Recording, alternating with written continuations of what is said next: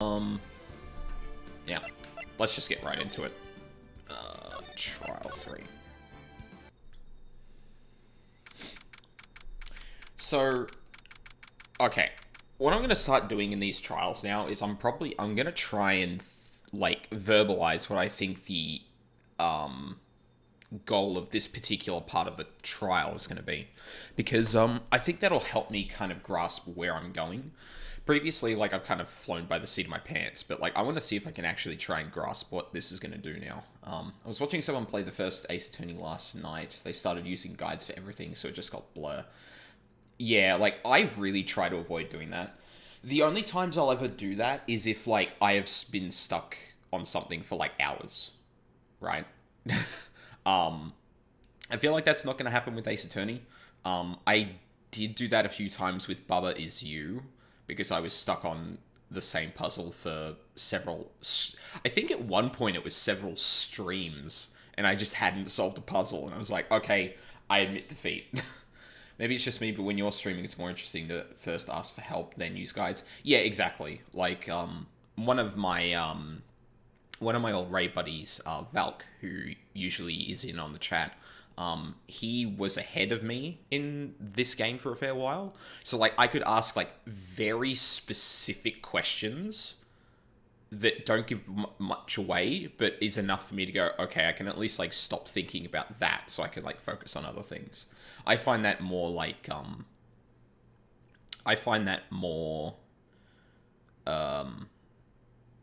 well, A, entertaining to watch, and B, I feel like it's more of an accomplishment myself, because, when I'm playing these games, I like to challenge myself. Can I actually grasp what's going on, solve the mystery, blah, blah, blah. I mean, that's why I play them. Some other people might disagree with that, and, I mean, that's fine, but, everyone's also free to say, well, I mean, this just isn't interesting then. So, yeah. But, okay, so I'm pretty sure for this trial, what we're gonna have to establish is we need to look into the DL6 case. Too many things are coming up that are related to it. The DL6 incident was never solved. It was just, from my understanding, it seemed like no one was ever found guilty. Someone was just found not guilty. So that still is unsolved. And to establish who might have done this, we kind of need to establish motives. And to understand the motives, we kind of need to understand the DL6 incident. And because that's not solved, we're going to have to look into that. So I'm pretty sure this is what we're going to try and establish in this trial. Something along those lines, anyway. The other thing I can almost guarantee is that we're going to call the Parrot to the stand. There is no way we spent, that much time interacting with and establishing the Parrot that he's not going to be on the stand instead of the old man. Which is going to be annoying, because I was really lost in that particular bit of the last part of the episode, but fingers crossed.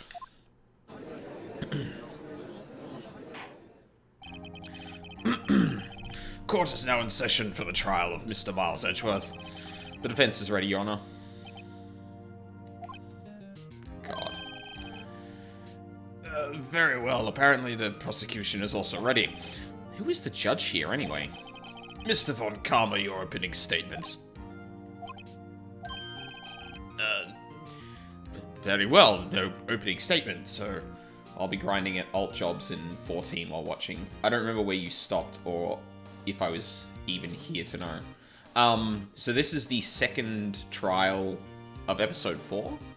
I don't know if that helps too much, but yeah, no worries. I also like putting on, obviously because I've played the Danganronpa games, I've put on Danganronpa in the background for, grinding PoE or WoW when I still played it, so that's all good. Very well, no opening statements, so, not so fast, Judge. I was taking a meaningful pause before speaking. Right, of course. A prediction. Today's trial will end 3 minutes from now. What is he, fucking Joseph Joestar? Order, order. Mr. Von Karma, what is the meaning of your statement just now? Bah, must you question everything? It will be over in 3 minutes. We have no time to waste.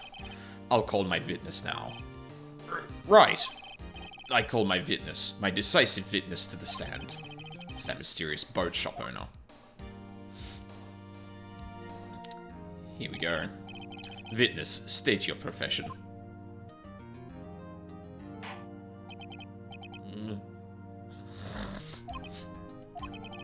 The proprietor of the restaurant, The Wet Noodle at Gourd Lake.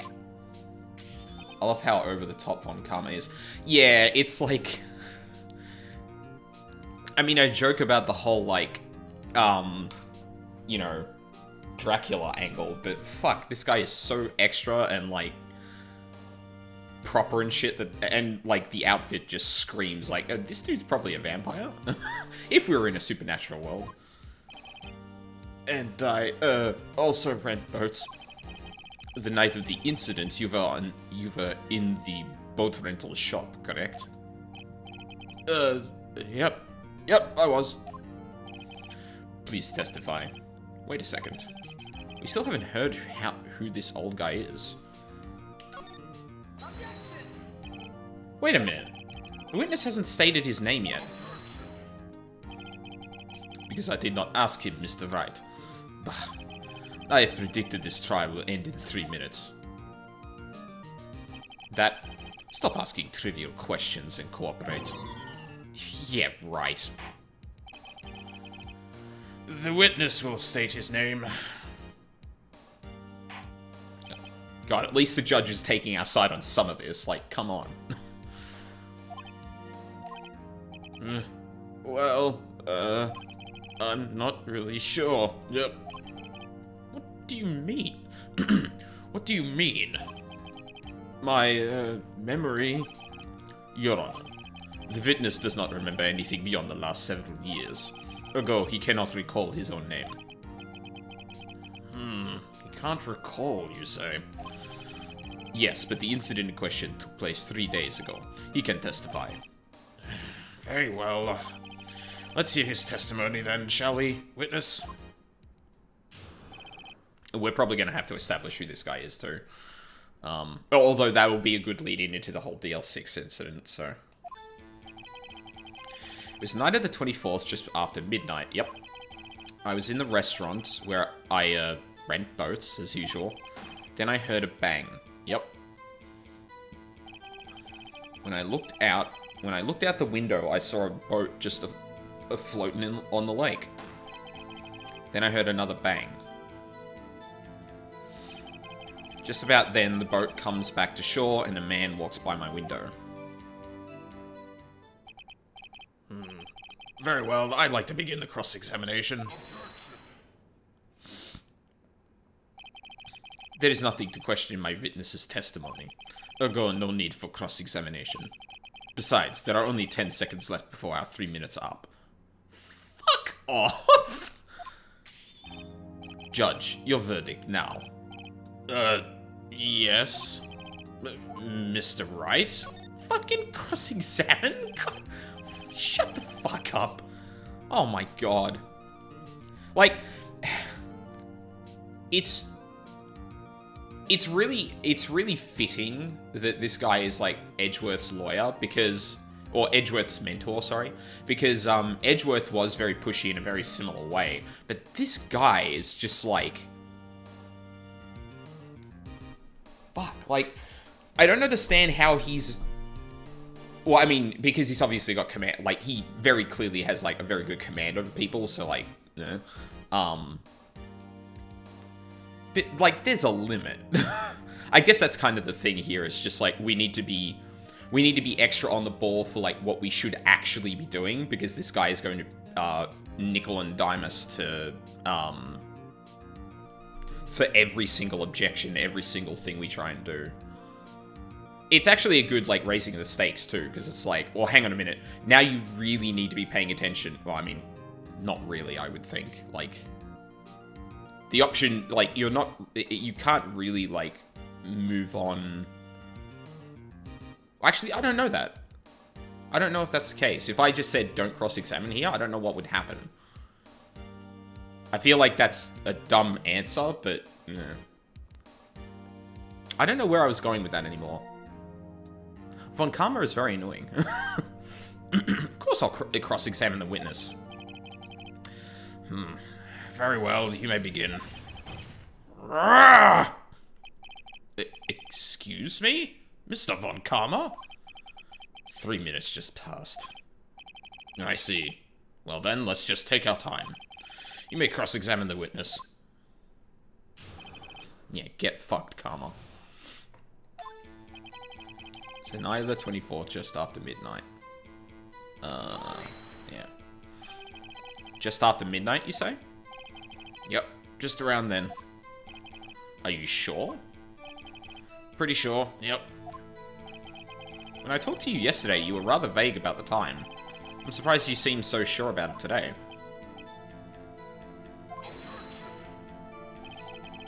I asked him, and he remembered. Isn't that right? Constantly going, yup. Who does he think he is? James Rolfe? I do not play, I do not watch enough Angry Video Game Nerd to have caught that, but don't glare at me like that. I remember it clearly. I did. Yep. You see? Continue. I was in the restaurant where I rent boats as usual. Is there anyone who can verify that? Well, I guess Polly could. Oh yeah, here we go. That's not good enough for a court of law. Mr. Wright, exactly what's not good enough? Your Honor, this Polly is a parrot. A parrot? Don't be so hard on the girl, Keithy boy. Keith? The prosecution concedes that we cannot prove the witness was in the shop. Witness, please continue. Then I heard a bang. And where did the bangs seem to come from? From the lake, I figure. Are you certain? Yup. Good. Continue. I looked out the window, I saw a boat just afloat on the lake. Was there someone in the boat? It's pretty far out there, I couldn't see clearly. But I figured there was 2 men out there. Yep. But you couldn't see them clearly. Yep. I keep dropping the voice every time I do this, because, like, I'm, like, focusing on, like, trying to think of what might be contradictory here.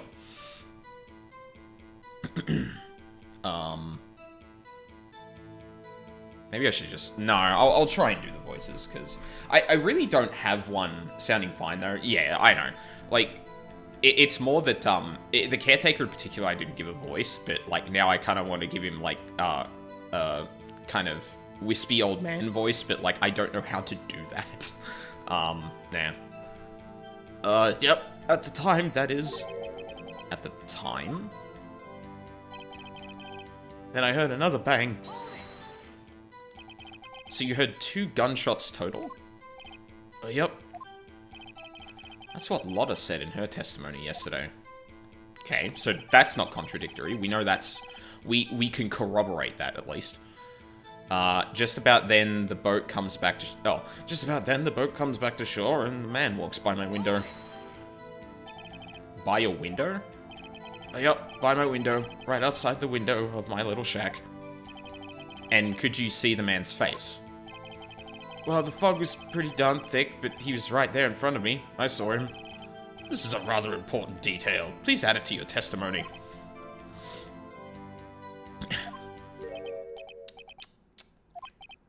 I have a bad feeling about this. That man was the defendant. He was saying, I can't believe he's dead. Are you sure?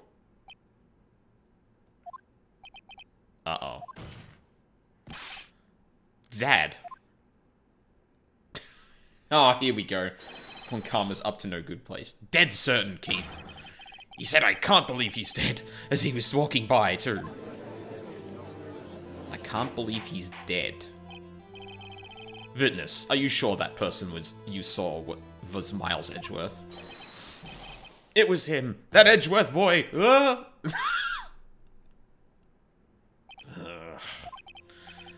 This sounds like decisive evidence indeed. I see no room for doubt. Von Karma. He lured me into cross-examining so he could set me up for a fall.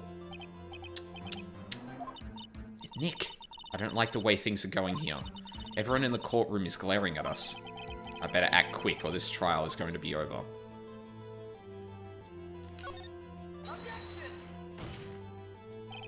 Your Honor, we proved in yesterday's trial that it could not have been Edgeworth who fired that gun.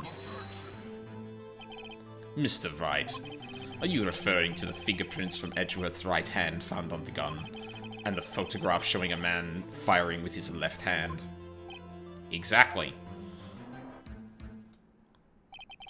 That is easily explainable. He could have wiped his prints after he fired. You are ignoring the truth of the matter here. Okay, hang on. So you're telling me that Edgeworth took the gun, fired, wiped the prints off the gun, and then put his own prints back on? Why wouldn't he wipe it the second time? Then there'd be nothing linking him to the fact that he fired the gun. That's bullshit!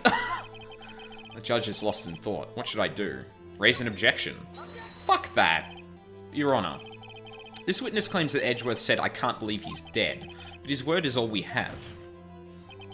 If he were telling a lie... Mr. Wright, in a court of law, the evidence tells all. Apparently, you have yet to realize even this basic fact. If you say his testimony is a lie, show us proof. Nick, do we have evidence? It's no good. There's nothing I can do. Are you sure? To be honest, I don't know what to do anymore. Like... So, in a game like Danganronpa, I'd already have evidence, or they wouldn't go through a needless contradiction like someone bringing up something that can be easily contradicted, right? Usually, that can easily be contradicted with logic and not with, evidence. So ordinarily, this would be like, why would it not be possible that he wiped it and put his right fingerprints on the gun? Because he just could have wiped it. Like, no one would blink an eye to that decision. I'm hoping I get a chance to object to that, because that's fucking dumbass logic. Please. Can you hear me, sis? Please. We need your help. Nick needs you. 3 minutes was perhaps too high an expectation. However, 15 minutes isn't bad. This must be a new record. Enough. The witness may leave the stand. Well, I think he's technically already left. Wait, what? Are we seriously gonna let slide Karma's logic there? Oh yes, he wiped his fingerprints off the gun when he used it with his left hand and then put prints back on it with his right. Are you fucking for real? Nor is there any need for... Oh, shit. I didn't say that first bit. Nor is there any need for more time to decide the case against the defendant. This case is extremely clear. I see no room for misinterpretation of the facts. Von Karma, trial 80%, speedrun 15%. That's the world record. What? No. This court finds the defendant, Miles Edgeworth. Are you for real?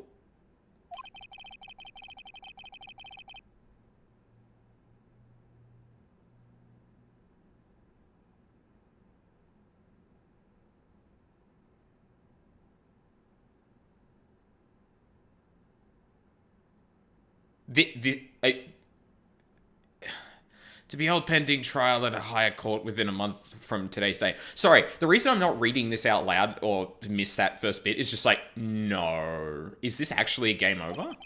That is all. This court is adjourned. Wait!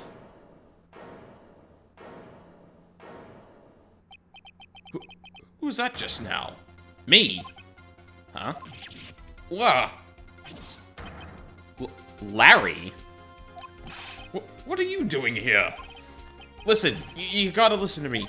I was there in the park the night of the murder. I wasn't sure about it until just yesterday. But today I remembered it. Remembered what? The gunshot. I heard it too. Order! What is the meaning of this? The verdict has been decided. I call for adjournment. One moment, Mr. Von Karma. So you say you heard a gunshot? Yeah, I did. A gunshot. That night. I was sitting here in the audience listening to the testimony.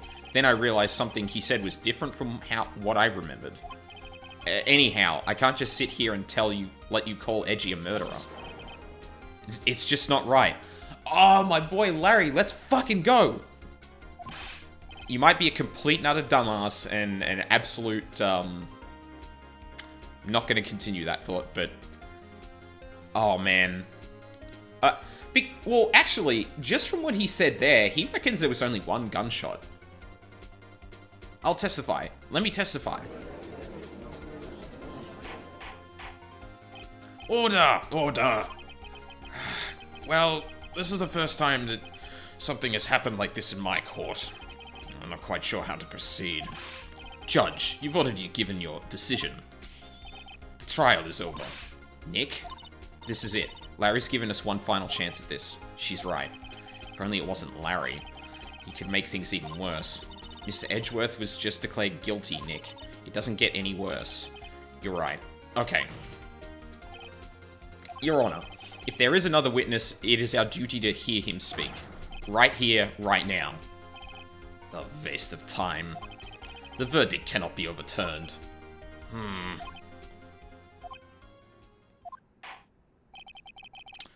Allow me to speak my opinion. In all court proceedings, it is our duty to prevent an inaccurate verdict. In order to make sure no mistake has been made, every witness should be heard. What is this? I withdraw my previous verdict of guilty. Mr. Von Karma, I order you to call this new witness to testify. Now. What? The court will adjourn for a 5-minute recess. After that, we will hear this new witness. Court is adjourned. The judge finally laying down the law, too. Like, fuck me. About fucking time. Phew. That was too close. Sorry to keep you on the edge of your seat like that, Edgeworth. I've seen worse. Yeah, right, Edgeworth. You're sweating bullets. I just wonder what Larry plans to say in there. Larry was at the lake that night? Yes. He said he went looking for the Steel Samurai balloon that flew into the lake. Oh, right. And he found the balloon in the air tank that night. Yeah. Hey, Edgeworth. Huh? You say something right. Yeah, a lot of things. You seem out of it. What's wrong? It's nothing. Mr. Edgeworth, there's something I've been meaning to ask you. What's that? Why are your fingerprints on the murder weapon? Oh.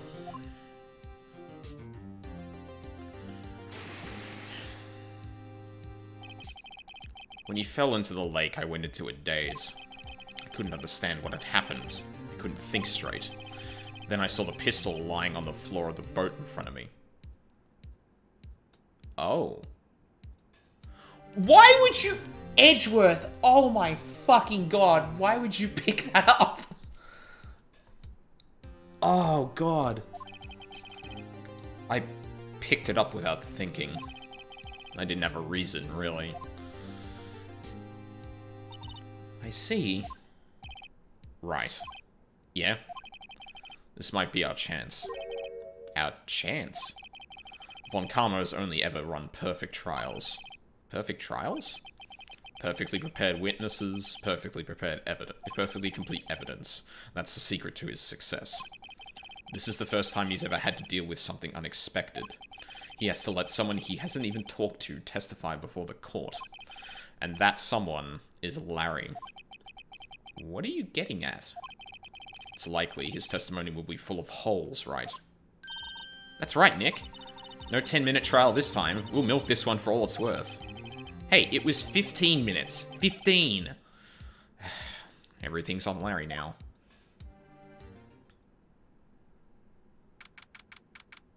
December 27th, 10:35 a.m., courtroom number 3.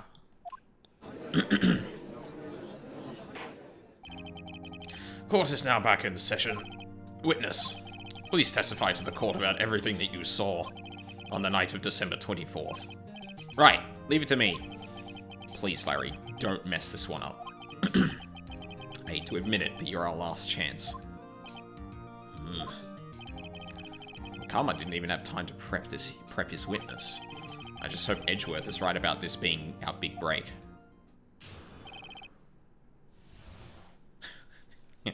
So what you're saying is Von Karma is like Batman, as long as he has enough time to prep.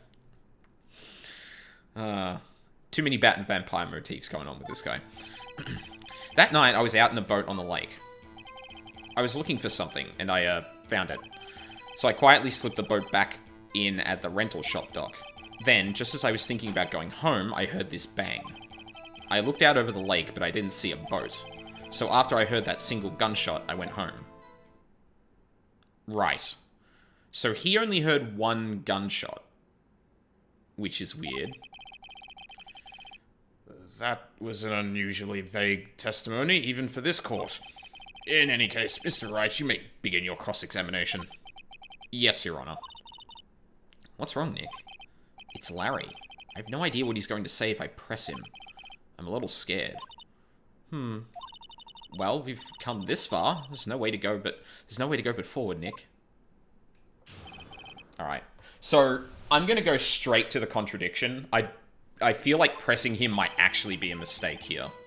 Because I don't know for sure, but it seemed like pressing the witness before was actually a mistake.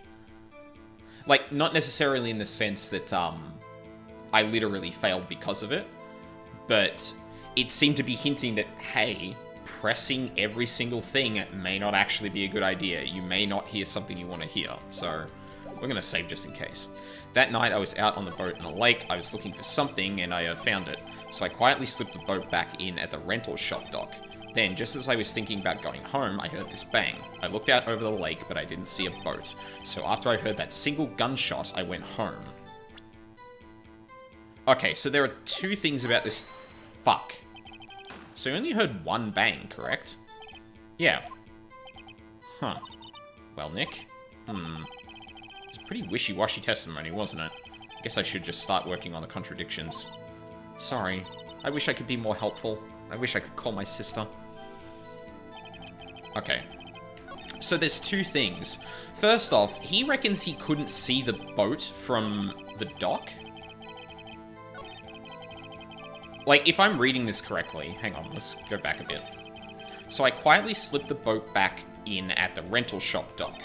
Then, just as I was thinking about going home, I heard this bang. So, at the moment, he's standing at the boat rental shop. I looked out over the lake, but I didn't see a boat.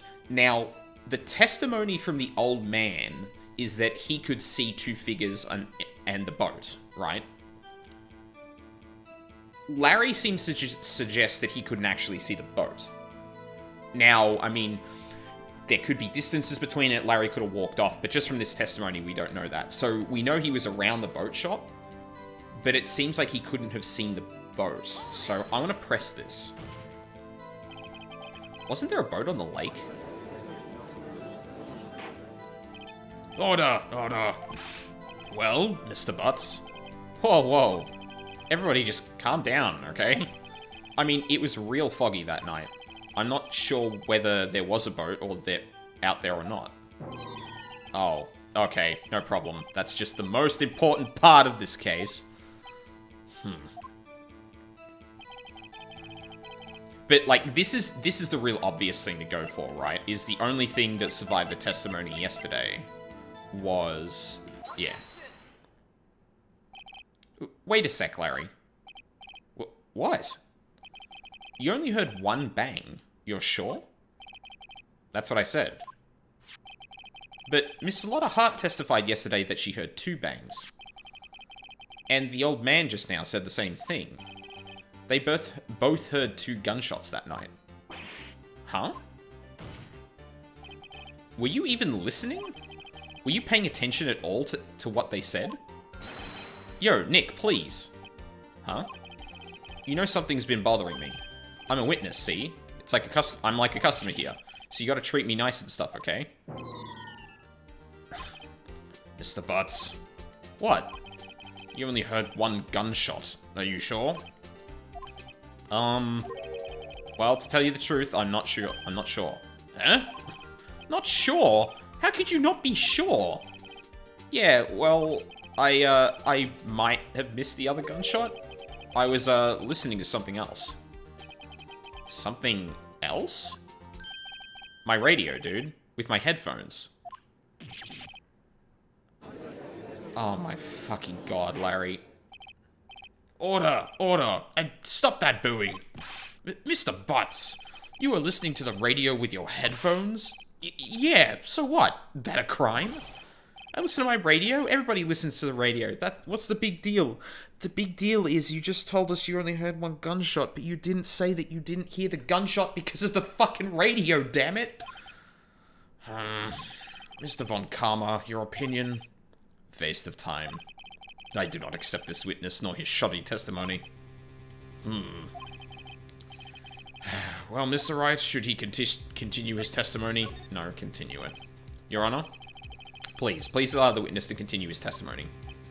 Bah. Nothing is more pitiful than a lawyer who doesn't know when he's lost. Very well, Mr. Butts. That also sounds very, foreshadowing? Please give your testimony, and be sure to include details like your radio. Right, leave it to me. I wouldn't if there were any other way out of this, believe me. What Larry heard. It's lonely being alone on Christmas Eve. That's why I was listening to an all-request show on the radio, see? I was listening to it real booming loud, like. But I'm sure I heard that gunshot. I remember exactly what the DJ was saying when I heard it too. Listening to your radio at a high volume? Yeah, what's the big problem? Can't a man listen to his radio in peace? Isn't this a free country? I truly believe Larry has no idea what the problem here is. Judge? Can you believe a word this witness says? What he heard was probably nothing more than a drum beat from the radio. True enough, it is difficult to believe this testimony. Wait, Your Honor.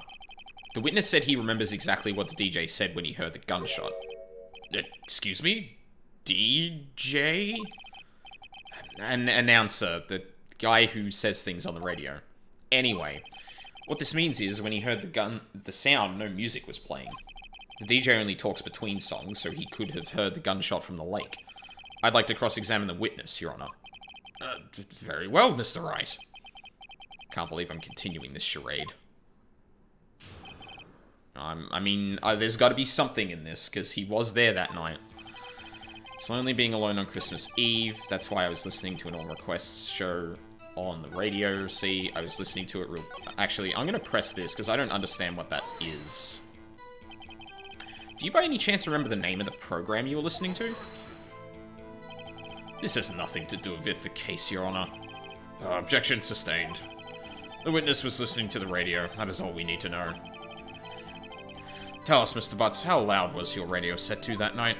I was listening to it real booming like, but I'm sure I heard that gunshot. Remember exactly what the DJ was saying when I heard it too. Yep. What did she say? Mr. Wright, please cease these pointless questions. What possible good could knowing what a radio DJ said do us? Indeed, Mr. Von Karma has a point. I'll allow the question only if you see reason why we should care. We should care. We should care, Your Honor. Of course we should. Why? Well, how do you know if we don't ask him? Fine, very well. Mr. Butts, please testify to the court. What was the radio announcer saying when you heard the gunshot? Just when she said, hey, it's almost Christmas, I heard the gunshot. I'm sorry?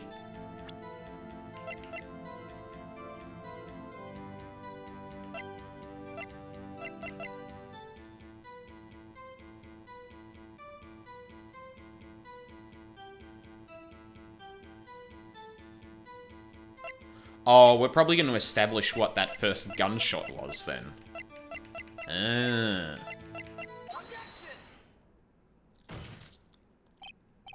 Larry, are you absolutely sure what you're saying is correct? Huh?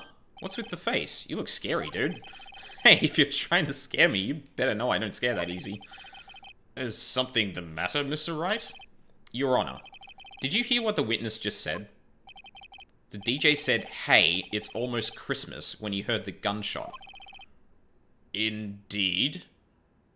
And? Almost Christmas means it wasn't Christmas. Do you realize what this means? When he heard the gunshot, it was still Christmas Eve. That would seem to be the case, yes. But he should have heard that gunshot after midnight. This photograph is irrefutable proof of this fact. Let's see what the time was on the photo taken when the gun triggered Miss Hart's camera.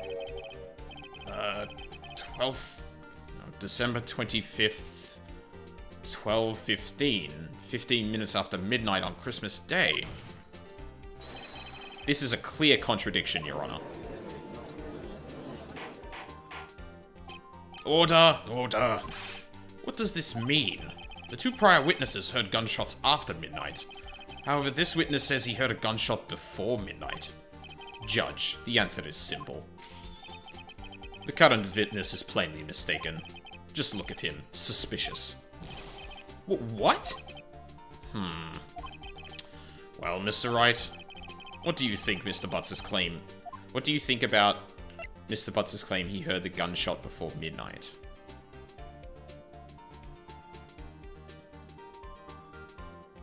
I mean, I think he's right. Larry's not mistaken, Your Honor. He heard that gunshot before midnight. Intriguing. I'm assuming you have evidence for this wild claim. Show me evidence there was a gunshot before midnight. I don't remember if it was evidence, but I remember that there were... Oh, yeah! Oh my god, I completely forgot about this thing. Yeah, there was a photo taken by, Lotta's camera that showed no one in the lake before the thing. Yeah. Taken automatically, yeah. Look at this photograph. Ah, god, that fucking meme. This was taken by our witness yesterday, Miss Lotta Hart, with her automatic camera. The timestamp on the photo reads December 24th, 11:50 p.m. Oh? But there's nothing on the lake in this picture. Your Honor, the real issue here is not why nothing is shown in this photograph. It is why this photograph exists at all. What do you mean? Your Honor, this photograph was taken by an automatic camera. That camera was set to go off in response to loud noises. Aha! Correct. There was a loud noise on the lake at 11:50 p.m. That is why this photograph was taken. In other words, when Larry heard that gunshot, it was most definitely still Christmas Eve. Indeed, it would seem that is the case. Then, where does that leave us? Miss Hart testified that she heard the gunshots after midnight. Are you claiming she was mistaken? Not at all, Your Honor. It is a fact that the camera also triggered at 15 minutes after midnight. Your Honor, that night there were two sets of gunshots with a 25-minute pause between them.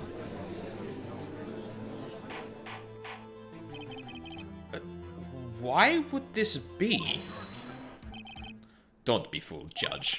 That camera was set to respond to loud noises. Yes?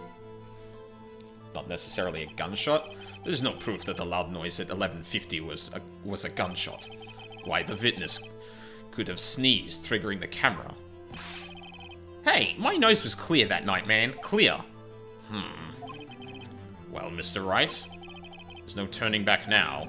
Can you prove that the loud noise at 11:50 PM was indeed a gunshot?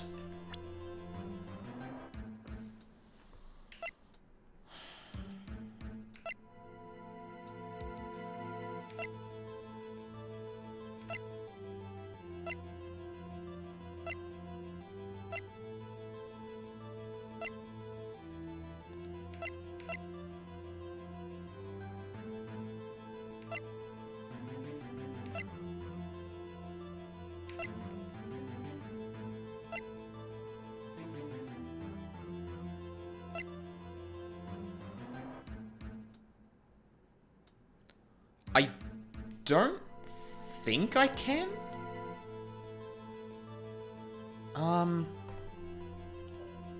Can I prove that it was a gunshot? I think the answer to that is actually no. I can't prove that that wasn't a gunshot. We've seen several examples of other things that can set the camera off. Maya sneezing could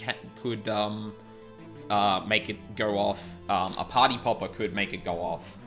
I still, here's the thing I'm grappling with. I'm not sure if that means that, is this evidence useless? Or can we use this evidence, or can we use this incident to at least say, okay, well, it might not have been a gunshot, but something triggered the camera, and that's still important. Because, also, the other... I'm gonna save here. I'm pretty sure we cannot actually... How many bullets were fired? Oh, that's a good point. Fuck, I completely forgot about that. I even glossed over it too. The murder weapon, 22 caliber, fired 3 times. So yeah, the witnesses' evidences, or the witnesses' testimonies aren't actually contradictory.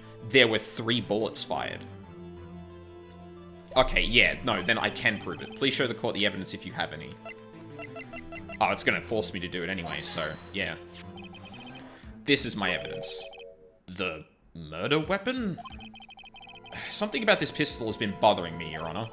Both of the witnesses who testified yesterday heard 2 gunshots. However, the murder weapon was fired 3 times. When, then, was the last shot fired? Only now have I realized the truth. That 3rd shot was the shot Larry heard just before midnight. Order! Order! That would make sense of the evidence we've seen so far.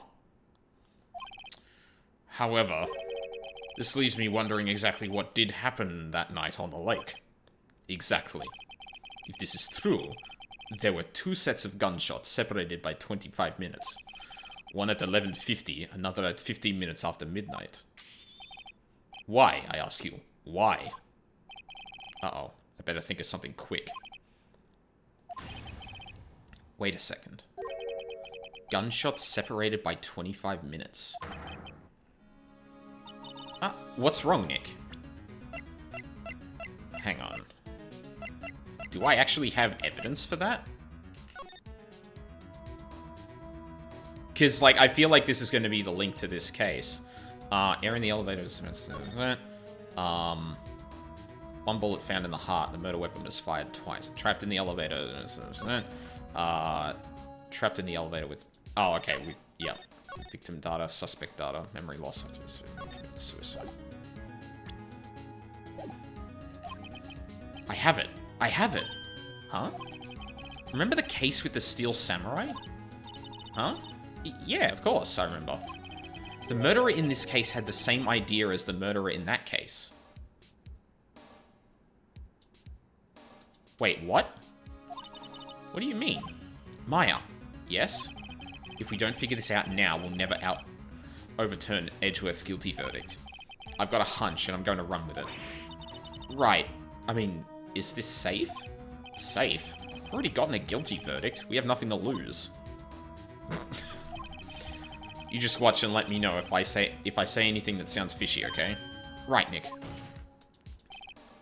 Wait, hold on. The same... Oh, Were they trying to recreate a crime? Is that the thing? Well, no, because...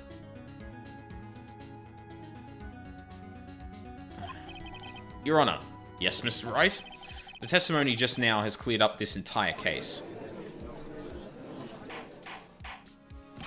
What do you mean, Mr. Wright? So, you finally realized the truth. There can be no other murderer here than Miles Edgeworth himself. Wrong, Von Karma. A man was shot that night, but it wasn't Edgeworth who did the shooting. Listen, rookie.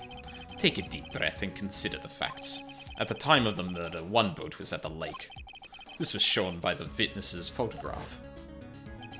The defendant, Edgeworth, and the victim, Robert Hammond, were on that boat.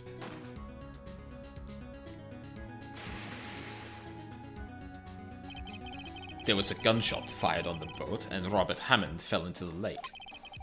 When I played, I always pressed everything for the sake of checking the dialogue, lol. Yeah, I know. I was doing that too, but then, like, I don't know if the game is just being like, haha, Larry could fuck things up, or, hey, don't make Larry talk too much, he could fuck things up. Like, I wasn't really sure what the game was going for, so, The distance of the shooting was 1 meter. It couldn't have been a suicide. Well, the guilty party has to be the other man on that boat. I admit it is hard to imagine any other possibility. Yes, but this assumes that the victim was shot at 15 minutes after midnight. What do you mean by that, Mr. Wright? We have photographic evidence of the time of the shooting.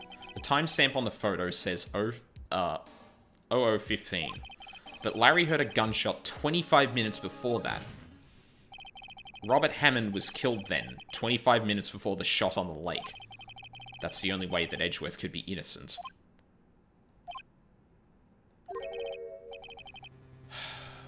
Mr. Wright, are you quite mad?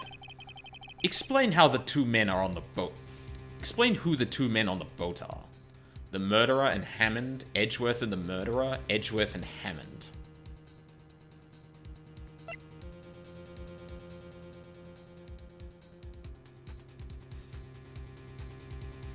Okay, so what we're arguing now is, then there are times when, yeah, if you press everything, it could go bad. Yeah, that's what I was thinking at the time, especially when it comes to Larry, and, like, I feel like I was kind of vindicated in that because he was,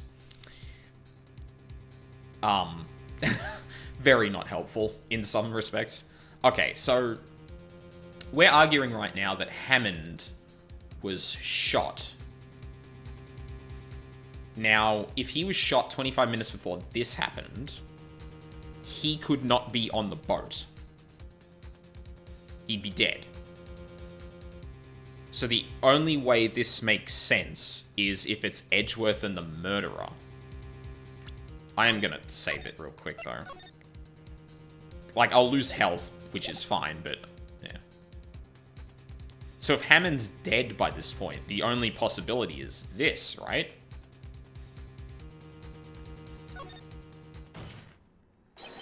Of course, it was Edgeworth and the murderer.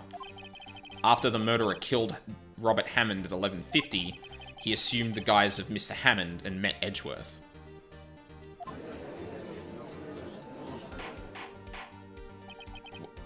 What? Are you serious? Yes. Edgeworth won't tell us why he went to the lake that night. However, I have a hunch. That night, Robert Hammond called Edgeworth to the lake. Now, Edgeworth didn't know Robert Hammond's face that well. That's why he didn't suspect anything when the murderer took Robert Hammond's place. I'm not sure what to make of all of this. Ludicrous. Mr. Wright, tell us the name of the murderer, then. The murderer's name? Right, it's... I don't know. Actually, I don't know the murderer's name. You don't know? Bah, again, you've wasted my time. I don't know because he never told us. What?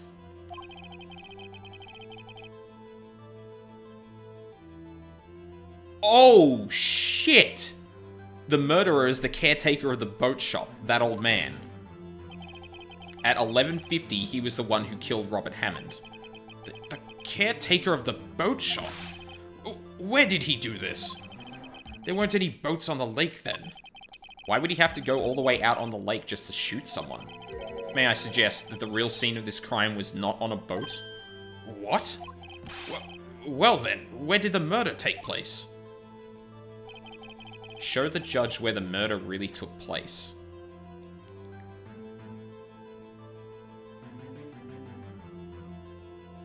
So, Larry was here when he heard the gunshot. He didn't see anything on the lake, which corroborates with Lotta's testimony. So, it was not on the lake.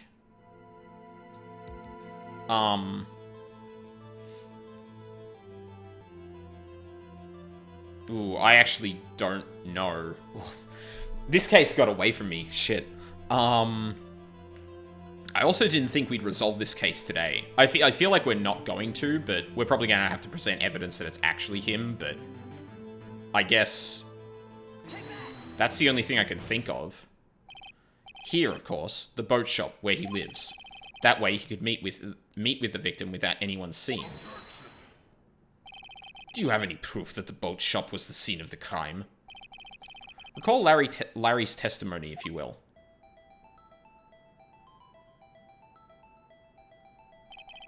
That night, he was out on the lake in a boat, searching for something. He finds it and returns the boat. Then, just as he's starting to head for home, he hears a gunshot. He heard a gunshot, Your Honor, even though he was wearing headphones at the time. Oh. Right. The only way he'd hear that with music blasting if he was, like, right next to it. And, of course, he'd be disoriented because, like, he heard it over his headphones, but he wouldn't have known where it came from. That's why he looked over the lake, because he's like, where the fuck did that come from? In other words, the gunshot was very, very close by. And where would that be if he had just returned a boat? The boat shop. Mr. Wright, what happened that night on Gourd Lake? Please tell the court from the beginning. Yes, Your Honor. Nick, are you sure about this? Not really. But I think if I start at the very beginning, and I take it slow, I might just be able to figure this out. That night, the caretaker of the boat shop called Robert Hammond to his shop. I'm gonna save here now.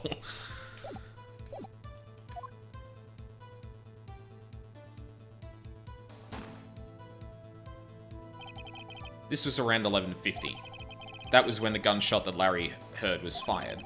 After that, the caretaker put on Robert Hammond's coat. He became Robert Hammond.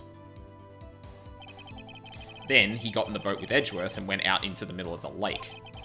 Then, who fired the pistol on the boat, Mr. Wright? The boat shop caretaker. Of course, it was the murderer who shot the pistol. He shot twice. Both missed Edgeworth on purpose. Wait a minute. Yes? Why would he shoot twice if he didn't mean to hit anyone? Details. Know this, Mr. Wright. The moment you run out of explanations is the moment you lose. Tell us why the murderer had to fire twice. Because the first shot missed to create a witness. I believe he shot twice to create a witness, Your Honor. Create a witness? The murderer lifts his pistol and fires one shot. That ensures that anyone who heard the shot would look at the lake.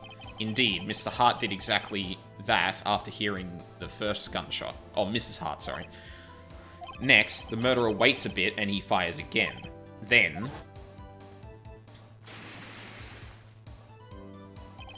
the murderer jumps from the boat himself, leaving the pistol in the boat behind him. I see. To someone looking from the edge of the lake, it would appear that one of the men on the boat had shot the other. The murderer didn't know about the automatic camera, of course. That's why he shot twice to draw attention to the boat. Once you realize that everything else falls into place. The boat shop caretaker swam back to his shop. Then he put Mr. Hammond's wet coat back on the body and threw the body into the lake. This is what happened, Your Honor. These are the events that transpired that night on Gourd Lake.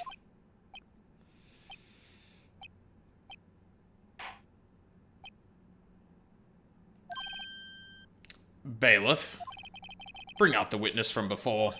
The boat shop caretaker, quickly.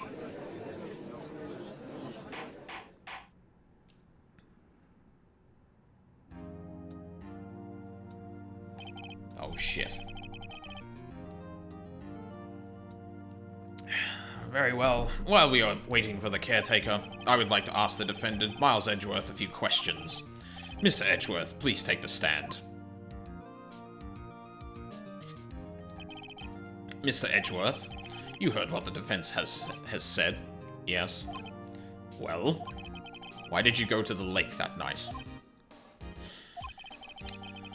What Wright has said was mostly correct. Astonishingly so, actually. Yes. Several days ago, I received a letter. The letter was signed Robert Hammond. He asked me to come to the boat shop by the lake at midnight on Christmas Eve. He said he had something very important to discuss with me. Something important? I'm sorry, I can't say what it was. Your Honor, sir. Bailiff, we are conducting a trial here. I ask that you remain quiet. The witness has disappeared. He isn't at the boat shop either. What? What should I do? Find him, quickly! We cannot allow him to get away.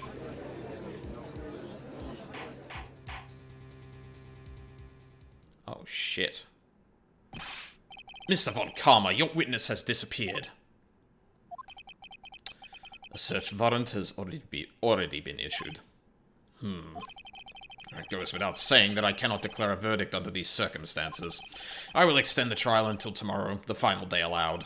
I request that the police department utilize all its forces to find that witness. Am I understood? One more thing. Just who is that boat shop caretaker? I think his identity has become very, very important to this trial. I want him, and I want to know who he is. Very well, court is adjourned. I think we already have a very good idea of who he is, but... December 27th, defendant lobby number 2. Yay, Nick, you did it! Yeah. Well, at least we got out from under that guilty verdict. And what about Larry? That was something else. Even Von Karma didn't know what to do with his testimony. Larry really helped us out.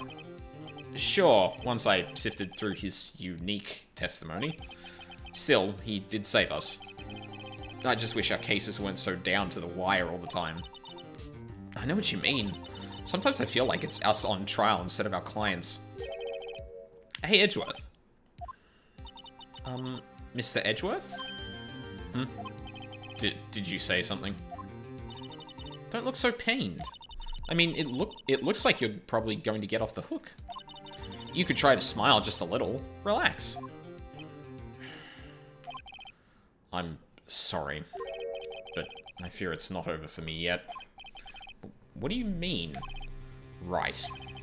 There's something that's been troubling me for a long time now, and I don't know whether or not to tell you. Edgeworth? No, there's little time left. I want to tell you to get it off my chest, but... Can't make up my mind. What is this about, Edgeworth? It's... a nightmare I've had. A memory of a crime that I committed.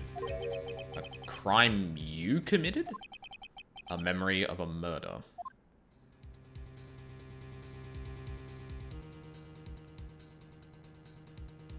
What? Okay. Sure. Oh boy. So that definitely didn't go the way I thought. I didn't think we actually point the finger at the boat shop owner, but that makes a lot of sense. I think the reason I didn't like didn't click for me is because I didn't think about the proximity of Larry to the gunshot with his headphones. Like, where did that shot take place? I thought we were going to discuss that more, but no, that's where the game asks you to go, okay, no, you can figure this out. You have been shown the logic to figure this out. That was neat. Again, I think it's like this game's strong suit where it kind of goes like, okay, you've seen everything. Make a leap now. It's something Danganronpa doesn't do too much. Or in fact, like the way it's structured, it barely does it at all. But it's something I feel like I really like about this game. It asks you to be a lot more perceptive about what's going on, I think.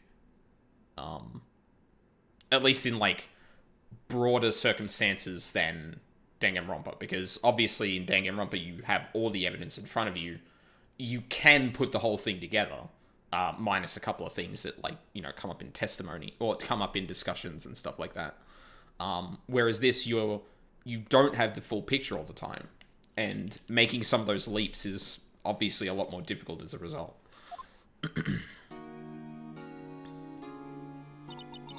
What was Mr. Edgeworth talking about?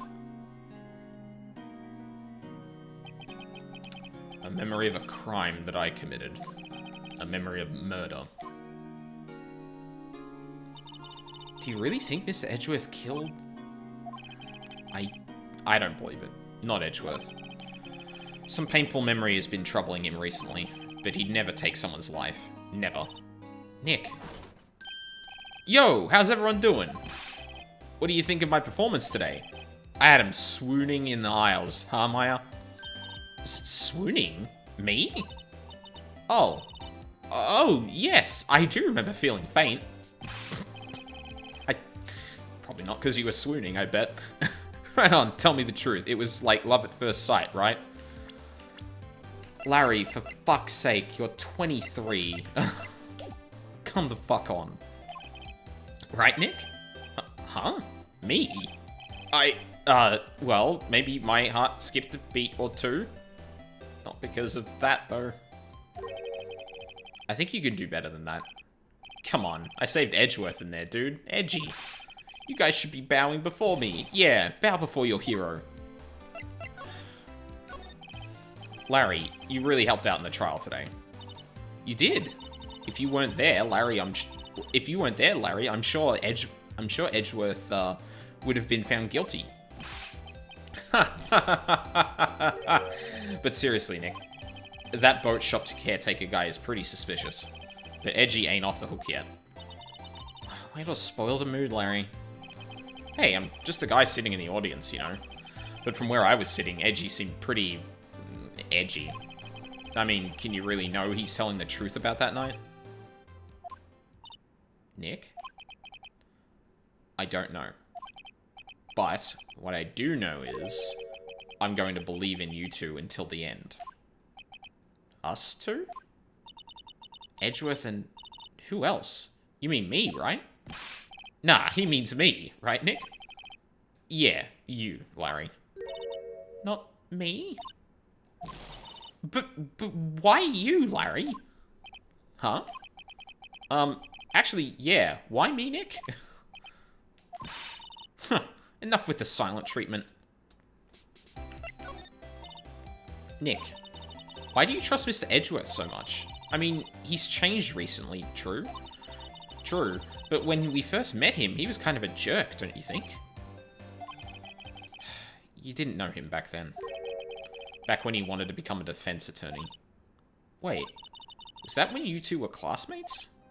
Yes, in grade school. Ooh, this is a new music track. They saved me. Miles and Larry. They saved me and I'll never forget it. That's why I became a defense attorney, you know? What?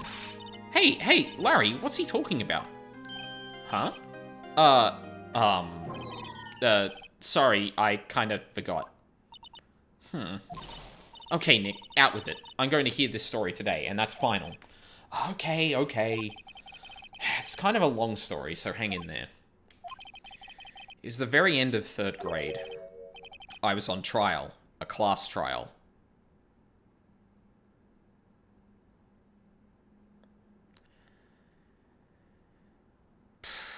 Okay. A class trial?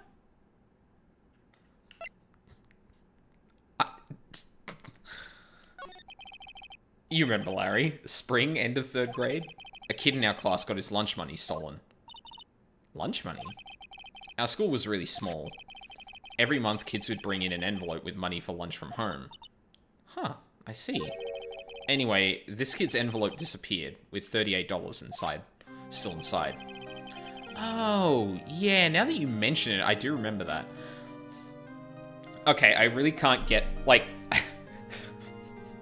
Class Trial has such a different fucking meaning for me now that I've obviously played the Danganronpa games, that I saw that and went, okay, I know that's not possibly referencing anything or have anything to do with that, but that is such a fucking coincidence.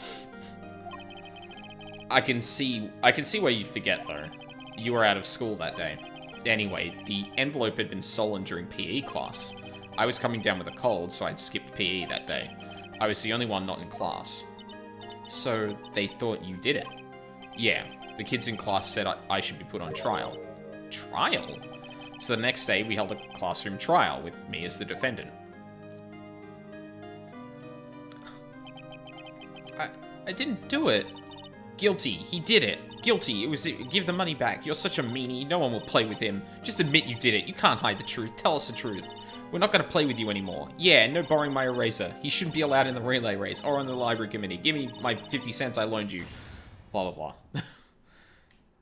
Now, Phoenix, you know you shouldn't steal people's money. It's not right. In the end, even the teacher thought I'd done it. Go over and apologize, Phoenix. Oh my god, he's such a dork. I didn't know what was happening. I was so sad, I couldn't stop crying. Everyone was staring at me like I'd done it. I tried to apologize. I went to where the boy whose money had been stolen was sitting. That's when it happened. You shouldn't have to apologize. The only thing that belongs in a trial is evidence. Anything else has no place. You should all be ashamed. Amateurs. Miles? Oh my god. Ah, oh, never mind. Miles is more of a dork. It wasn't you who stole my money, was it? Wait.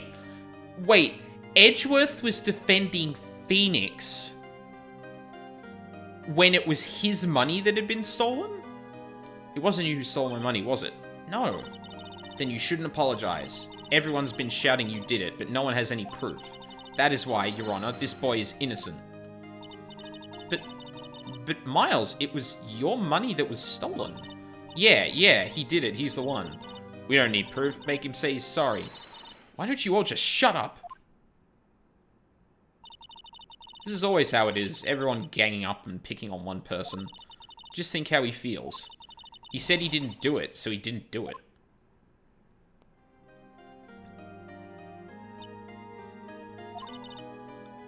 Very well. I will replace the money myself. This class trial is over. Informal fucking class trial is this? That's how it happened. After that, the three of us were the best of friends. Wow, I had no idea. Yeah, I had no idea either. I mean, I forgot. That's when I learned what it meant to be alone. Totally alone, without a friend in the world. You did a good thing, Larry. Yeah, well, I was just lucky that I took the day off from school. If I'd been there, they would have thought I'd done it. So I took it kind of personally, see? When something smells, it's usually the butts. Anyway, Edgeworth and I talked after that class trial. That's when I heard his father was a defense attorney. I remember his eyes would shine when he talked about his father. I'm going to become a defense attorney, just like my father. A famous defense attorney. Then, a few months later, he suddenly transferred to another school. The DL6 incident? Right. I'm not sure, but the transfer probably had to do with his father's death.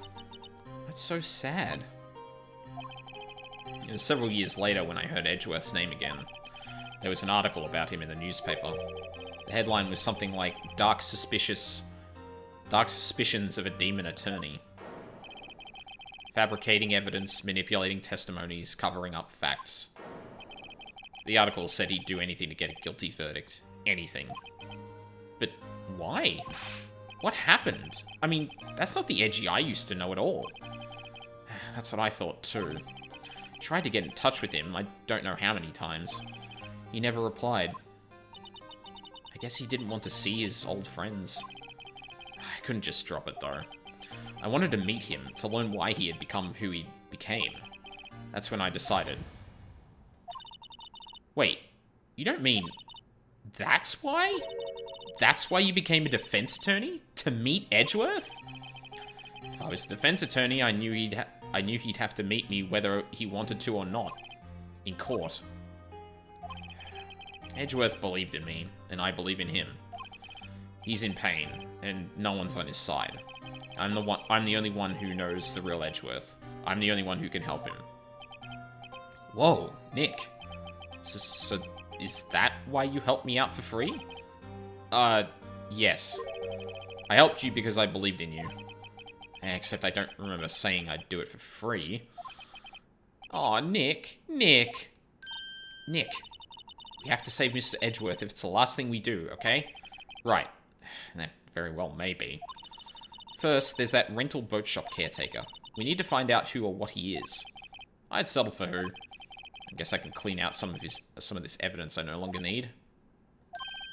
Okay, let's go. What did we get rid of? I think it's everything to do with the camera. Oh, whatever. Okay, so I think first things first. Like immediately head for the boat shop owner's place. Hey pal, long time no see. Oh, Detective Gumshoe. Close one today, hey? I got so worked up I snapped my tie in half. Sorry about that. No problem, pal. Thanks to you, we know who really did it. You mean the boat shop caretaker? Look, I'll make you a promise. I'll have that scoundrel in my custody by trial time tomorrow. Come what may. It's my duty to you as a police officer. Now I'm off to catch me a criminal. Bye. Detective Gumshoe sure is active today. Oh, one other thing. No one can go into the woods. No one can go into the woods today. The woods? Where Lotta was camping? The woods are off limits to camping, and apparently the park ranger found out. He got pretty mad. No one can go in for a while. I guess Lotta's in a lot of trouble. Anyway, I'll be seeing you tomorrow.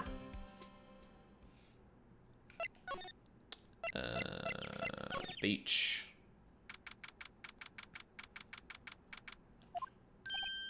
Huh? The steel eyesore is missing. Eyesore? Looks like the hot dog stand is closed too. I guess Larry's too busy worrying about Mr. Edgeworth to show up for work. Interesting. I wonder if the Parrot's still around. That old caretaker got away. Yep. I never imagined he might be the real murderer. I know that clearing of the throat anywhere. Hello. What might you be doing here? Out for a walk, Ah, the days of my youth. Like the scent of fresh lemon, you see. Mr. Grossberg, this is no time for idle reminiscing. Mr. Edgeworth's trial ends tomorrow. That is true, yes. But from what I saw of today's trial, Edgeworth should be fine, right? Well, I'm not so sure about that. What do you mean by that? Well, I'm not sure. If you find anything out, come by my office at once. I may be able to offer you some assistance. Thanks. Bye. What do you think Mr. Grossberg was doing here anyway?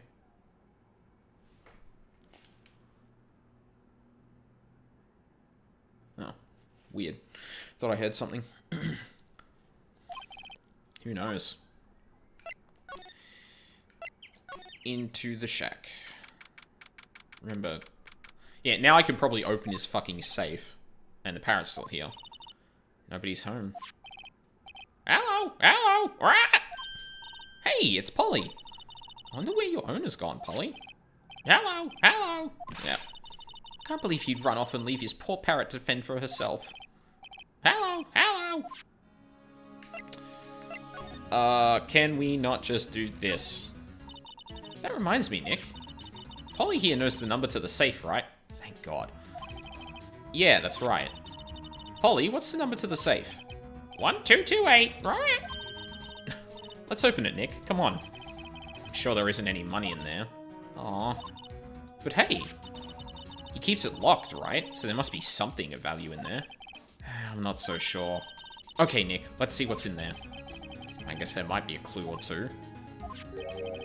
The only thing in here is a letter. A letter? Aw, boring. There's no name or signature on this thing. It's handwritten in very precise, clear letters. Get your revenge on Miles Edgeworth. Edgeworth? Nick? Why would Mr. Edgeworth's name be on here? How should I know? I'm going to read the whole thing. Get your revenge on Miles Edgeworth. It also says, this is your last chance. Now is the time to get revenge on the two men who ruined your life. The rest of the letter goes on to describe the murder plot in detail. How to kill Robert Hammond and frame Edgeworth. Calling Edgeworth out to the lake, getting on the boat, firing twice. This is exactly what I figured out today in court. It's all here, in perfect detail. What do you think it means, Nick? I don't know, but it looks like these are instructions for that caretaker. When he killed Robert Hammond, he called out Edgeworth. He was following instructions. But who could have written that letter? And what does it mean to get revenge on Miles Edgeworth? Look, I don't know, okay? But one thing's for certain. This letter is an amazing clue.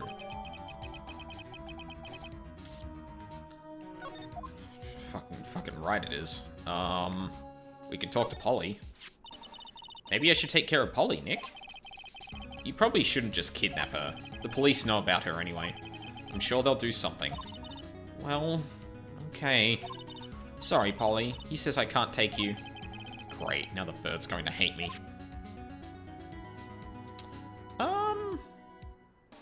Oh, we can't talk to the bird. Oh, that sucks. I would really love to show it some evidence and be like, do you recognize this? Start just yelling fucking words at it.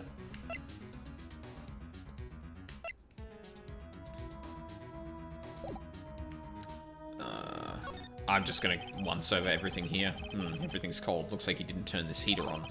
Guess he hasn't been back here since the trial. Been? Ah! What's wrong? Huh? Oh, never mind. What? Tell me! Just, when I saw the TV, I remembered. They're showing a Pink Princess special this week. Oh. See? That's why I didn't want to tell you. The bin is never a clue. I hate this. That fishing pole looks expensive. Maybe we should bring it to Detective Gumshoe? Don't you think the caretaker would mind? Well, we can just leave him the metal detector in exchange. Maybe we'd better not. What the fuck would that do? What help would that be? Holy shit. It doesn't look like he used this kitchen much. You're right. I guess the whole pasta restaurant thing was a lie. What, you thought he was telling the truth?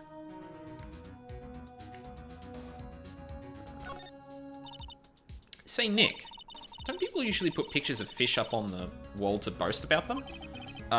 Yeah, I guess so. You mean pictures of the fish they caught, right? Right, but don't all the fish on the wall here look really puny to you? Well, you know what they say. You should have seen the one that got away. Except the one that got away from us was the caretaker, and we did see him. Why do I feel like we're having two different conversations here? Yeah, wasn't there also something about these fish being saltwater or something? There's nothing left in the safe. I wonder why the caretaker didn't take the letter with him. He left in a hurry, right? I don't think he even came back here after the trial. Yeah, it's probably true. Alright. I guess we're done there. We can go to Grossberg, I guess?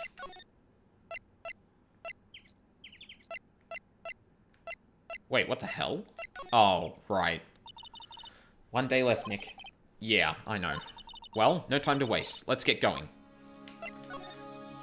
See, this is really strange, and I don't know why they do this. From the Gord Lake entrance, I can't get to the Grossberg law offices, and I don't know why. Like, so the way I'm imagining this was set up is you have areas, right? So let's just pretend they're circles, right? You have like a circle here for one place, a circle here for another, and you have them all out. You have them all contained, right? So there's an outer area, like the entrance here, and then you can get into anywhere beyond that. And all of them interconnect, right? I suspect in the first 3 games you can't have more than 4 options at a time. I guess that makes sense. Like, there's only so much screen real estate, and given these were like GBA or DS games, like I could believe that. But unfortunately, it creates this really weird situation where like you'd think that all of the outer points of all the areas are interconnected, but they're actually not. Like, some places are only accessible from others, and not in a way that really makes a lot of sense, at least from my perspective. I don't know. It's strange. Shit. I'm gonna have to take a real quick break here.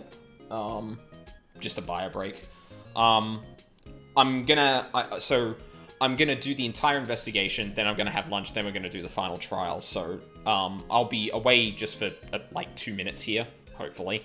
But I will be right back.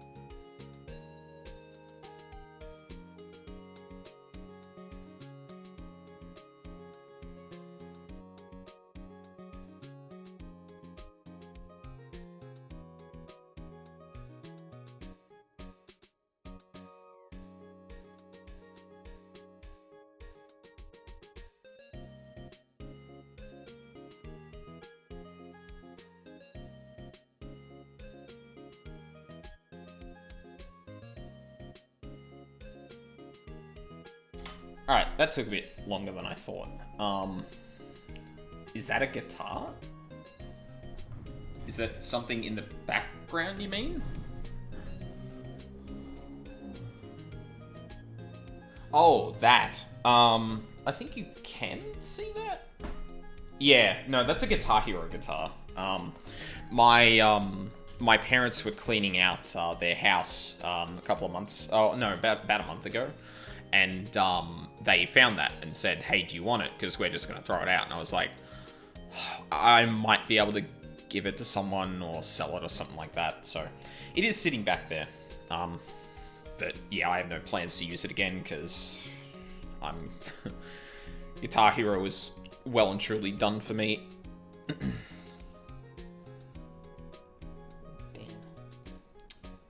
Okay. Let us continue.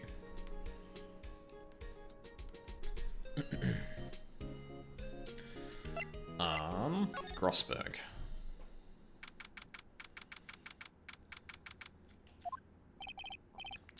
He's out. Again. When does he work, anyway? I had the Wii version of Beatles Rock Band and never found a cheap Rock Band guitar for it. Oh, that sucks. Yeah, I imagine Rock Band stuff is probably a lot harder to come by just because it wasn't quite as popular as Guitar Hero. I mean, Guitar Hero had, like... yeah, that fucking story of... The whole thing between Guitar Hero and Rock Band is really sad because fucking Activision were being dicks about the whole thing, to put it lightly. And it's really unfortunate that Rock Band... I feel like Rock Band didn't quite take off like Guitar Hero did. But then again, Guitar Hero had like edition after edition after edition. So like maybe total sales for each game was lower than any Rock Band title, but yeah. That kind of sucks though. I'm actually surprised Wii versions would have been hard to come by because a lot of people had Wiis. And I would imagine a lot of people had Rock Band. That kind of sucks, though. Now, don't be harsh. Guess I'll have to come back later. Good. Great. I love that. There's Edgeworth.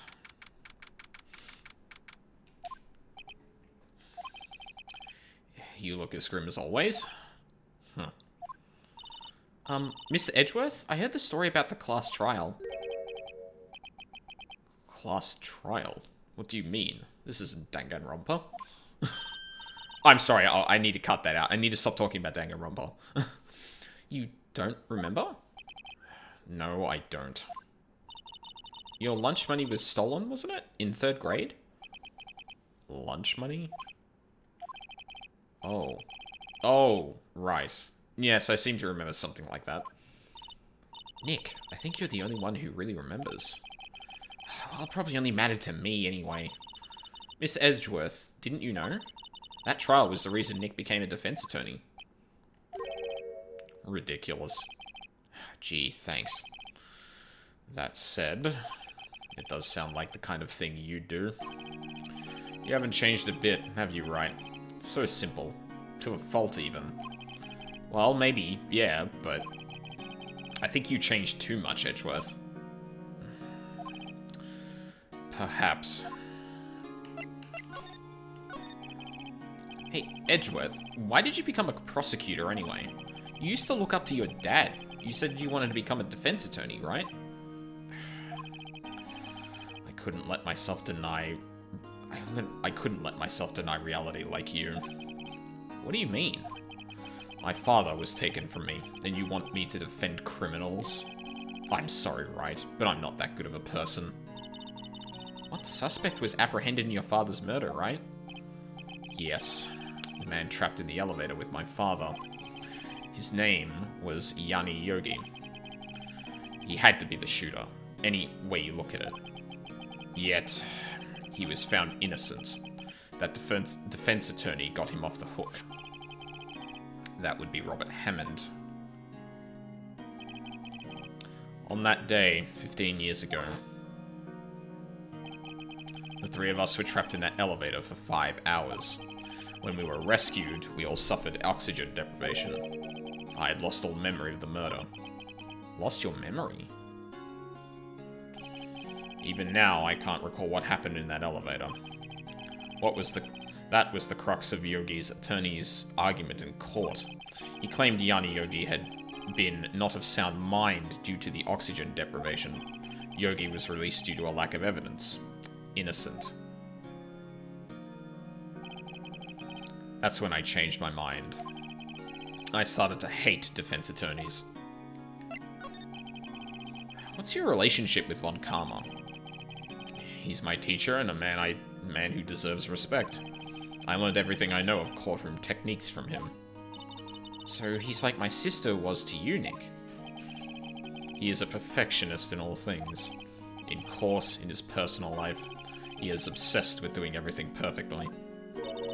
Perfectly, huh?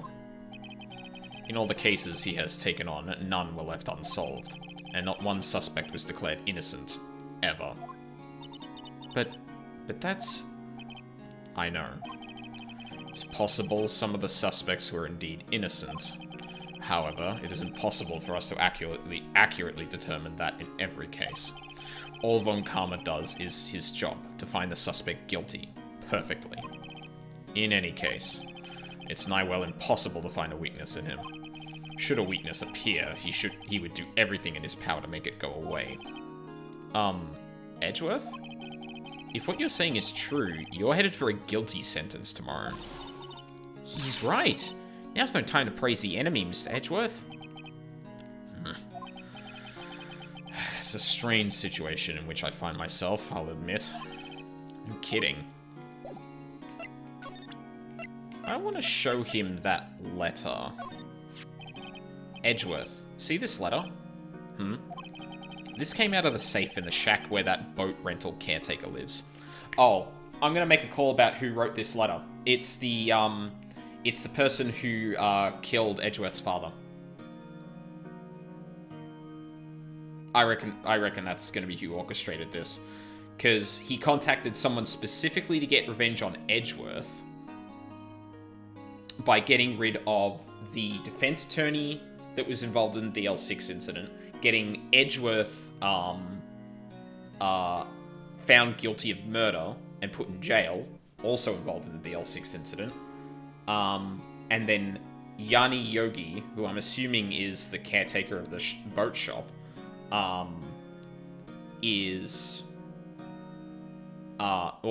gets his revenge, but he's also, like, not of sound mind, so he can't recall what happened in the DL6 incident, thereby literally eliminating everyone who could say anything about the DL6 incident. That's going to be my guess. This came out of the safe in the shack where that boat rental caretaker lives. I see. Revenge? On me? Who is that old guy anyway? I don't know. Could he be an innocent defendant who got declared guilty or something? Nice, right? But I don't remember that old man. Not at all. So he was following this letter then. Which means there was someone else behind it. Now is the time to get revenge on the two men who ruined your life. Two men. Meaning myself and Robert Hammond? It also says this is your last chance. Last chance? Wait, maybe he's talking about the statute of limitations on the DL6 incident. Wait, that old man. What is it? Do you know who he is? Yogi. Could he be Yogi? Yogi? The suspect in the DL6 incident. The one who was found innocent. Yeah. And, like, the reason it's revenge isn't because of the, oxygen deprivation stuff. If I recall correctly, someone, like, made the inference that this person had, like, hidden away for years after that because he was involved in a murder trial. Like, a famous murder trial. Regardless of the fact that he was found innocent, he would be branded, kind of, as a criminal in some regard. So he just disappeared off the face of the map. Or the face of the earth, more or less. But that was good talk time. Yanni Yogi was a court bailiff at the time. Oh. Oh, yeah, no, he was the one stuck in the elevator. We just happened to be in that elevator together 15 years ago.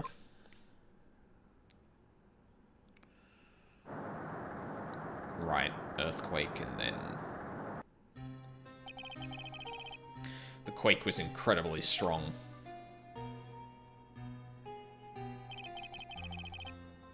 Before I knew it, everything went dark. Everything was dark. We were there for so long, it felt like forever. The air thinned, and the darkness closed in on us in that little box. We became... unsettled. Help! I can't breathe. Quiet! I said quiet! You're not making this any easier. I want to get out! Help! Get us out! Don't shout! You'll just use up more oxygen.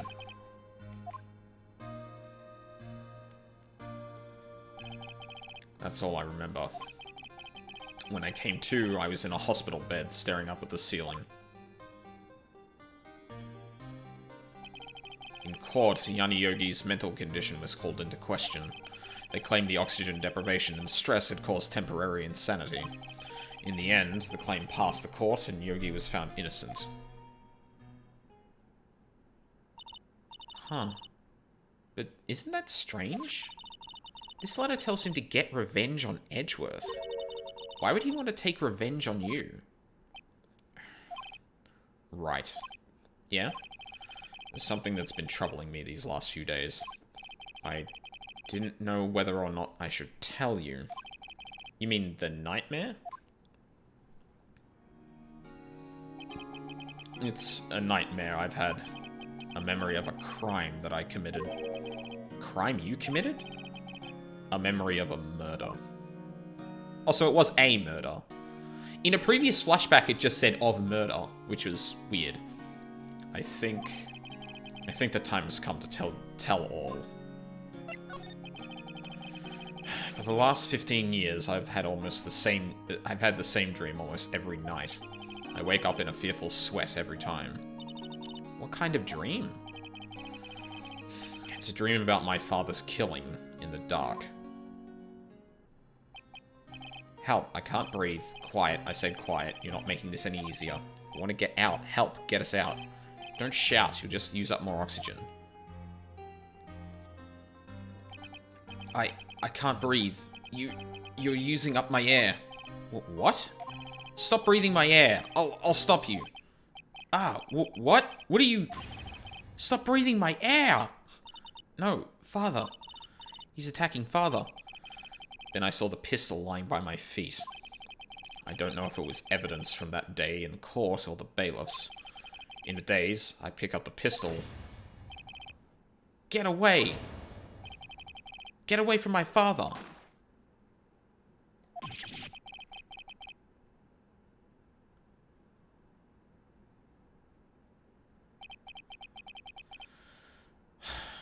And with that scream, I wake.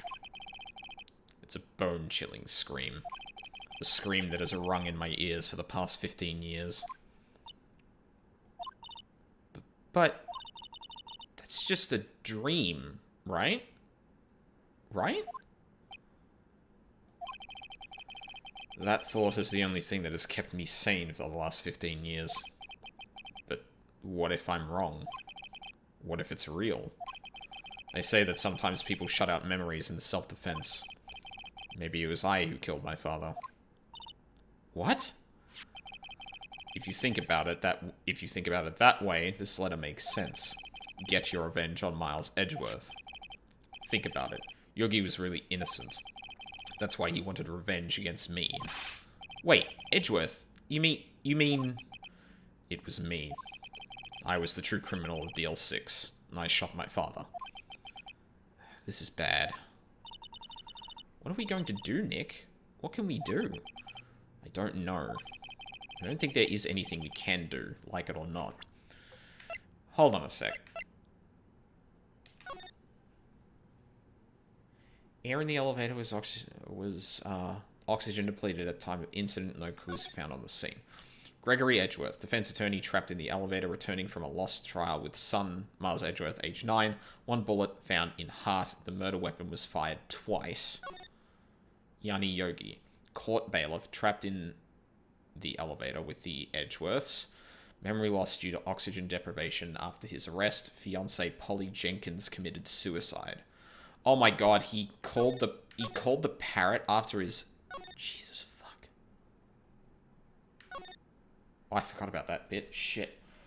Yeah, okay, that would make sense, because, like, okay, Edgeworth kills his father, Yogi is put on trial, which causes his fiancée to kill herself, so that would be revenge. The murder weapon was fired twice.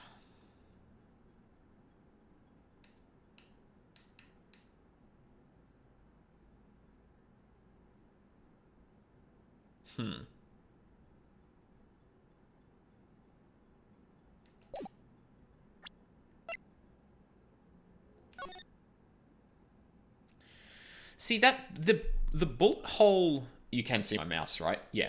The bullet hole here is the thing that interests me. Like you can't see the wound on him, which is it doesn't really matter. Well, at least I don't think it matters. But because my first thought is, okay, Miles throws the gun. It does, in fact, like, let's say the dream is accurate. That the events in that dream actually happen. The bailiff goes nuts, tries to attack Edgeworth's father. Edgeworth throws the gun at him. It goes off. So where does the first bullet land? Here? In Edgeworth's father, or here? And if that's the case, when was the second shot fired? That's the bit that's probably going to be important, is, like, why... Like, because if the second shot was fired, it had to have been fired intentionally, I would think. So why would someone deliberately shoot the window? Maybe to break the glass to breathe? But then that would imply that Edgeworth shot his father. But if it was the other way around, and Edgeworth's bullet actually hit here...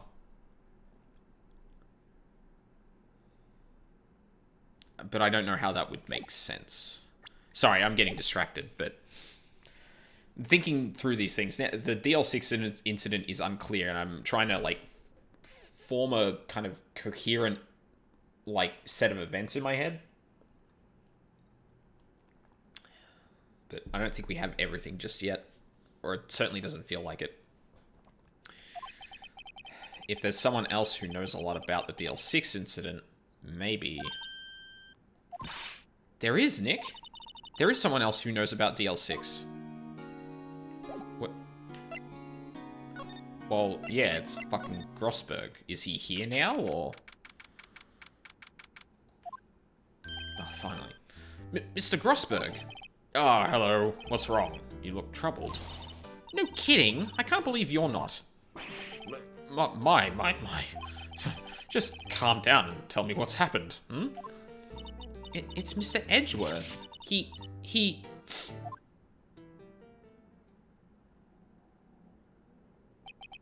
I see. So Edgeworth dreamt he shot his own father? It's only a dream. Only a dream. I wonder... What? If that's the case, then why do you two look so troubled, hmm? Well... Also, consider this. Yogi quite certainly holds a deep grudge against Miles Edgeworth. So deep he'd want to frame him for murder. This leads me to surmise that Mr. Edgeworth's dream was not a dream. It was real. As you imagined. Miles Edgeworth threw the pistol to save his father. The pistol fired, and the deed was done. No. I don't believe it. Yogi was suspected of murder, and his career as a bailiff was irrevocably wrecked. Thus he sought revenge on Miles Edgeworth. This was his last chance, of course, with the statute of limitations so close. Gregory Edgeworth. What do you know about Edgeworth's father? He was a defense attorney without peer. It sounds trite, but it's true. Well, he may have had one peer now that I think about it. Your mentor, Mia Fey. My sister? Gregory Edgeworth was very disapproving of Mr. Von Karma's techniques. That's no surprise. Von Karma is an extreme man. False testimonies and evidence are nothing to him. The result, he has a perfect win record in court. To beat him, Gregory Edgeworth tried to call attention to his methods. And he lost. And died in despair, as it were. I see. When Gregory Edgeworth was killed, the police called it on a spirit medium. And that was your mother, Misty Faye. I am Gregory Edgeworth. I have been killed.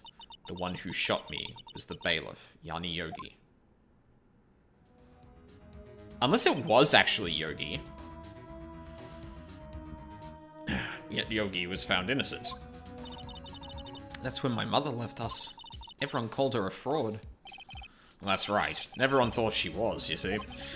Yet, now that I think about it, it seems the one who lied was Gregory Edgeworth's ghost. Gregory Edgeworth must have known who shot him. I don't believe it. So you're saying he falsified his testimony? That Edgeworth's dad lied to protect his son? It's only a possibility, mind you. But a possibility nonetheless.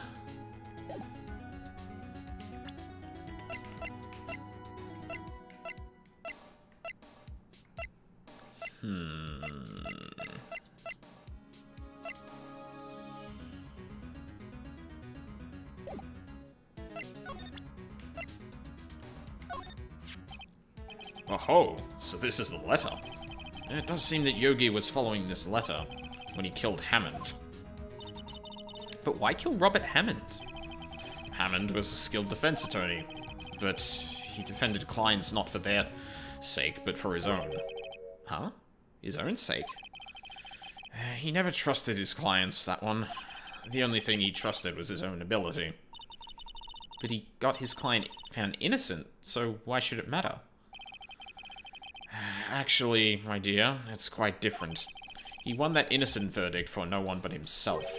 Yogi was a free man, but socially he was ruined. Huh? You'll understand soon enough. Wait. What is it? This letter. I've seen this handwriting somewhere before. A long time ago. I fucking knew it.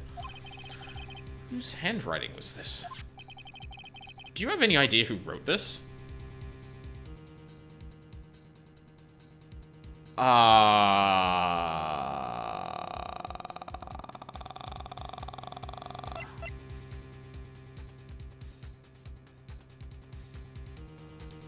Huh.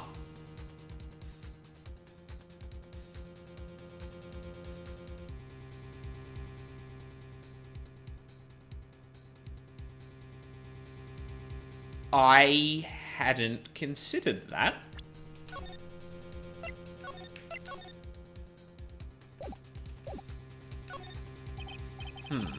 Could it be Manfred von Karma? Von Karma? Why would he have something to do with this? Well, I'm not sure. Von Karma. Von Karma. Wait, you're right, my boy. This is Von Karma's handwriting, I'm sure of it. I used to see it all the time on court reports. What? But that means... the one who told Mr. Yogi to kill was... Correct. Manfred von Karma himself. What does this mean, then? Why would von Karma want to frame Edgeworth? Why would von Karma want to frame Edgeworth?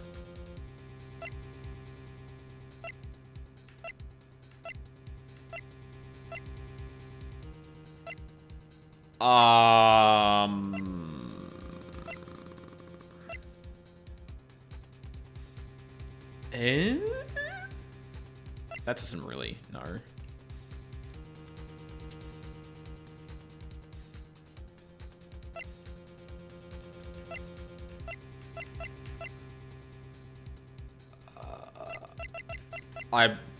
General DL6 incident? This incident took place 15 years ago tomorrow. So tomorrow we'll see the completion of not one, but two trials. Well, thanks to the statute of limitations. However, I'm afraid the damage the DL6 incident has done will never be erased. Okay, so it's not that. Grossberg's mustache looks alive. Yeah, I mean, it's basically his mouth, more or less. I would guess that maybe he feels petty enough that, like, oh, you brought into question my methods? Well, fuck you, and fuck your son as well. But also kill Hammond? Or kill Hammond... Well, no, that would make sense if you wanted to kill Hammond. Which I guess is convenient for him, but... I don't know. Gregory Edgeworth. He was a gifted man. His death was truly a loss. I wonder what would have become of von Karma were he alive. Okay, so there's no...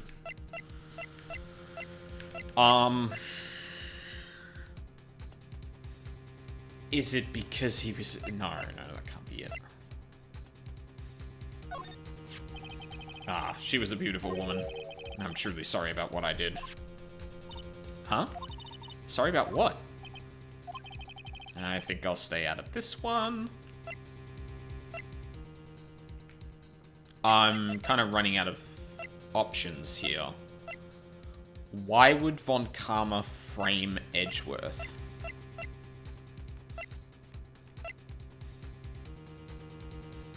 Oh, unless... Oh, okay, no. This isn't asking me to do that. Sorry, I got real confused there for a second. It wasn't asking me to do that. It took me back to present because I was in present. That was dumb. If it truly was von Karma who wrote this letter, then he would know the truth.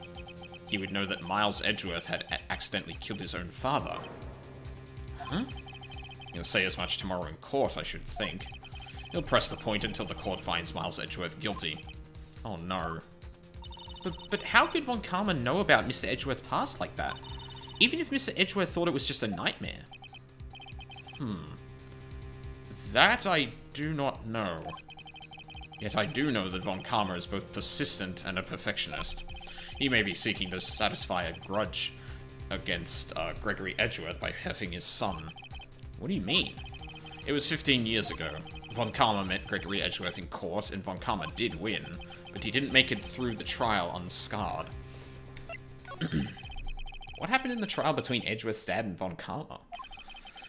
Von Karma got the guilty verdict he wanted. He won the trial. But Gregory Edgeworth accused von Karma of faulty evidence. And though he lost the trial, Mr. Edgeworth's accusations stood. Faulty evidence? It was the only penalty von Karma has ever received in his career as a prosecutor. Gregory Edgeworth dealt a blow to his perfect trial record. Wow. It must have been quite a shock for von Karma. He took a vacation for several months after that, you see. A vacation? Yes, an unusual event for the man. That was the first and the last vacation he's taken in his many years of prosecuting. Really? He doesn't take vacations? Like, go to the sea or the mountains? Don't tell me he's never been to Europe. You have strange ideas about vacations, Maya. In any case, that was the only time he took a vacation from work. I believe the penalty upset him quite a lot. Odd. If he wanted to keep a perfect record so badly, why would he take such a long vacation? What do we do, Nick? Von Karma is going to bring up DL6, you can bet on it.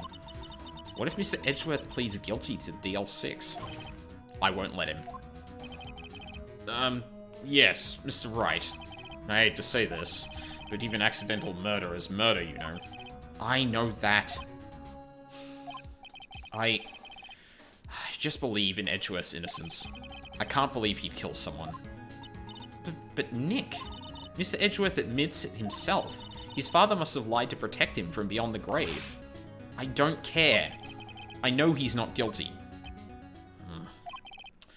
Mr. Wright, if you say so, I suppose I could go check again. The police files might hold something of interest. Mr. Grossberg, thank you. I can't promise anything. In fact, I think the chances of finding something are slim. I understand. The police materials, Okay.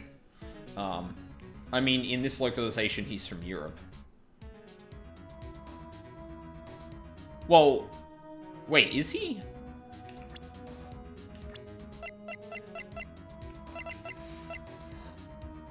Veteran prosecutor who hasn't lost a case in 40-year career, Edgeworth's mentor.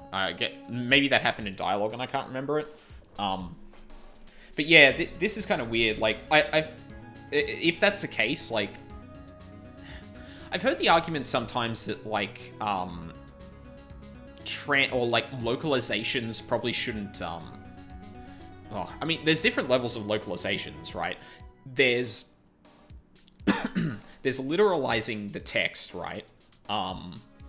So something like Persona 5, where, the only thing that changes is the literal script from English to Japanese. Like, that's it. They don't move anywhere. They even keep honorifics, right? And they even make several references to, God, I'm never going to speak English, as the text unironically says that in English. But then there's also, like, the weird ones where it goes even further and says, okay, we're going to drop the honorifics. Or then, okay, we're going to move the entire thing to America. I don't know. But in the original script, he's from America? He's from Germany. I get Von Karma, sure. I mean... Also, I don't think that line was meant to be taken literally. It's more like a turn of phrase than anything else. Because, like, I mean, he could have been from Germany, but he's presumably had a 40-year career in America, so, like, maybe he only was there as a kid? Who knows? I don't know. That sounds like, you know what? It sounds very much like a, like I said, like a turn of phrase. Like, you know, I can never go to Paris again if you've broken up with someone, and it's like, you never went to Paris with them? It's like, that's not the point. I'm suffering here, that's what I'm talking about. Or, you know, other aspects of my life other than my literal relationship are bad. Like, yeah. Anyway, I'm going on too long. Okay, so he's gonna get a thing for us.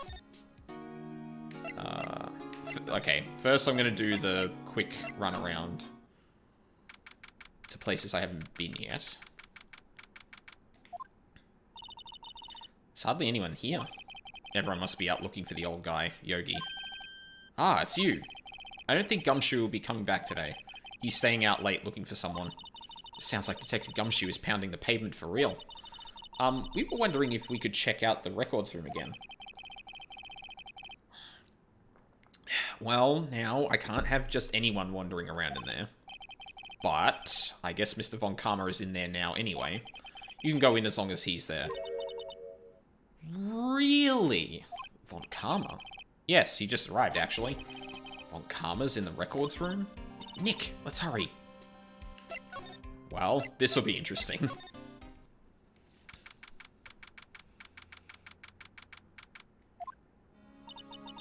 Dusty as always. We were only here just yesterday. I'm sure they just haven't had time to clean. What's wrong, Nick?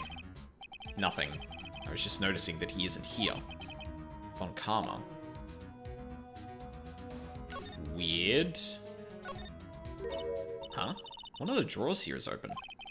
Someone must have been looking in it recently. The label says unsolved cases, evidence. Unsolved cases? Nick, the file for DL6, it's completely empty. What? What are you doing in here? Yeah! Von Karma! You. How do you know my name? Huh? Have we met? Have we met? What are you saying? We see each other every day, don't we? We're Miles Edgeworth's defense team. Defense team? I beg your pardon. You see, I rarely remember defense attorneys. They are like bugs to me, needless things to be crushed. I can see how this guy was Edgeworth's mentor. Mr. Edgeworth is your student, right? A romanticist who still can't shed that veneer of amateurism. Just like his father, always second-rate. Mr. Von Karma, you had an axe to grind with Mr. Gregory Edgeworth, didn't you? Me? A grudge against a mere defense attorney? Why? Because he dealt a blow to you, your otherwise perfect trial record. So you did. So you did. But what I don't get is, why did you take his son under your wing afterwards? The son of your most bitter rival. That, my dear attorney, is none of your business. Tomorrow will be the last day of this trial. It's been a while since I've had a defense attorney last this long. Still, you will lose in the end. Miles Edgeworth will admit his own guilt. His guilt of 15 years ago, you mean? You're quite the researcher. If you've done your homework so well, then certainly you must understand. You know what Miles Edgeworth will tell the court tomorrow. We were right. So Von Karma is going to bring up the L6 in the court tomorrow.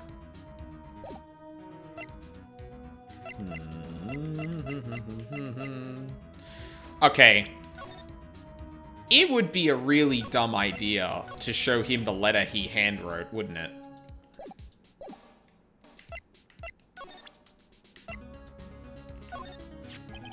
Mr. Von Karma, have a look at this. This was you, wasn't it? You instructed Yanni Yogi to commit the murder. Yanni Yogi. How many years has it been since I've heard him called by that name? He's a fool.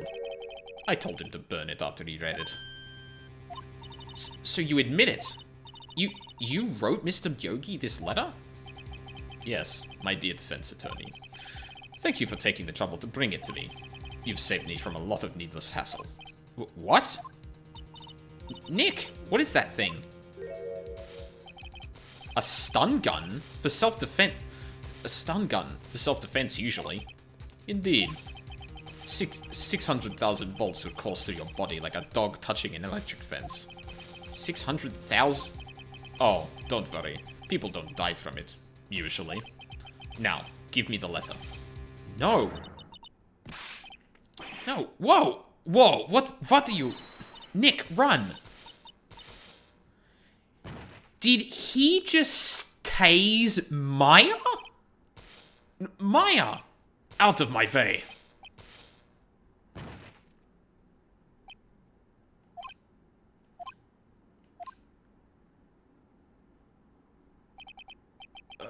He got us. The letter's gone, of course. And he took the DL6 in evidence, all of it. Back to having no clues. Wait, Maya jumped first. Maya? Is she okay? Maya!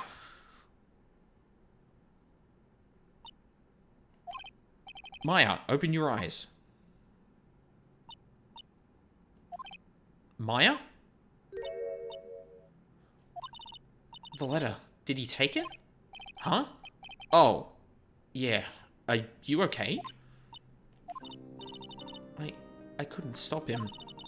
I jumped as fast as I could, but one shot from that thing knocked me out cold. I'm useless. I'm no good as a lawyer or a medium. I can't even call my sister. Not even now, when we need her the most. I wish I hadn't woken up at all. Maya! There has to be some way I can help her. I better do something about her self-confidence first. Huh? Maya? She's holding something. What is that? A bullet? DL6 incident evidence number 7, taken from the heart of Gregory Edgeworth. I remember. Von Karma was holding this when Maya jumped him.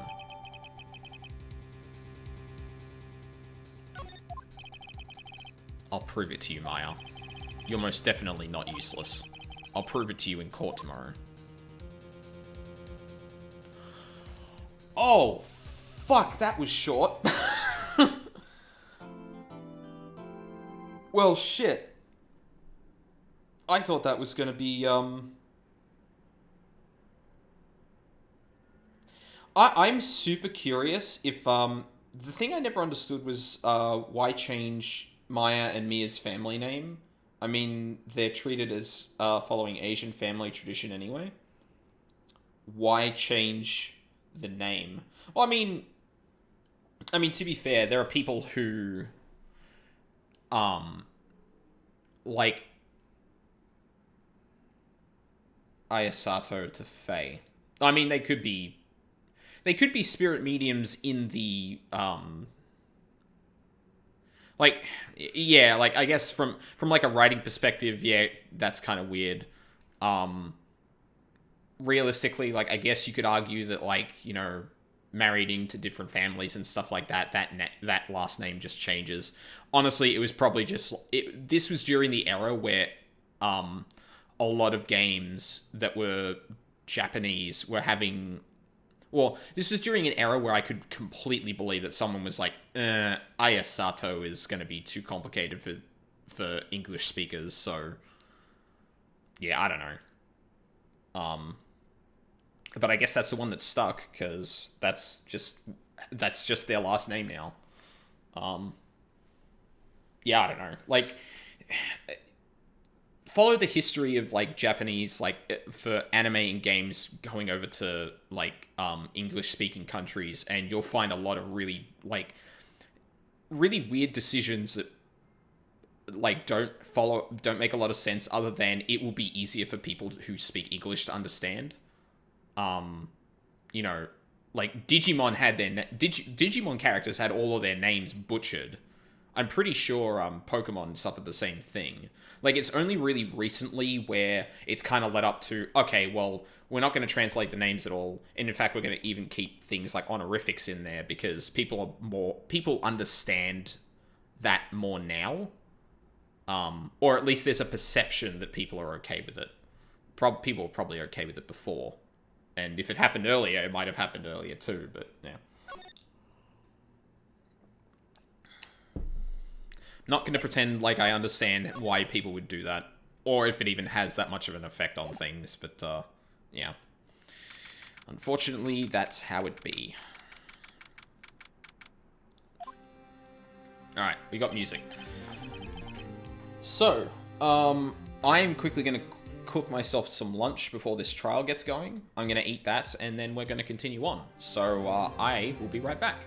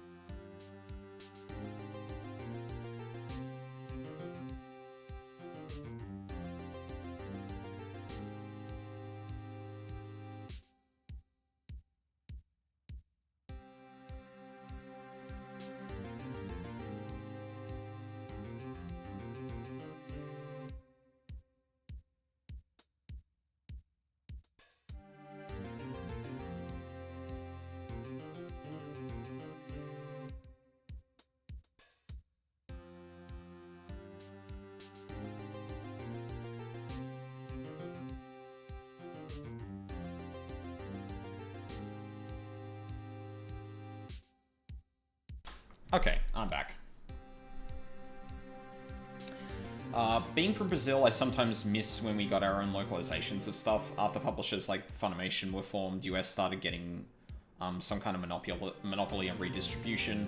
For Brazilian viewers, players conserving the original script was never an issue regarding characters' names and locations. For example, pretty much every Japanese name, move names, terms, etc. from Dragon Ball Z are the same in the Brazilian version and Japan's.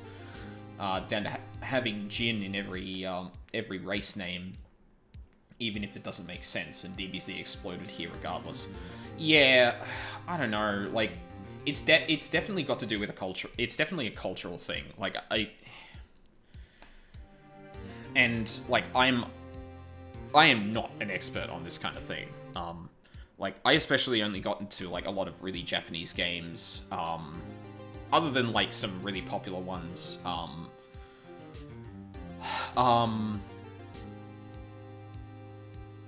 Really popular ones over here is just because they're seen as much more foreign than they are in...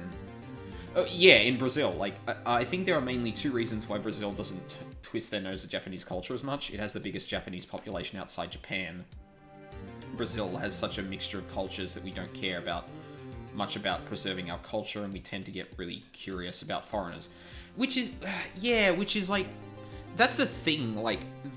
I guess I'd have to do more research on it, but, like... I don't know if they're more melting pot-y, but America and Australia especially definitely have a lot of, like, different a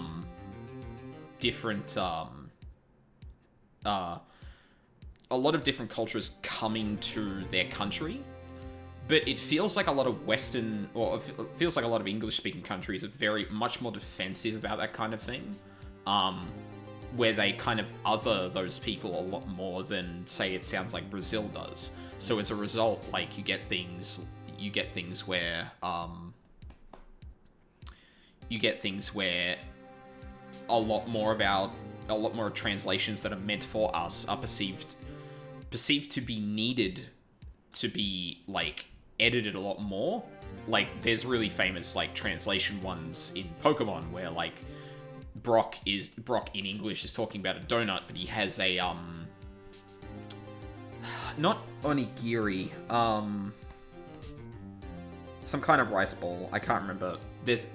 I should know the name of it because that's like a common, like a really famous example. But yeah, it's really curious to me that, sorry, I should be trying to eat my dinner. I eat my lunch as well. It's really curious to me that, like, especially, I guess, particularly being Australian, I always had this idea that we were a lot more diverse and thus, like, more, kind of, on board with just, you know, other languages, or the aspects of other languages, and not necessarily concerned with that. But, like, I guess being older and knowing a lot more about the country's history now, probably not actually the case. Can't speak about Australia, but in US's case, despite being very full of all kinds of cultures in its history, US has always pushed the population into being, like, super proud about their nationality and all. In Brazil, we have grown so spiteful of how our nation came to be a thing that we don't really have that. Yeah, I could totally believe that. And there's definitely... Australia has, like, a very particular image of itself in a lot of ways, especially, like, say 10, 15 years ago. So, like, and it's paradoxically more lax in that we're not quite as jingoistic, but if people start, like, at least my impression of all of that has been that, my impression over the years has been more that, while that's the case, there's definitely... People will arc up more specifically because of that, because we're like, oh, well, we're not pushing it on you, sort of thing. But again, we're getting into territory where, like, I'm certainly not an expert. I haven't studied that stuff, so, like, I forgot to get myself a fork. That was dumb. I'll be back.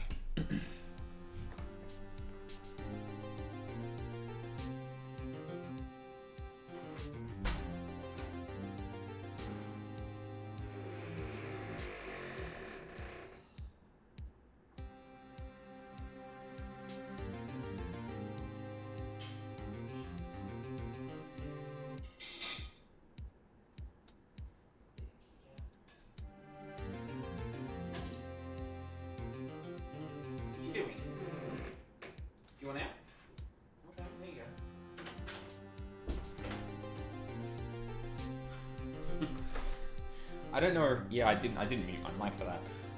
My roommate's cat dashed into my little study here as soon as she heard the door open. Like blew right past me when I was getting a fork.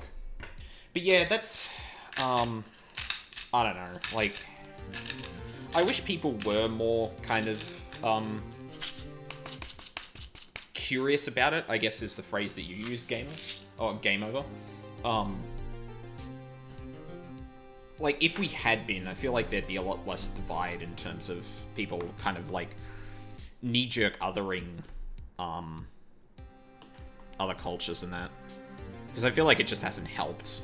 Like, especially when we end up being very diverse, like, kind of having this very, having, like, a lot of inertia to kind of changing around that isn't great, in my opinion. I mean, there's certainly... I don't really want to make that argument, but, like, I can see that, like, views that are bad, right? And I'm using a conception that, like, obviously we have to agree on what's bad and whatnot, but even if we can agree on that, then there's something to say about, like, oh, well, at least we don't have, like, at least we're not accepting of, awful things. Regardless of how, like, hypocritical that is in some respect. That is, like, one side to it, but I feel like all of this, like, all the crap that comes with it just isn't worth it, in my opinion, but that just be me.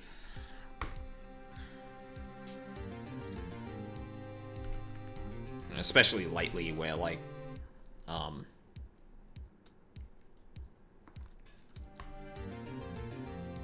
no, I'm gonna have to think about that sentence a bit more before I say it.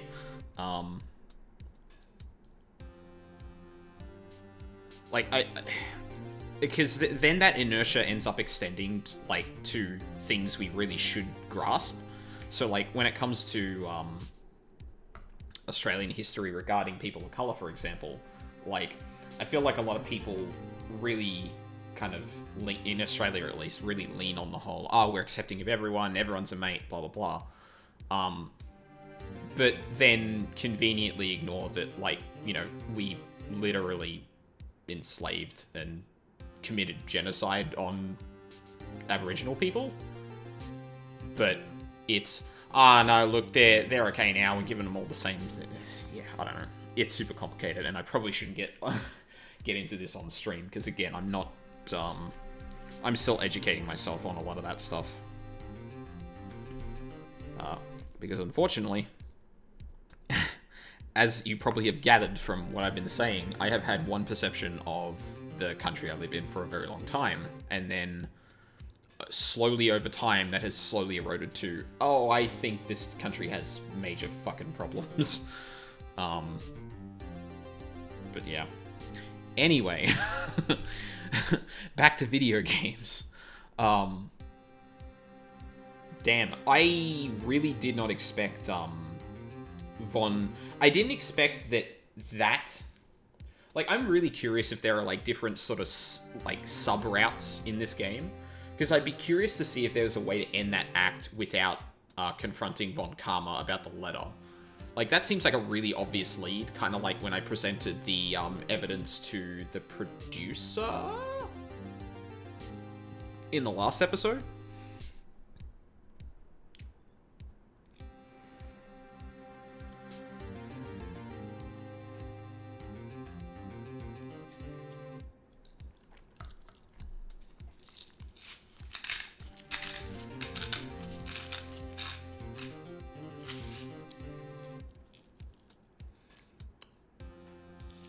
Oh, I guess I'll say one more thing about that conversation we were just having. Obviously we're talking about the effects of specifically to media, and then I started talking about the broader stuff. Like, unfortunately, like, the things that specifically affect the media that's brought over and how it's localized and stuff like that is very much intertwined with that. And, like, kind of solving, I guess, that issue is like asking a lot more broader questions than just, okay, well, we won't translate this thing like this. It's like, well, why the fuck did we think that was necessary in the first place? You know?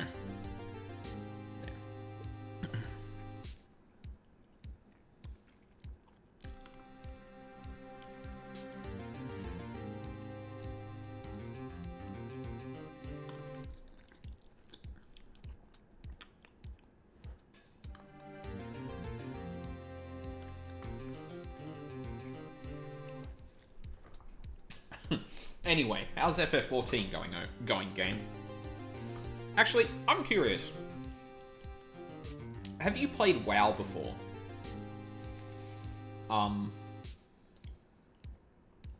So the lack of response, duty in progress. Yeah, I kind of figured. That was the case.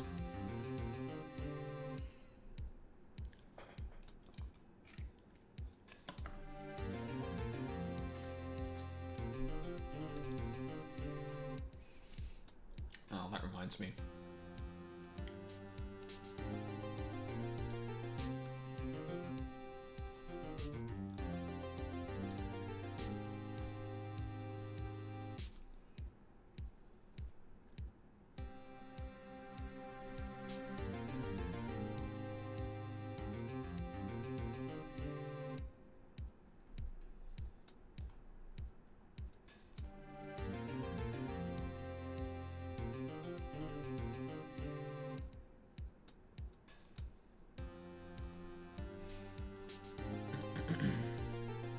Actually, I probably shouldn't hide Streamlabs there for the time being.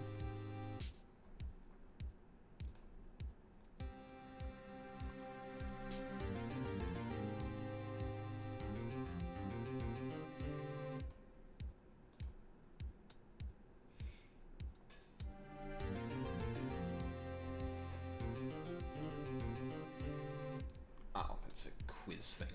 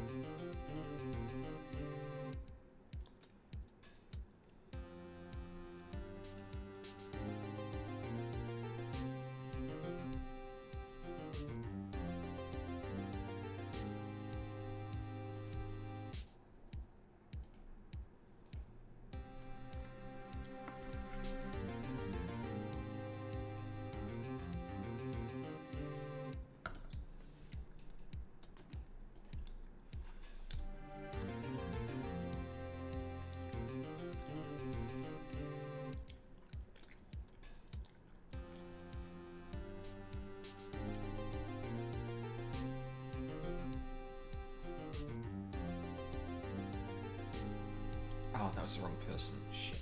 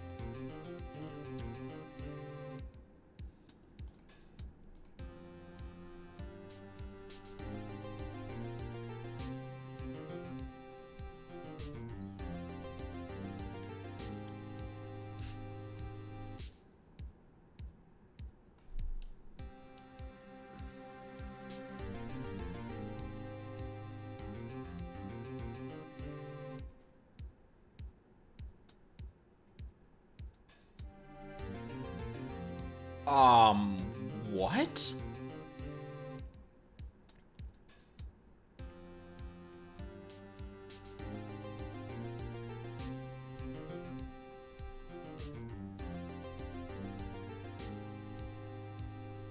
Well, fuck. I've got to look into that more.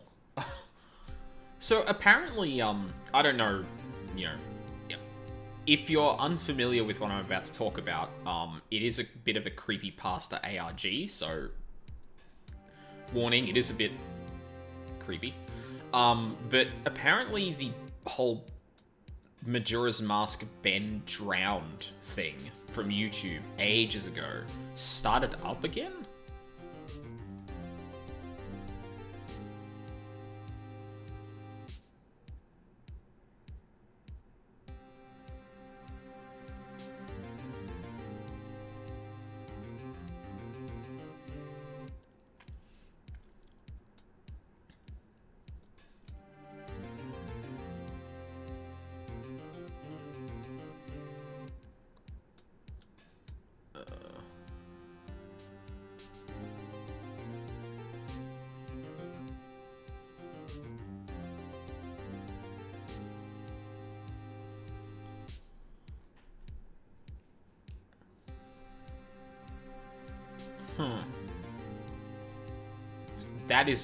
That is something I didn't think was gonna have like a little an actual comeback.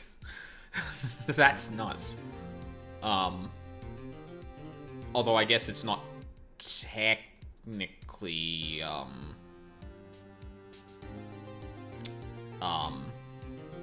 like it can't happen in the same way because like that thing existed back when video replies were a thing. That's how, like, a lot of YouTube ARGs ended up happening. I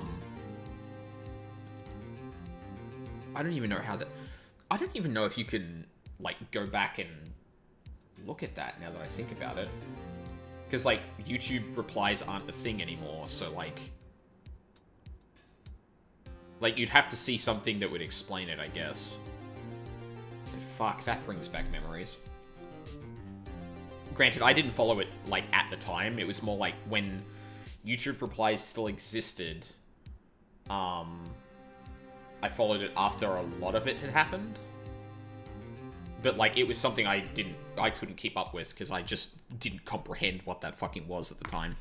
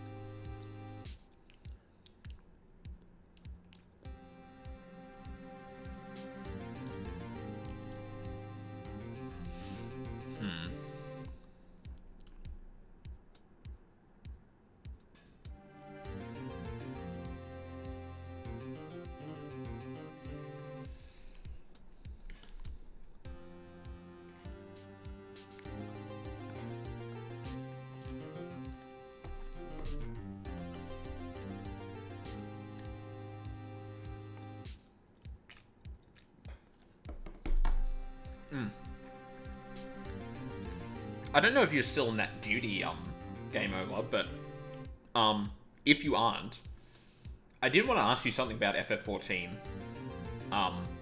And, well, specifically first, whether, excuse me, whether you played, WoW at all. Because, like, I have considered playing 14. Like, I don't know if I really want to play another subscription MMO now. Like, I play enough Path of Exile that, it probably fills that quota in terms of, like, a live service game I keep coming back to. And I definitely don't need 2 of those.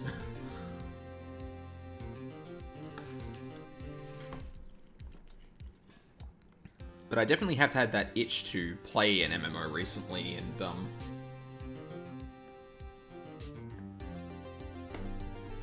Oh, hey, Valk.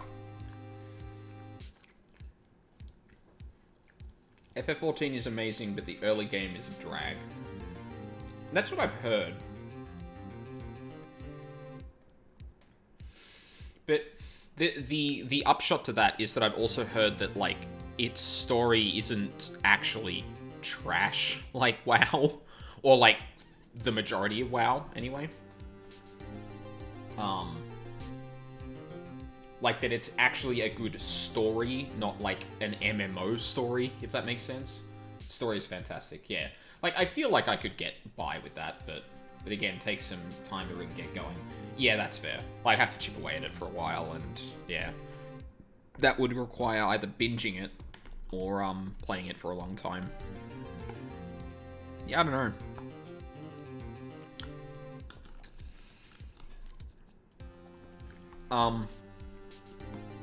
Because I've had the MMO itch, but, like, I'm not playing WoW.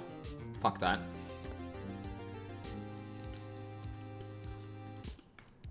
So, yeah, I don't know.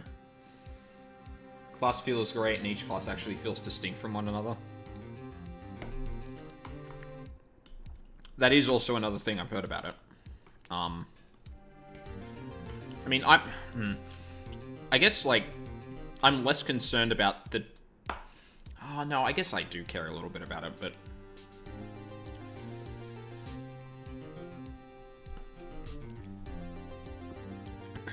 Like, I guess because I came late into WoW, like...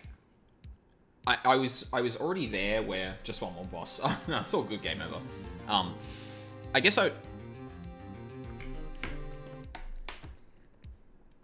when I started playing WoW, it was at the point where it was starting to be simplified a bit. So, like, I played at the beginning of... Well, at the very end of Mists. And started, like, really going at it at Warlords of Draenor. So I've, like, slowly seen the classes become... The specs become more different, but the classes... Well, the specs become more different, because they wanted to differentiate them a lot more, anyway. So I guess, like, when people say stuff like the class feels great, each class actually feels distinct from each other, I don't know how, I don't know where to put that in terms of, like, oh, that's a good thing, or I don't know, or, oh, that's bad. Because I guess it's also not my focus, because, like, I mean, I one-trick pony Destro for the entire, Destruction for the entirety of my playtime, with WoW. Minus that brief stint as a Frost Mage. So, like, if I get, like, one playstyle down that I'm like, oh, I actually really enjoy this, then, like, I can be set on that for years, but, yeah, I don't know.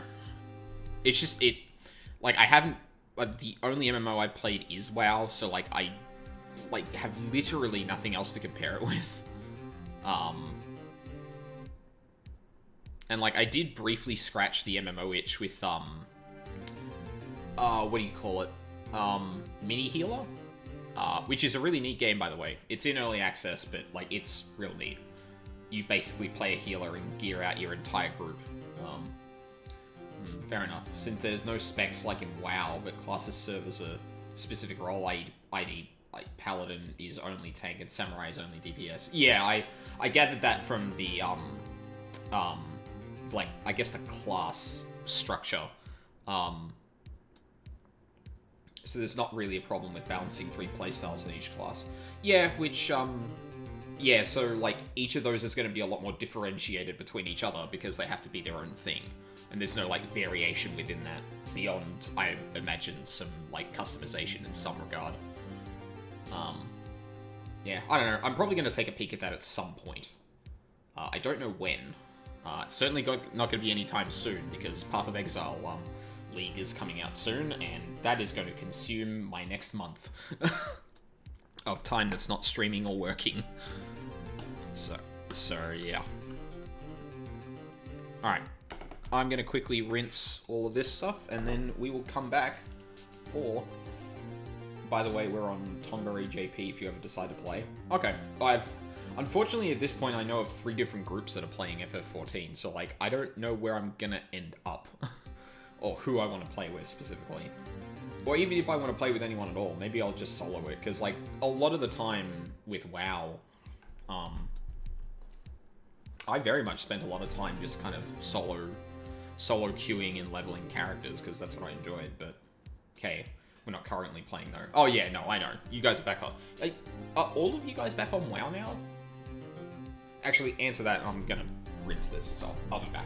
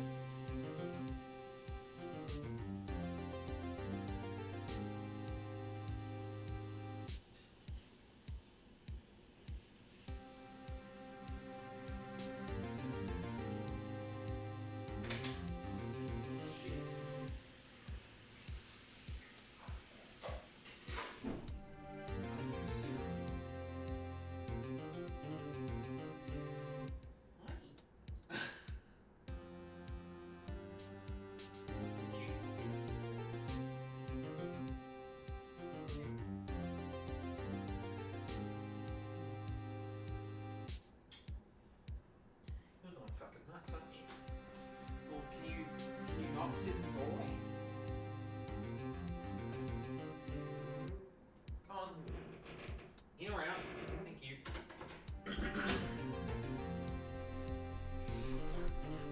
Holy crap, she did it again. Fuck.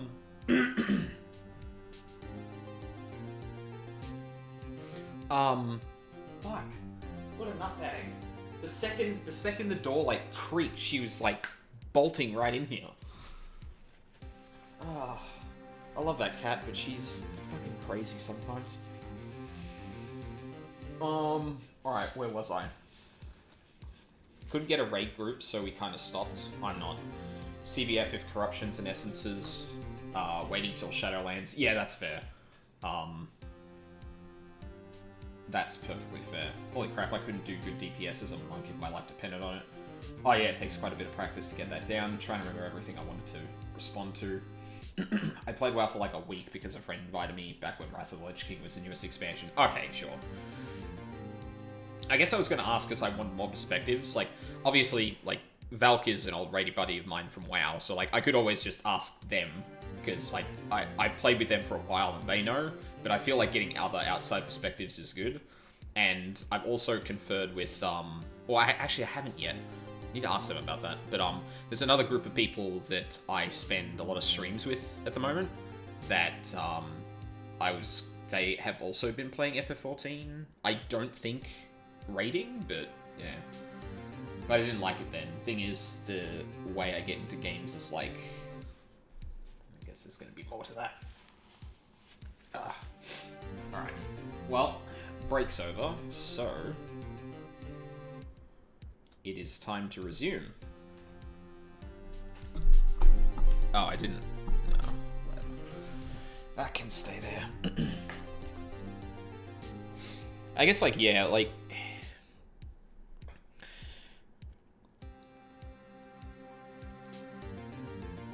Like, I think I ended up with... I'm here because of the presentation and concept. I'll stay for the... Oh, shit. What the hell? Am I bleeding? Fuck did... Hang on a sec. Oh, shit. I popped a damn pimple. Hold on a sec. So I put this thing to my face because I was like getting some snot out of my nose, and then I don't know if you can see that, but like there's a big splotch of blood there. I'm like, oh shit, what happened? A lot of early WoW zones are super old, so that makes sense. Yeah, WoW, yeah.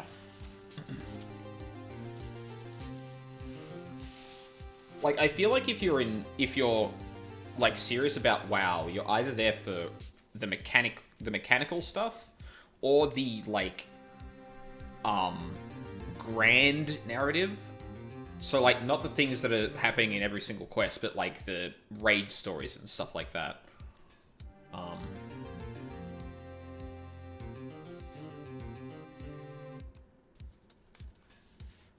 I feel like that's primarily, but then again, that's just me. WoW for me is social and in-game fight mechanics.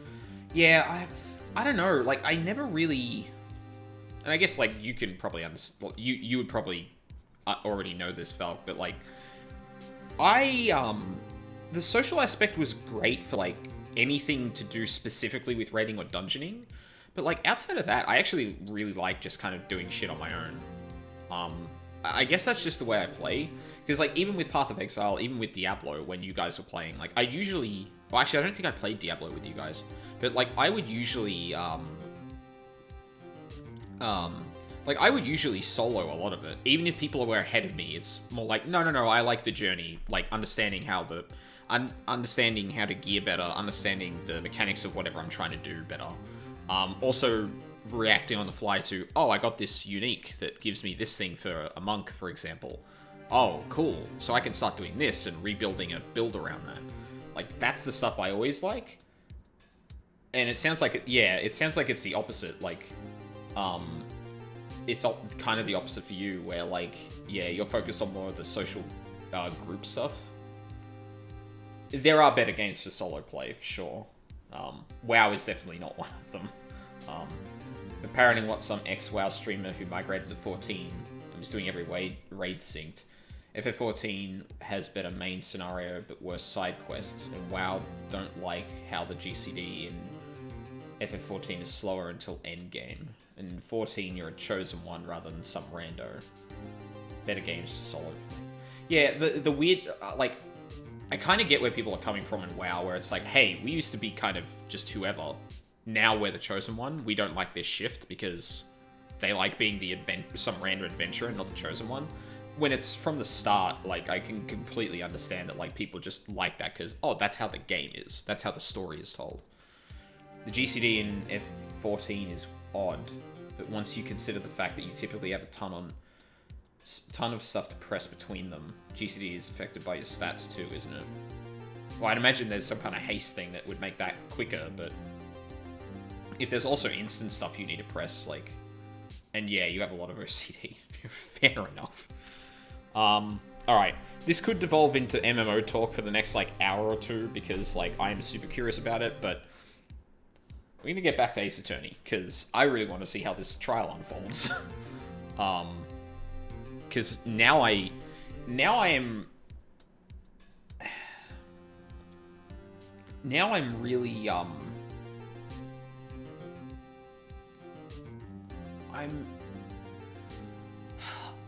Now I'm starting to think that Yogi did actually shoot Edgeworth, but I'm not so sure now.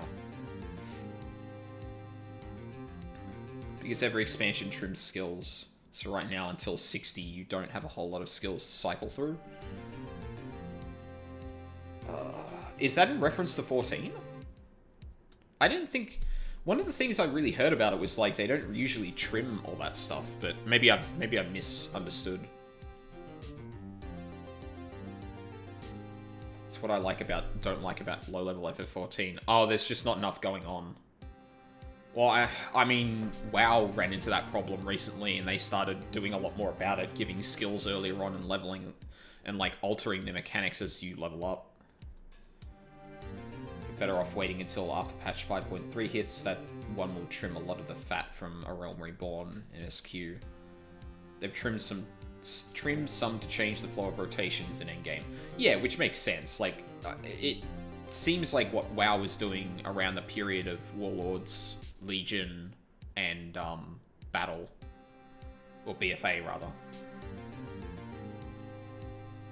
Oh, are they speeding up AR story? One of the reasons 14 does that is because it's a huge hassle to assign more than 16 actions in a controller. Yeah, they do also have a they have a more restrictive kind of design space in that regard. But I guess it also kind of makes them think like, okay, no, these if we can only work with 16 buttons, we kind of need to make them important, because we can't just make tons of superfluous buttons, otherwise it's going to be unwieldy on a controller.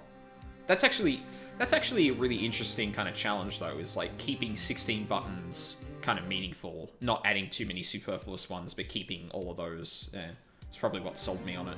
I mean, I wouldn't give up a Naga for the world, to be honest, but yeah, I couldn't get used to it. But I played WoW for 12 years, so it's normal for me to use keyboard and mouse. Yeah, I do think their control layout is really neat, though, because I've always wondered how you would kind of handle doing something like that, and I think the way they've done it is actually probably the closest you can get on a controller. Anyway, like I said, I don't want to get into MMO talk for the next like hour, but yeah. So yeah, I'm actually like, I'm starting to think now that Yogi was the one that killed Edgeworth. Like, Miles throws the gun, it hits the window, and then Yogi picks it up and shoots Edgeworth, because he was obviously going to try and kill Edgeworth. I'm curious, like, because initially I was like, oh, someone was outside the elevator, but the way the this present case came out, now I'm starting to think, oh no, this may not, this may have been copied in the idea that someone shot someone else outside the boat, shot someone, much like someone else outside the elevator shot someone. But is this Edgeworth's dad? Yes. Sorry, I should distinguish. Yeah.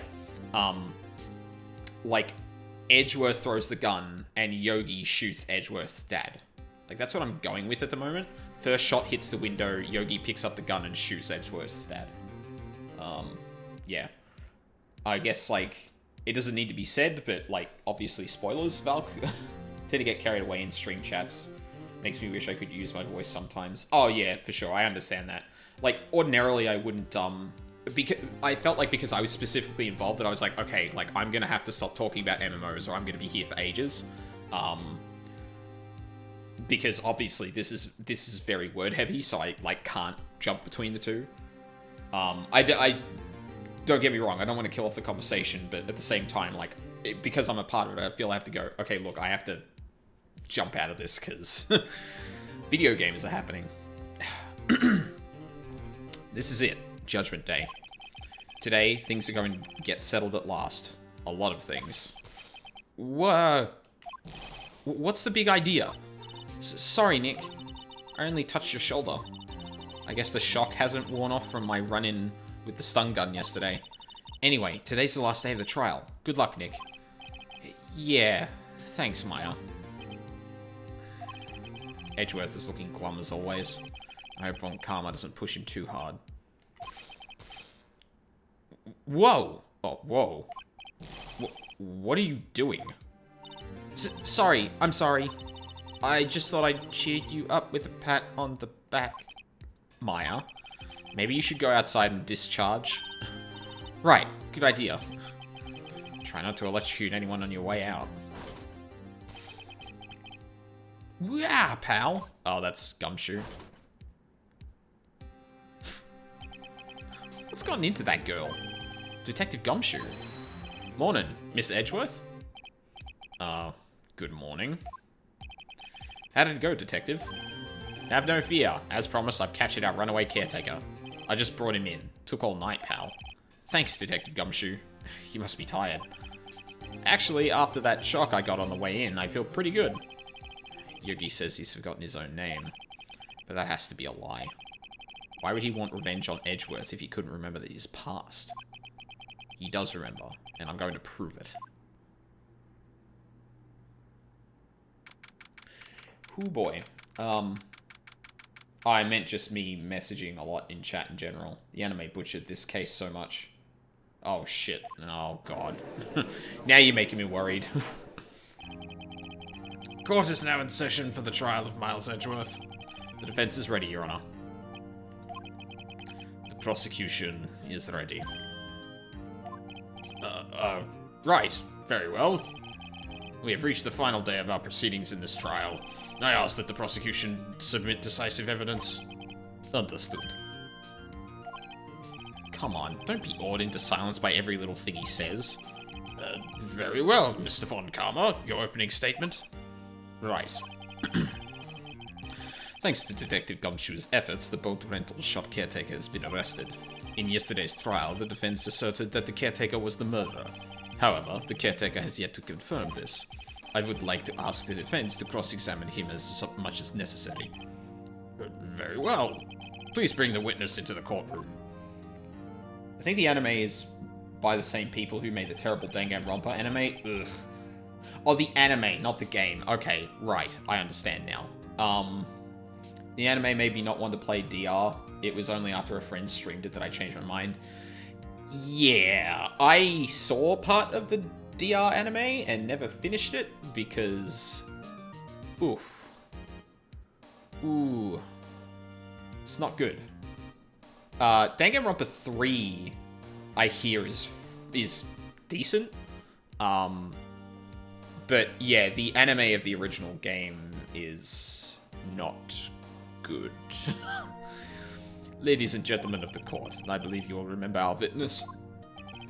He lives in the boat rental shop on the lake. From there, he witnessed the incident. In addition, he has currently lost memory of his name and identity.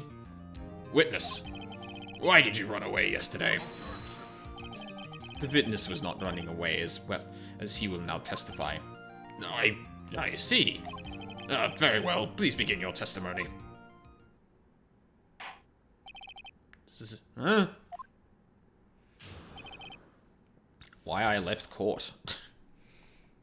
DR3 is pretty good. Okay, yeah. I still need to give that a watch. I'm really sorry about just leaving yesterday like I did, but I wasn't running away or nothing. I went to buy some food for Polly, see? I figured I got nothing to do with this incident anyhow. I mean, I need one of those motive things, right? And I just got one. So my testimony yesterday stands as is. And that's where we contradict, I believe. Very well. Let's begin the cross-examination, shall we? He has to know his name. Yanni Yogi. You're Yanni Yogi, and I'm going to prove it.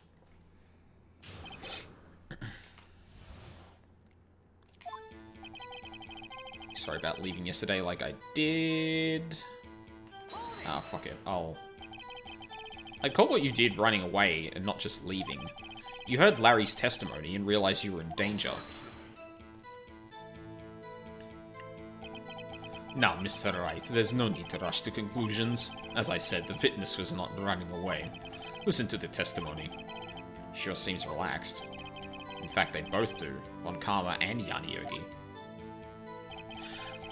I don't know if this is just me, but I almost keep saying Yami Yugi every time I read that name, because it's way too close. I haven't gone past the first game yet, but I heard 3 is good because it's actually a product of the original creator. Oh, there you go. I didn't run away, I just went to buy a cigarette and got lost. Yeah, pretty much. I wasn't running away or nothing. Then why did you leave? He's just about to say Vi. Is it so hard for you to just listen quietly when someone is talking? If I sat quietly, Edgeworth would be guilty in 3 minutes. I went to buy some food for Polly, you see? Food? Well, Polly is a bit of a gourmand, you see. She only eats these high-quality bird pellets from France. They only have them in the big pet store, big pet shop downtown. Pig bet shop. Oh, words. But you weren't arrested until this morning. Why didn't you go back to the caretaker's shack? Well, I kinda got lost, you see. Game over, I thought you were joking. The witness has trouble remembering things sometimes. When the police apprehended him, he was on his way back to the shack. Yeah, right. Nice try, Von Karma. No one's going to believe that. I see. So he was lost. Please, Your Honor, come to your senses. I figured I got nothing to do with this incident anyhow. Actually, now that I think about it, he also looks like Yugi's grandpa. Like, minus the crazy hair, obviously, but I didn't remember he actually said that. I figured I got nothing to do with this incident anyhow. I mean, I need one of those motive things, right? And I don't got none. Bull fucking shit you don't. Whoa. Hello? Okay, that was weird. Oh, I don't have the fucking letter. Oh, no.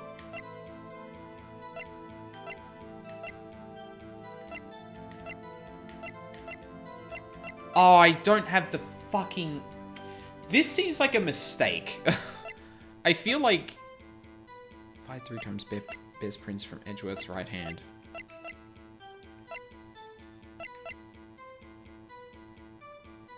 Don't have a motive. Figured I got nothing to do with this incident anyhow. You've been von Karma. Yeah, I know. I'm wondering now if that was actually, You lost much of your memory, is that correct? Yep. Seems like it. Then how could you know that you didn't have anything to do with this incident? Or maybe you're lying about not having your memory, You know exactly who you are. The witness has testified quite clearly that he has no memory of who he is. If you claim he's lying, then show the court proof. How am I supposed to prove what's going on in that old codger's head? That's impossible. I'm glad you've come to your senses, Mr. Wright. Very well, witness, please continue. I mean, I need one of those motive things, right? And I don't got one. Alright. So, we have to do this the hard way.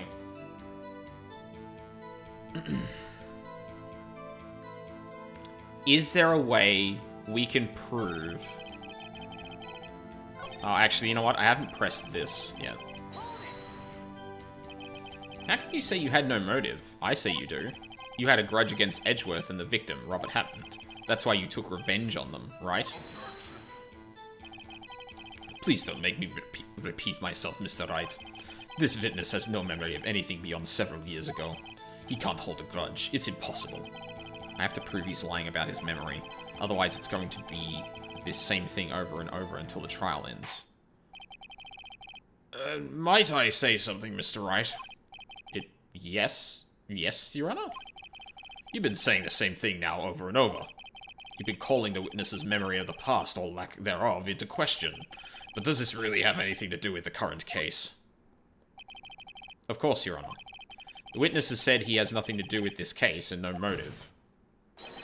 Both of these statements are lies. Order! Order! Mr. Wright, there is a serious problem with your claim. Or are you saying you know who this witness is? Of course, Your Honor. Ha ha. Now, this is interesting. I would like to know myself. So, who is he? Don't play dumb, Von Karma. Mr. Wright, please tell us the witness's name. I mean... His name is Yanni Yogi, a former court bailiff. Yogi? That name seems familiar. Oh! Yanni Yogi, from the DL6 incident. Figures the judge would have heard of it. It was such a famous case. But what does this mean? Your Honor, if this man is Mr. Yogi, then he has a clear motive.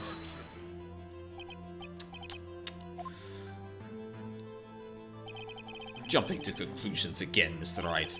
This witness is Yanni Yogi? Fascinating.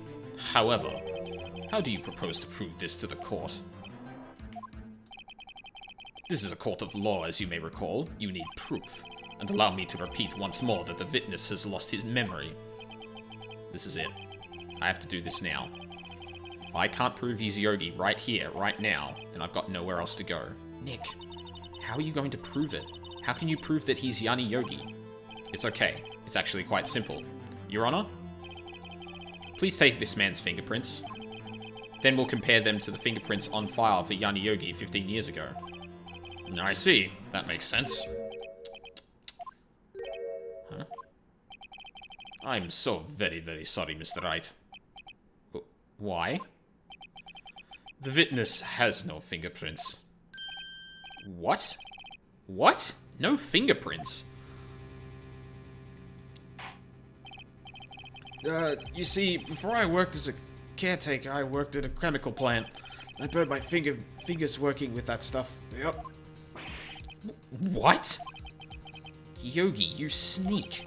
You burned your fingerprints off to hide your past. Well, if the witness has no fingerprints, I guess we will not be able to prove his identity. No. Well, what will you do, Mr. Wright? It seems that the case has been decided, no? No. I know what happened. I know everything. I just can't prove it. But no, I can't let it end like this. I can't lose. There has to be another way. There is no one who can testify as to who this witness is. No one. Oh, just one thing about 14. 90% of the content outside instant stuff is designed to be soloed. Yeah, that is another thing that kind of caught my attention about that. It's one of the reasons I've kind of been interested in it. I didn't even consider that he might have erased his fingerprints. What do I do? Well, Mr. Wright, perhaps you'd like to cross-examine this Parrot for a little comic relief, hmm? Yeah, very funny. You're a sore winner, Von Karma. That's actually not a bad idea. Wait a second. Cross-examine his Parrot? What is it, Nick? Come on! I really wish I got to select the evidence use Polly, because, like... that would... Oh, damn it. That would have been great. No, you're not going to... Your Honor? The defense would like to take Mr. Von Karma up on his proposal. Take Mr. Von Karma up on my proposal? Exactly, Your Honor. I would like to cross-examine the witness's pet parrot. I fucking knew it. Yeah, when Maya thinks you're crazy. Order! Order! Well, what do you think, Mr. Von Karma? Need you even ask? This is a farce. I object. Wait a second. You were the one who suggested I cross-examine the parrot, Von Karma. I have a right to do as you suggested. Dumbass. Well, if you're so desperate, then please be my guest. Of course, should you go through with this, and nothing comes of it, then I hope you're ready for the consequences. Nick, this is crazy. Well, still want to go through with your little game? Yes. Let the parrot take the stand. I will cross-examine her, Your Honor. This is the most ridiculous thing I have ever heard. Von Karma's rigged every person's testimony, every piece of evidence, except the parrot. She's my last chance. At least, I think so. Bailiff, bring in the parrot. This is fucking nuts. Oh my god. That's quite a bird. Please, tell us your name. Name. The witness is ignoring me. It must hurt to be ignored by a bird. Very well. Witness, who is your owner? Please, testify for us.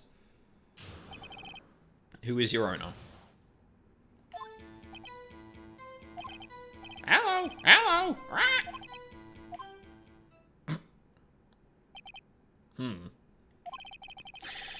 Certainly the most concise testimony we've had so far.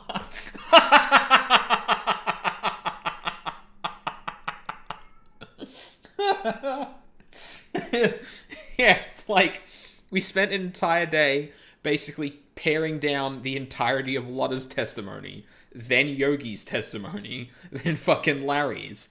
This is the most correct someone has been taking the stand. Very well. Begin your cross-examination. Right. What are you going to do, Nick? I don't know. What do we do, Maya?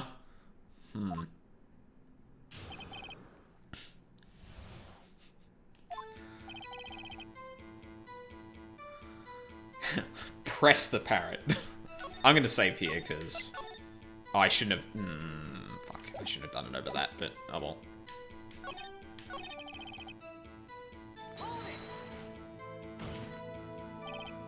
Witness, you can't just say hello and expect us to get anywhere. I want you to testify. Maya, you talk to her. Right, what do I say? Have we forgotten something? As I recall, 2 days ago... Polly, have we forgotten something? Don't forget DL6. If I can get Polly to say that here, that will prove that the caretaker had something to do with DL6. Polly, have we forgotten something? Hello. That's not what you're supposed to say. Forgot. Something we forgot. Hello.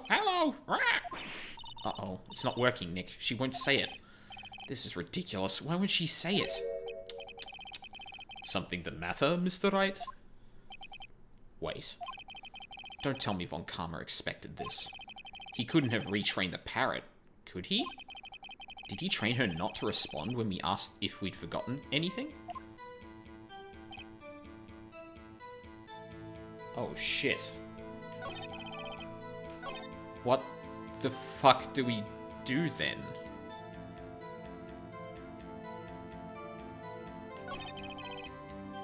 So we pressed this, and we got nothing out of it. What was it? What were the other things we could ask the parrot?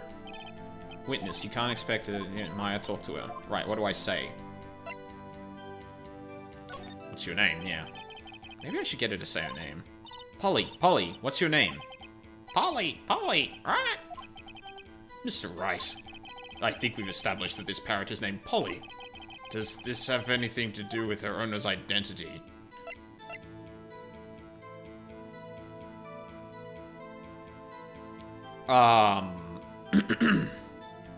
Oh, yeah, no, it does. Yes, it does. Huh, fascinating. You claim that the parrot's name will prove her owner's identity. Then show us this proof. Nick, don't you think you're bluffing a little too far? Listen, we're not here to answer the question of who is the caretaker. We're here to prove that he is Yanni Yogi. All we have to do is tie the name Polly to Yogi. Your Honor, the proof that the parrot's name reveals the caretaker's identity is... the case file. The DL6 case file? That's quite a large file you have there. Which page is this proof on, then? Show us or stop wasting our time. Very well. Mr. Wright, please show us the page. Where in this file is the information connected to this parrot's name? Suspect data. Yeah. It's on the suspect data page. This page has all the information about Yanni Yogi. Right after he was arrested, his fiancée committed suicide, see? Indeed, it does say that, yes. What was his fiancée's name? Polly Jenkins. Polly? Exactly, Your Honor. He wanted to remember the name of his fiancée who had committed suicide. That's why he named his parrot after her. I see. I guess that is possible. Bah, a mere coincidence, that's all. My granddaughter has a dog she calls Phoenix. Well, Mr. Phoenix Wright, does this make you my granddaughter's fiancé? She's only 7 years old. Oh, she's only 7 years old. Indeed. Alone, it is a little weak for evidence in a murder trial. We would need some other corroborating evidence. Where am I going to find that? Nick, we're getting closer. One more. If we can just get one more piece of evidence. Right. But what? One more piece of evidence that links... that shows that he is Yanni Yogi.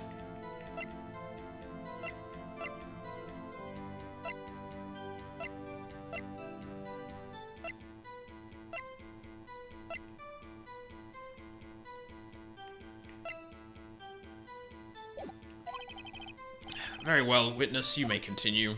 Oh.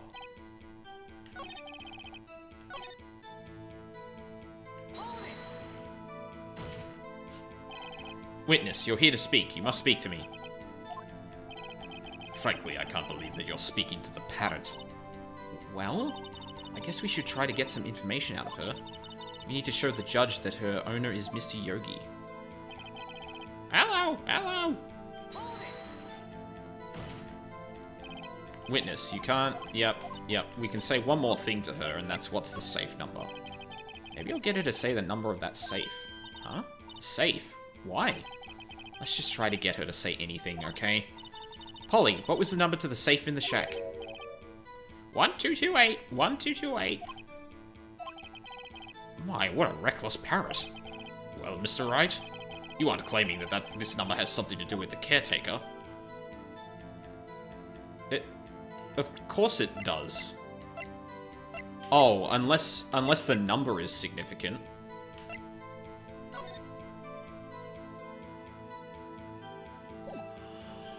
Oh! Actually, it does. That's why I had her say it. Huh, ridiculous. How can the number to a safe tell us who the caretaker is? Show us your proof. What could possibly link this number to the caretaker's true identity? I think it's the case file again, isn't it? Yeah. It's the date of this. The DL6 case file? What is this obsession you have with that case? Mr. Wright, where in this file is something relating to that safe number? In the case summary. It's on the case summary page. The case summary? Specifically, the date on which the DL6 incident occurred. Aw, yeah. The date of the incident, December 28. Why, that's today's date, 15 years ago. And the number on that safe is 1228. Ah. He used the date of the DL6 incident as the number for his safe, Your Honor. That's how important that date was to him. I see. It certainly is an interesting coincidence. People often do set their secret numbers to dates. Bah, this is not tangible proof. I set my ATM card's number to 0001 because I'm number 1. This has nothing to do with the date. Nothing. That's enough. I think we've reached a conclusion here. This is a mere coincidence, that's all. True, that is a possibility. However, two coincidences at the same time seems more like a pattern to me. What are you saying? Summon the caretaker of the boat shop. Immediately. Witness, tell us your name. Wait. This witness, he doesn't remember. No. No, it's okay. Oh. I've accomplished what I wanted to. I've accomplished what I've wanted to. I'm done. Nick, he looks totally different. This is the real Yogi, I think. Finally. He's been acting feeble to hide his true identity. Acting for 15 years. Well, let me ask you again. Please state your name for the court.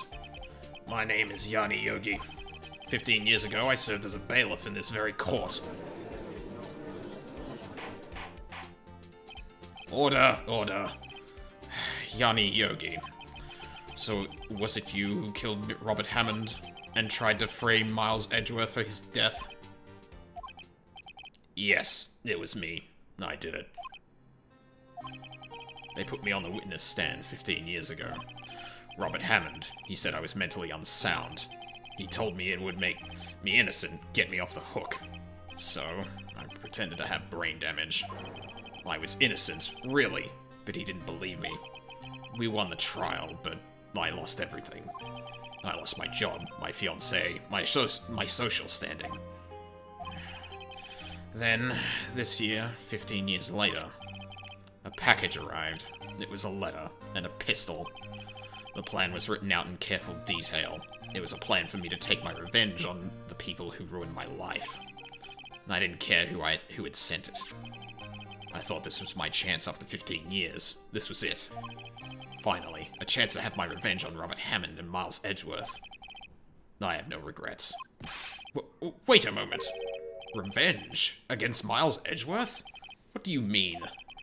I'm not at liberty to speak on that matter. Why don't you ask Mr. Edgeworth yourself? Anyway, I admit it. I was the one who killed Robert Hammond. Wow. I didn't expect that. Von Karma, where is Mr. Yogi? Under arrest, Your Honor. I saw no room for error in his confession. Then the defendant, Miles Edgeworth, is innocent, in this case at least. Very well. Will the defendant please take the stand?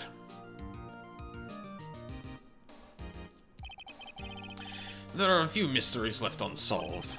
Still, you are cleared of suspicion for this particular case, so I would like to pass judgment on the murder of Mr. Robert Hammond.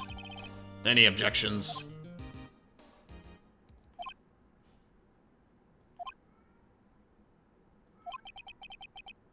I don't believe it. Why isn't Von Karma saying anything? Very well. This court finds the defendant, Mr. Miles Edgeworth.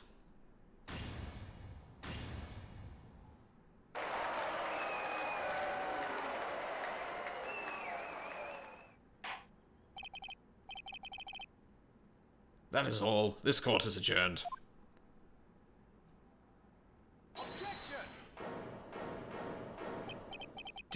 Did someone just say objection?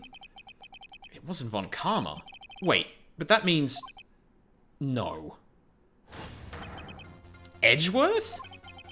Your Honor, I object to your judgment.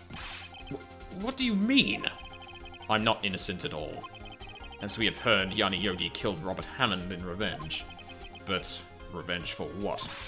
Nick, Edgeworth is trying to confess. He's going to say he's guilty. He's going to tell them he was the murderer in the DL6 incident. He's going to tell them he killed his own dad. Uh-oh. What do I do? Raise an objection. The judgment has already been passed. I object to Edgeworth's outburst. Didn't something like this happen yesterday, too? I believe a certain witness raised an objection after the guilty verdict was passed. That would be Larry. We must hear this new statement. We must hear Miles Edgeworth. He's right. We have a duty to hear Mr. Edgeworth out. Oh, great. Now I've got to prove... Now I've got to prove to Edgeworth that he didn't actually kill, his father. For 15 years. I have had a recurring dream. A nightmare. It's only a nightmare. That's what I told myself. But now I know it wasn't a dream. Yanni Yogi wasn't the killer. You mean, in the incident where your father died? From the distance of the shot, it wasn't suicide either. Everything was as clear as day. The murderer. The criminal in the DL6 incident. It was me. Your Honor, I confess my guilt. I am guilty for DL6, the statute of limitations of which ends today. The culprit is me, as I point out to my right for some reason.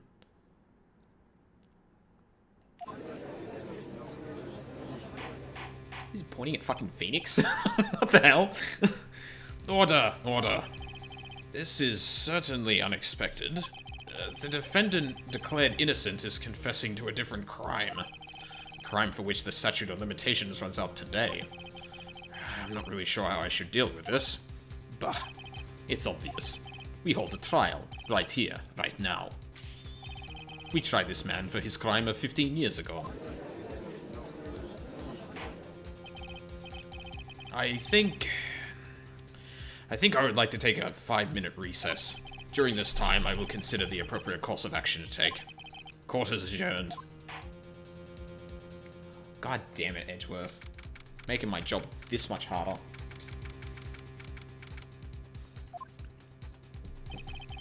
I'm sorry, Wright. I've just wasted all of your effort. Mr. Edgeworth, I just don't believe it, sir. I mean, you kill your dad? I didn't want to believe it myself, Detective. But it's the truth. I deserve to be punished. Murder is murder, no matter what the circumstances. This is crazy. Just crazy. Nick, what are you doing? Huh? Oh. I was just reading through the court record once more. I'm getting my case ready. Your case? For what? Huh? Isn't it obvious? I'm going to prove that Miles Edgeworth is innocent. Hmm? What are you talking about, pal? You just admitted to it. He confessed that he did it in court. I'm sorry, Edgeworth, but I don't believe your nightmare. What? It's just a dream. It's not real. The truth is right here in this court record. In any case, tighten your belts. The real fight is just beginning. I'll prove you're innocent. Trust me. Right.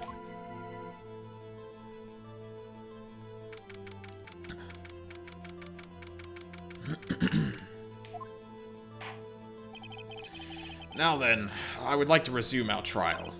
Judge, Miles Edgeworth has admitted his own guilt. He has confessed his crime. Let us begin by hearing his testimony. Then, though pointless, let the defense do their cross-examining.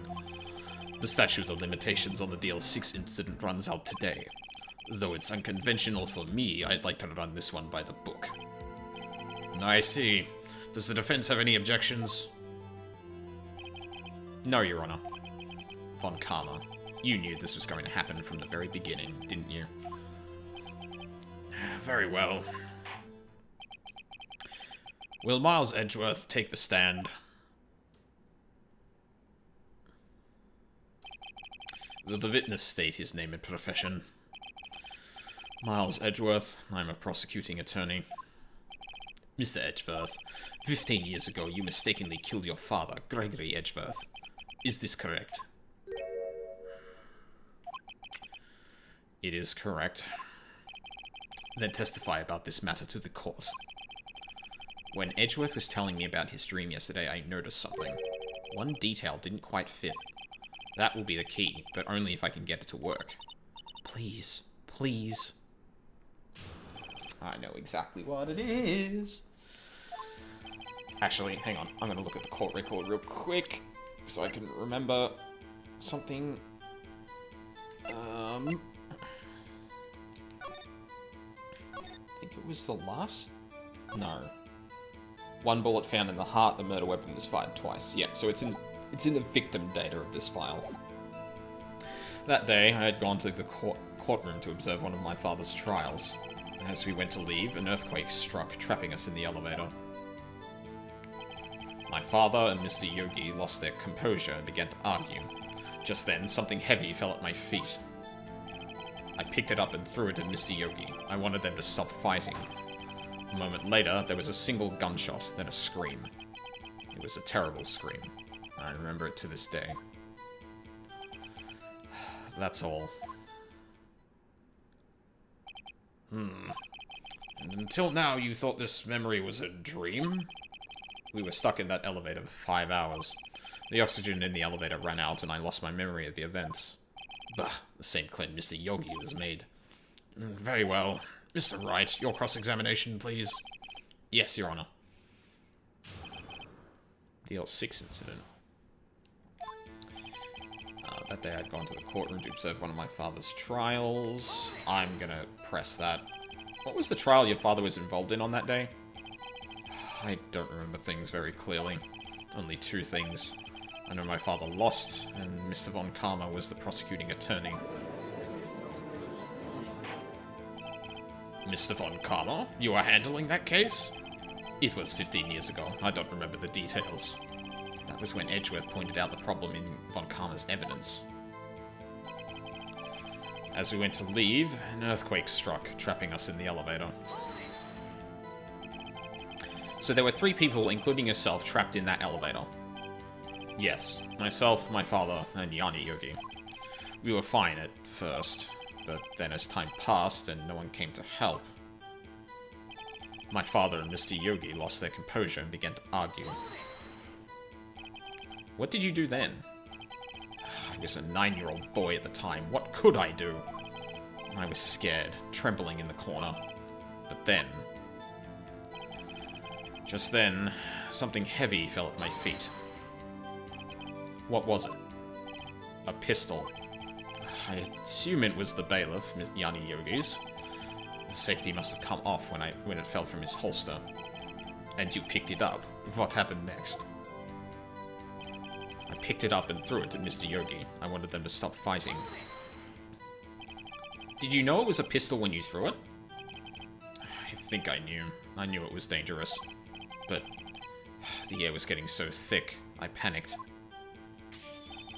So you're saying that you threw the pistol at Mr. Yogi? I was in a daze.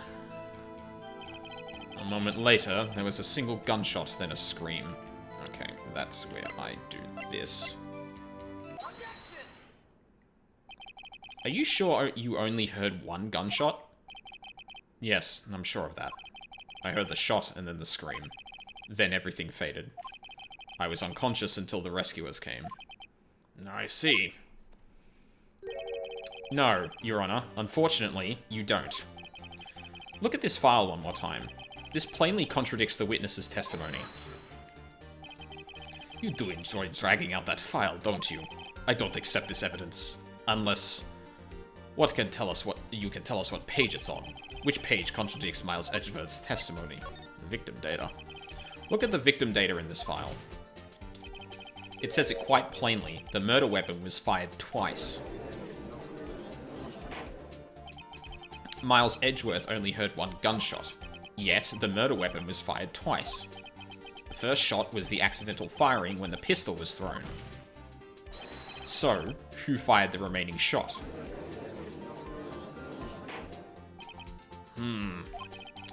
Was there perhaps another shooter who fired that second shot? Your Honor, as I'm sure you're aware, this incident occurred 15 years ago. The evidence is dated. The pistol did fire twice. However, we do not know when that second shot was fired. Or when, sorry. It might have been fired the day before the incident. There is no proof that the second shot had anything to do with this incident. What? I see. You do have a point, Mr. Wright. The murder weapon was fired twice, as we have heard. One of those shots was fired by the defendant, a boy at the time. Do you have any proof that the other shot fired had something to do with this case? Yes, I do.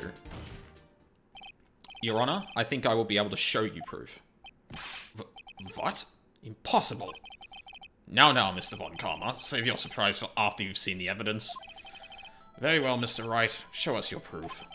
Do you have evidence that the second firing of the pistol is related to this incident? Hell yeah, I do. Look at this photograph. This is a photograph of the scene of the crime 15 years ago. Oh. This is a photo of the crime 15 years ago. I could see that the victim lying there is Gregory Edgeworth. This proves the murder weapon was fired twice at the time of the incident. This photo proves it. So, let me get this straight. This photo proves 2 shots were fired. Where? Your Honor, please get a clue. Show the judge the contradiction in the photo. Whoop. As should be obvious, the contradiction is here. I see. A bullet hole in the door.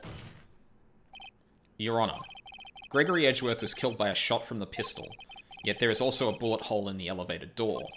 We also know that the murder weapon was fired twice. Thus, someone other than Edgeworth fired that second shot. Order! Mr. Wright, what are you driving at? It's simple, Your Honor. At the time of the incident, 2 shots were fired. One went into Gregory Edgeworth's heart, the other hit the elevator door. Remember that the defendant lost consciousness after the shot he fired rang out. In conclusion, we must agree that the second shot was fired by someone else. Mr. Wright? But who could that someone else be? The murderer, of course. I knew I should have stepped in before your wild fantasies got out of hand. Mr. Wright, Look once more at the DL6 incident case file. Look closely. Try the case summary page. The case summary. That's on page 1. Let's see if I can preempt what he's about to say.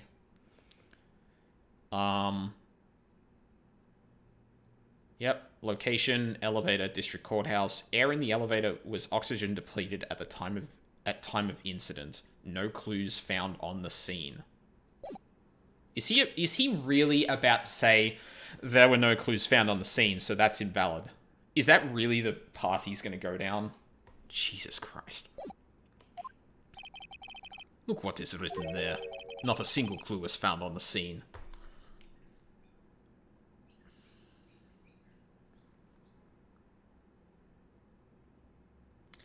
This is the dumbest. Or at least I don't follow why this is a problem. If the pistol had indeed been fired 2 times, then the other bullet would have been discovered on the scene. He does have a point. That second bullet has never been found. Why? Why? Because the second bullet does not exist. The bullet that claimed Gregory Edgeworth's life was the one fired by his own son. That is the truth of this matter. The whole truth.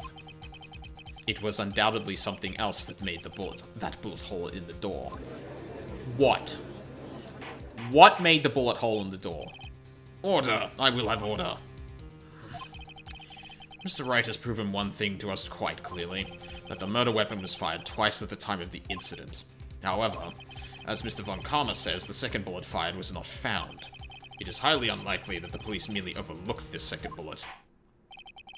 So all we have is the single bullet fired. I'm afraid I have to discount the defense's claim. What? I praise the judge for his wisdom in this matter. God, how did this happen? I don't believe that the second bullet didn't exist. Was I wrong? Have I been wrong about this whole incident? What are you doing, Nick? Why aren't you raising an objection? I'm sorry, Maya. What? It looks like I was wrong. Nick? If the second bullet wasn't there, then all of my conjectures are for nothing. No. But you said you'd do it, Nick. You said you'd get Edgeworth declared innocent. I think I already have the second bullet. I'm sorry. It's just, when I saw the photograph, I thought that 2 shots had been fired. I was so certain of it. I thought I'd won. I thought there was another person, someone else who fired the killing shot. But now... Oh! No, because it's fucking Yogi's gun, right? Okay, maybe that's a bit far-fetched, but... Well, this game goes by evidence is everything, so if he says there was no clue left, the judge will go by that. Well, I guess the problem is that there's a discrepancy between these two things, right? The gun was fired twice, and there were clearly two... Like, where was the gunshot? Like, I guess you could argue that the gunshot went straight through him, but we have the bullet from his heart. So that's not true. So how did the glass break? Like, I guess, yeah, like, it's not unfair, but... This case has stood unsolved for 15 years. Nick. Well, it seems that we have finally cleared up this incident. Only 1 bullet was found at the scene of the crime. That shot was fired by Miles Edgeworth. Precisely. I would like to ask one thing of Miles Edgeworth before passing my verdict. Have you been paying attention to the trial so far? Yes, Your Honor. Do you have any objections? No. No, I do not. So, you killed your father, though that was not your intention? Yes, I did. Oh no. He's accepted the guilt. Very well. The statute of limitations on the murder of Gregory Edgeworth runs out today. Therefore, I must pronounce a verdict on the defendant today, right here. Right now. Indeed. Does anyone have any objections? I've been here before. It's just like my first day in court. There are so many things I know I should be saying, but my mind's gone blank. I can't find the words. Mr. Wright? Your Honor. I object.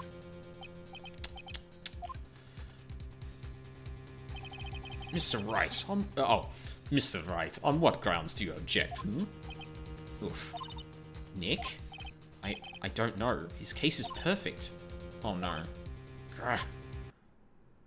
It must exist. There was like, okay, sorry. There was a there was a frame right there that looked like Maya had transformed into Mia. It must exist.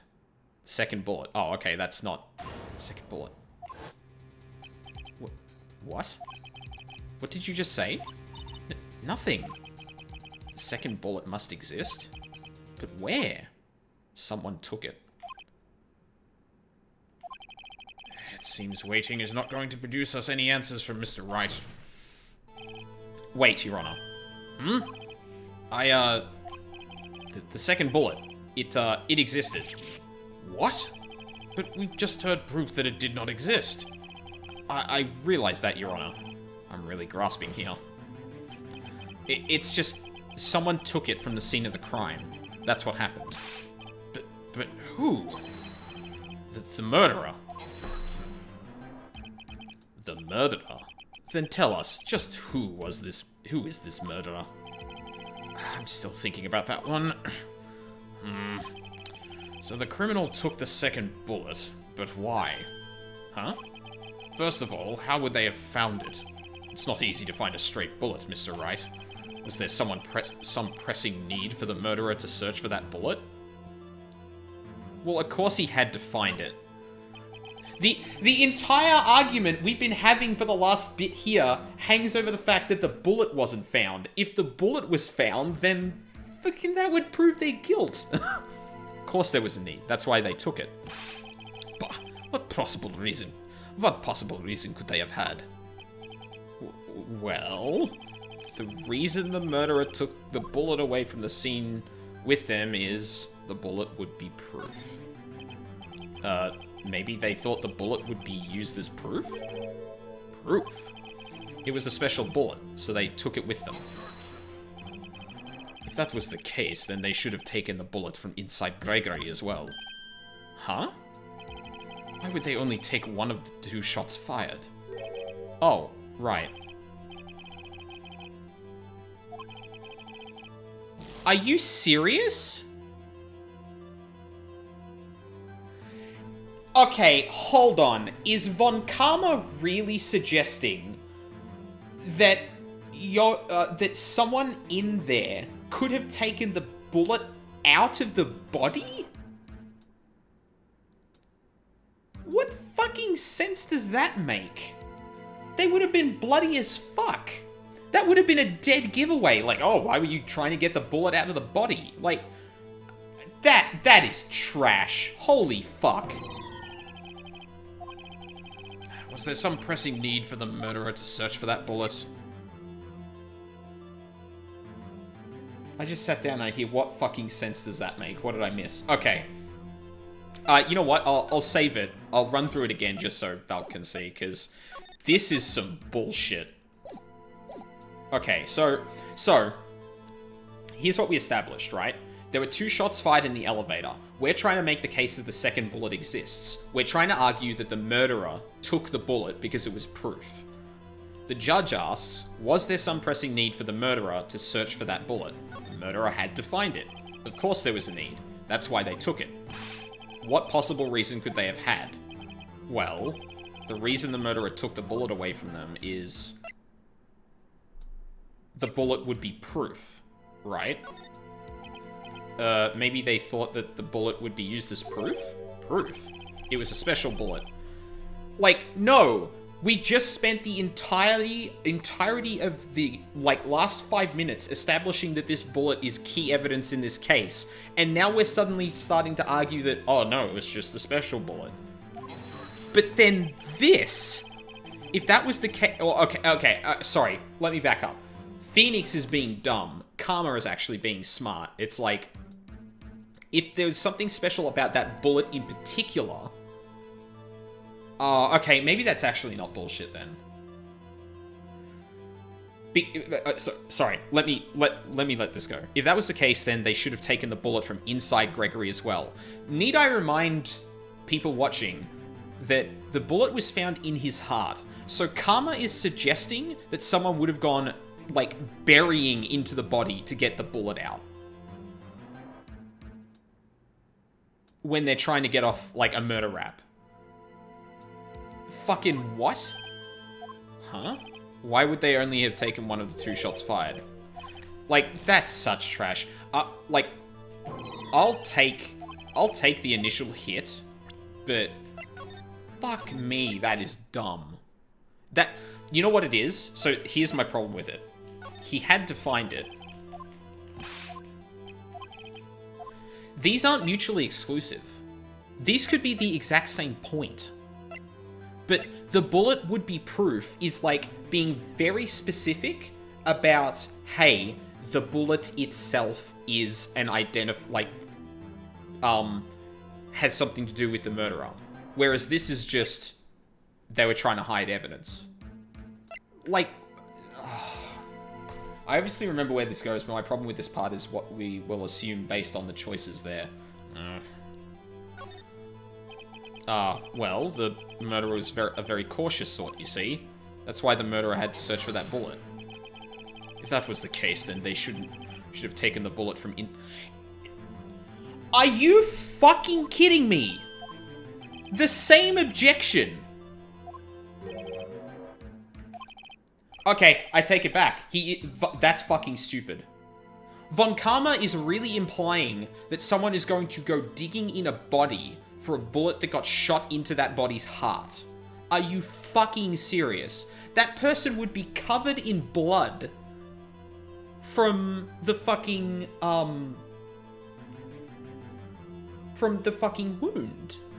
Like, maybe you could argue that, they were trying to stop the wound from bleeding or something like that. But in that case, he wouldn't have done... Oh, God, this is so fucking stupid. This doesn't make sense. Like, would you even be able to dig a bullet out of a heart with your fingers? That's exactly it. Like, even if you could get to it, I'm assuming you could even get to it. But, like... I don't accept that. Holy fuck, that's stupid. This is like, I can't remember which episode it was. There was another part of a different case where we got up to this point where it was like, I don't know. Maybe this is actually more reasonable, but why would the murderer have spent the time to look for the straight bullet? I haven't got a clue. What's wrong, Mr. Wright? The murderer had no reason to take the bullet. You don't want to admit it, but it's true. Had to take it. Had to take it. So he did have it! Oh, I'm getting upset. What does that mean? You're thinking too normal. Think crazy. Don't think why the bullet was taken. Think why the bullet had to be taken. Mr. Wright? Yes, Your Honor. I have no idea what I'm doing. Well, the murderer had no intention of taking the bullet from the scene. But, the murderer had to take that bullet. Wait, what? Had to? Mr. Wright, what do you mean? Well, for instance... For instance, what? Maybe the bullet, hit the murderer. The bullet hit the murderer. Just saying, for instance. I mean, if it hit you, you would have to take it with you, wouldn't you? It's not like you could perform surgery right there. Yeah. It's almost like what Von Karma's objections are ridiculous based on this alone. This is fucking stupid. This is really fucking stupid. I could throw this in Von Karma's face in the other instance. Like,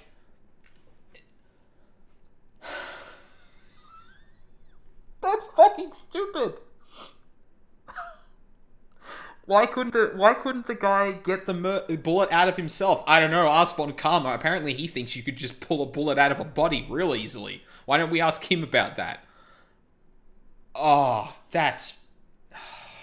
Would this bullet not have left, like, a very noticeable hole, divot in the wall, floor, roof? But, see, Valk, this is the problem. We got here because we specifically showed this piece of evidence, right? That there's a gunshot in the elevator door, right? So a bullet was fired. We're now being very picky about the bullet existing.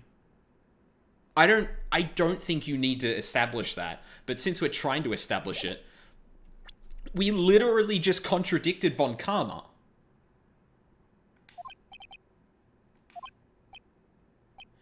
If this goes by... Wait a second.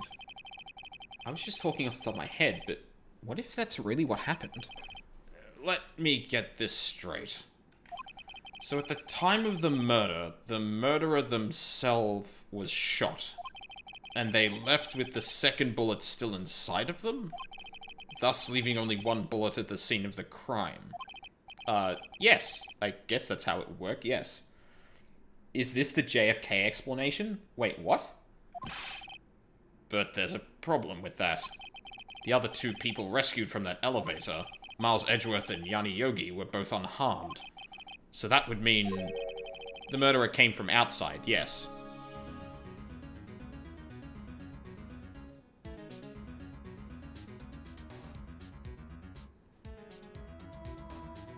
What?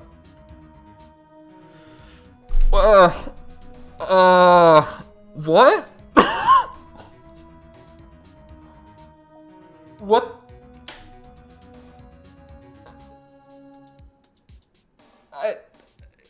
Okay, I completely lost where this case is going. What the fuck? What? The two men fight inside the elevator.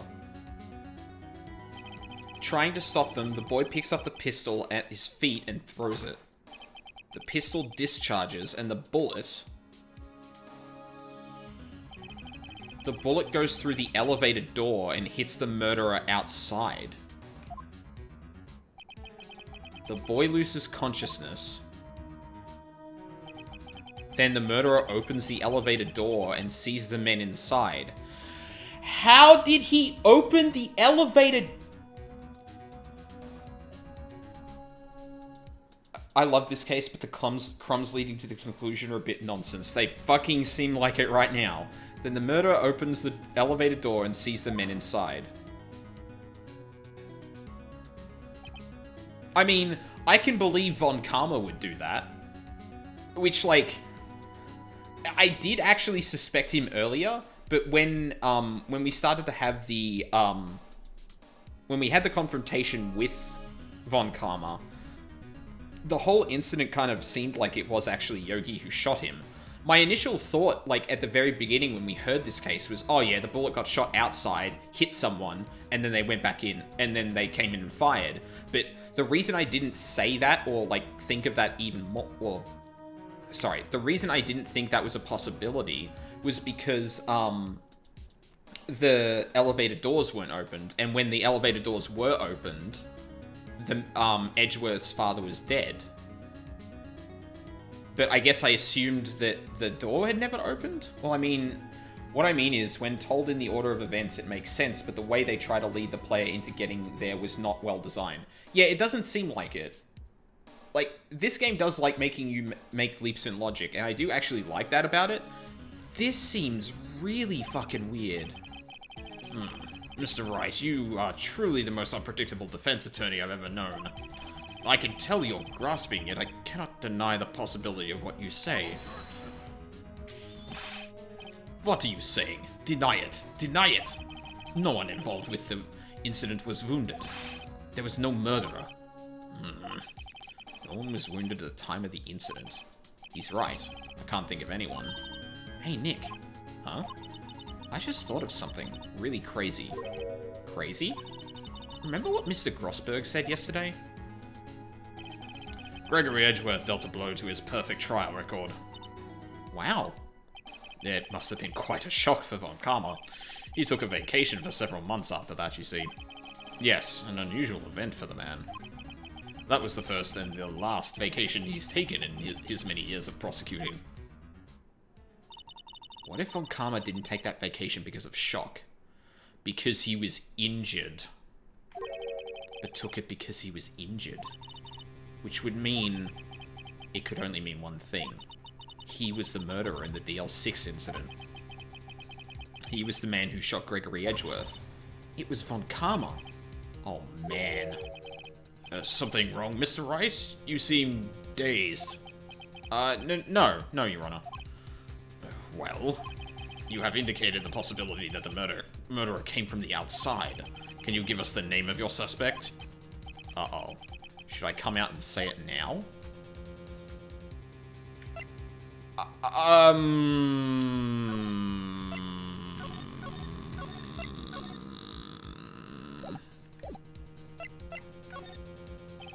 Wait, I don't have enough proof yet. This is my trump card. I better save it for the right time. Mr. Wright, something the matter? I'm fine, Your Honor. Shall we carry on with the trial then, That said, we have no farther to go. All that is left is the finish.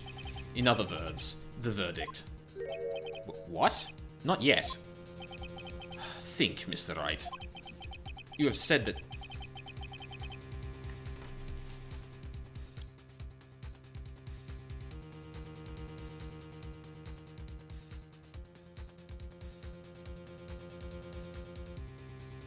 Sorry, I thought I heard a knock at one of my doors. Might have just been the cat doing something, I don't know. You've said that someone from the outside was the murderer, yet you cannot suggest anyone as a possible suspect, which means your conjecture is worthless. And will be rejected, of course. Nick, now's no time to be holding on to that trump card. The trial... Fine. Your Honor, there is a suspect. One lone suspect. Well, this is certainly interesting news. Very well, Mr. Wright. Who is your suspect? My hands are shaking. The... what? Von Karma. Von Karma?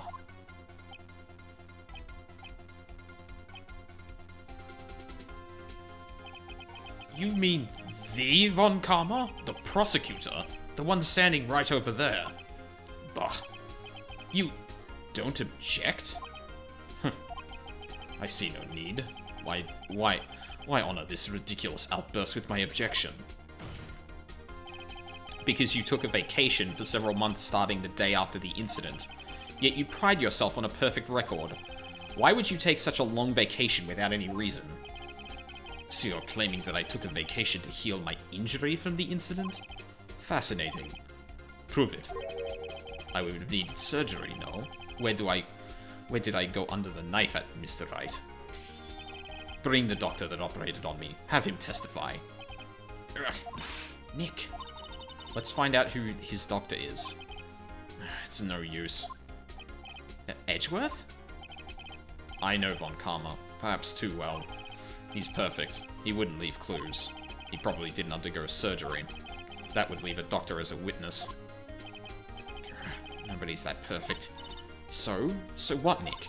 Did Von Karma pull the bullet out by himself? That's insane. No, he couldn't have. You can't just pull bullets out of yourself. Then why did we let Von Karma get away with that objection? Fucking goddamn it! That really bothers me. That it damages you and loops you through that, and then immediately starts calling into question that idea. Fuck. That's so stupid.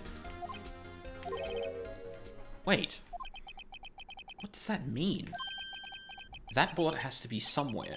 But where? Oh my god, we're gonna use the metal detector on his arm. Can you produce evidence to prove that I was shot? Yes. Alright, Von Karma. I'll prove it. And I'll even use evidence I know how you like it so much. What? The evidence that proves Von Karma was shot is... the metal detector. Von Karma is perfect. He wouldn't risk surgery, leaving an evidence trail. So then, I ask, where is that bullet now? I think it unlikely that Von Karma performed surgery on himself. I guess we're just gonna let him get away with the objections from before, but, who's counting at this point?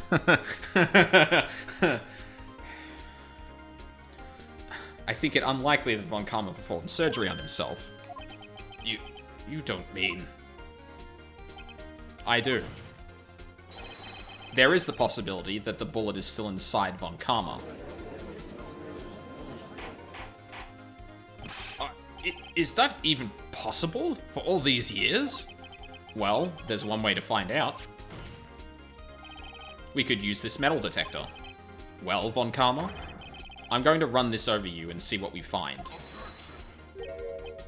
Ooh, he's sweating now.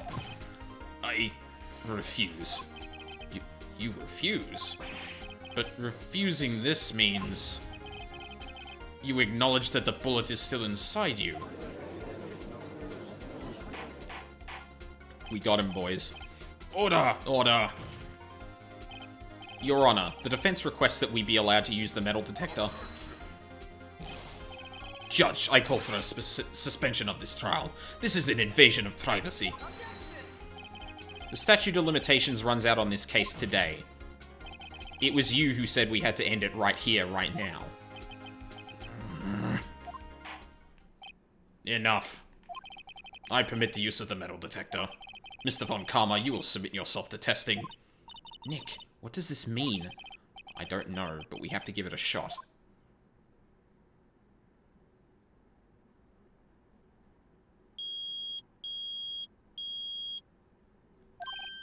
It reacted. Something's inside his right shoulder. The bullet. Mr. Von Karma? You. It was you? I was afraid this would happen, and so I remained silent. Indeed, there is a bullet in my shoulder. However, it has nothing to do with this incident. What? I was shot in the shoulder long before the DL6 incident. I claim that the bullet in my shoulder has no relation to DL6. But Mr. Von Karma, can you prove that? Prove? So why don't you need evidence? I have no obligation to prove anything. It is Mr. Wright who must prove something here, not I. Mr. Wright? Well, can you prove it? Can you prove that the bullet in Von Karma's shoulder was from DL6? Of course he can't. You don't have any of the DL6 evidence. That's because you took it out of the records room yesterday. Oh, but I do have one thing. With no proof, you cannot convict me of any crime. So sorry, Mr. Wright. No, I'm the one who's sorry, Mr. Von Karma. What? You were close. One day away from freedom. But you see, I have proof. What? Who would have thought that you would dig your own grave trying to convict Edgeworth? I can link that bullet in your shoulder to the DL6 incident. And here's my final proof. That's... a bullet? Where did you get that? This is the bullet used in the DL6 incident. This was taken from the heart of the victim, Mr. Gregory Edgeworth. The bullet is preserved quite nicely with all the ballistic markings intact. Ballistic markings? You may recall the term. It came up in the first trial 2 days ago. Ballistic markings are the fingerprints of a weapon. All bullets fired from a gun are marked with that weapon's unique pattern. By examining the markings, you can tell which weapon fired the bullet. It's quite accurate. We have 2 bullets in our possession. One, the bullet removed from Gregory Edgeworth's heart. The other, Mr. Von Karma, is the bullet buried in your shoulder. We could analyze both bullets. Then, if the markings matched, we would know that both bullets had been fired from the same gun. The very same pistol, in other words, the murder weapon that killed Gregory Edgeworth. Mr. Von Karma? You will let us remove the bullet from your shoulder. Then we'll compare the ballistic markings to those on this bullet. And solve this case once and for all. Well, Mr. Von Karma?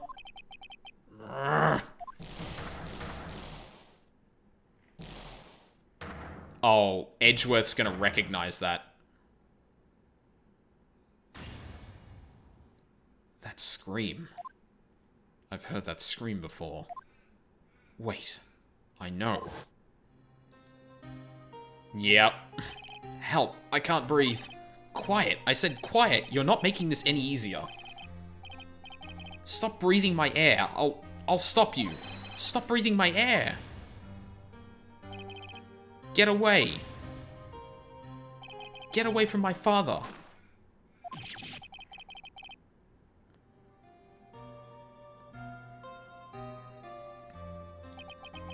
It's that scream I heard in the elevator 15 years ago. Von Karma, it was you who screamed. Mr. Von Karma?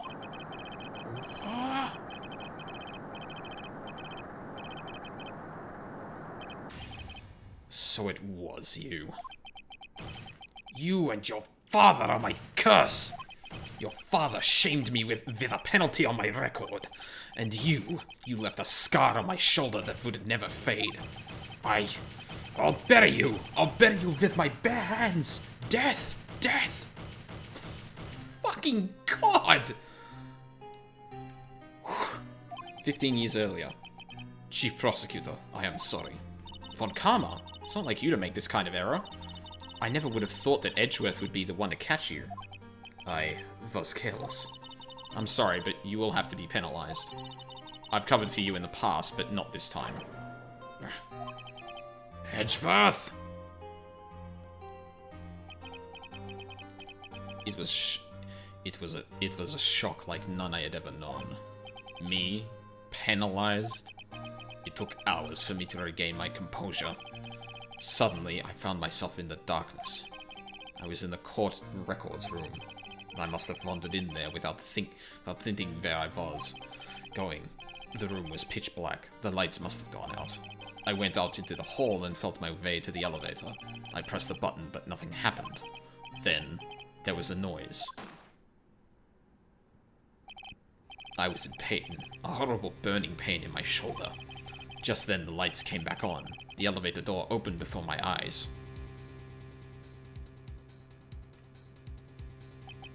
I saw 3 people inside, all lying unconscious from oxygen deprivation.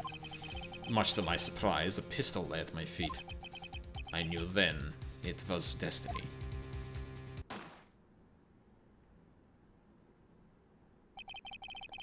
In his last moments, Gregory Edgeworth was still unconscious. He died never knowing who had shot him. Later, he spoke through a medium blaming Mr. Yogi. He was fooled. It was the perfect crime.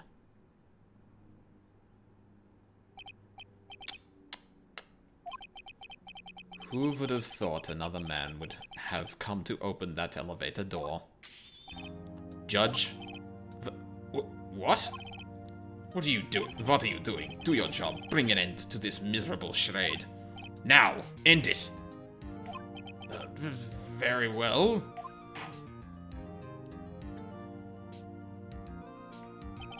It appears that we have come a very long way to the end of this maze. 15 years later. Mr. Miles Edgeworth? Yes, Your Honor. You were innocent. You are innocent. As you said, it was all a nightmare. Yes, Your Honor. This court finds the defendant, Mr. Miles Edgeworth.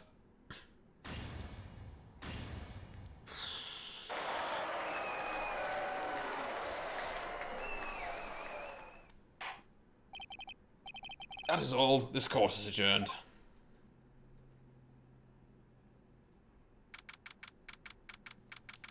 the animation sometimes looks missing in this version. I swear to God, every time the background just disappears, it feels like really off-putting. Like, I don't know if that was like that in the original games, but that whole bit where Von Karma just loses it is, yeah, sure is something.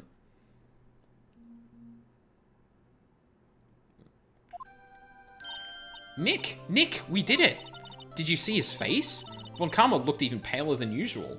I mean, at times Edgeworth says something with the calm expression and his mouth doesn't move. Oh, sorry, right. Yeah, I feel like they... Yeah, I feel like there wasn't, Oh,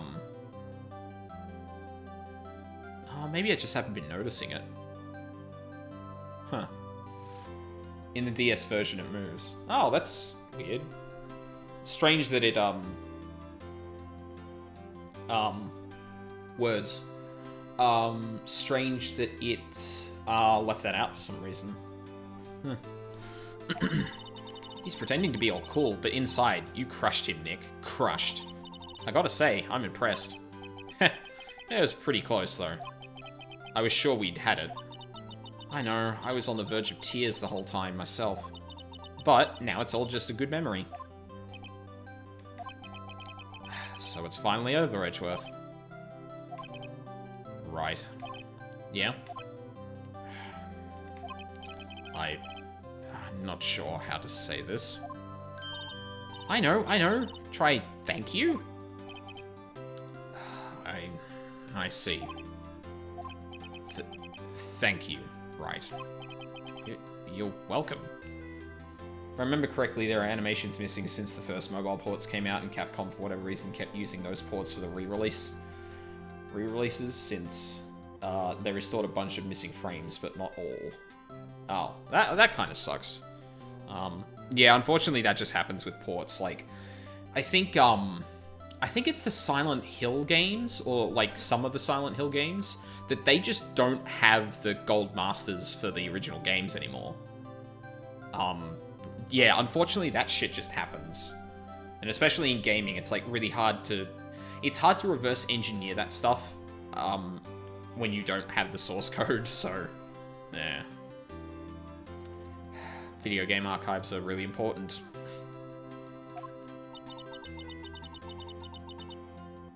And, you know, companies should probably do a better job of, like archiving that shit specifically, not just, like, random people archiving it, but, like, people who have source code archiving it. Like, fuck. I think you could have done better than that. Sorry, I'm not good at this sort of thing. You got a lot to learn, Edgeworth. She's got you there. Whoop! Amazing, pal. You pulled through just like I thought you would. I'll never forget this. I owe you one, pal. And tonight, let's party. Dinner's on me. Yeah, my salary went down a bit this month. But who cares? See, Mr. Edgeworth? You should take a lesson from Detective Gumshoe. That's how you say thank you. I see. Whoop. I feel foolish. Don't worry. Take it a little at a time. You'll get used to it.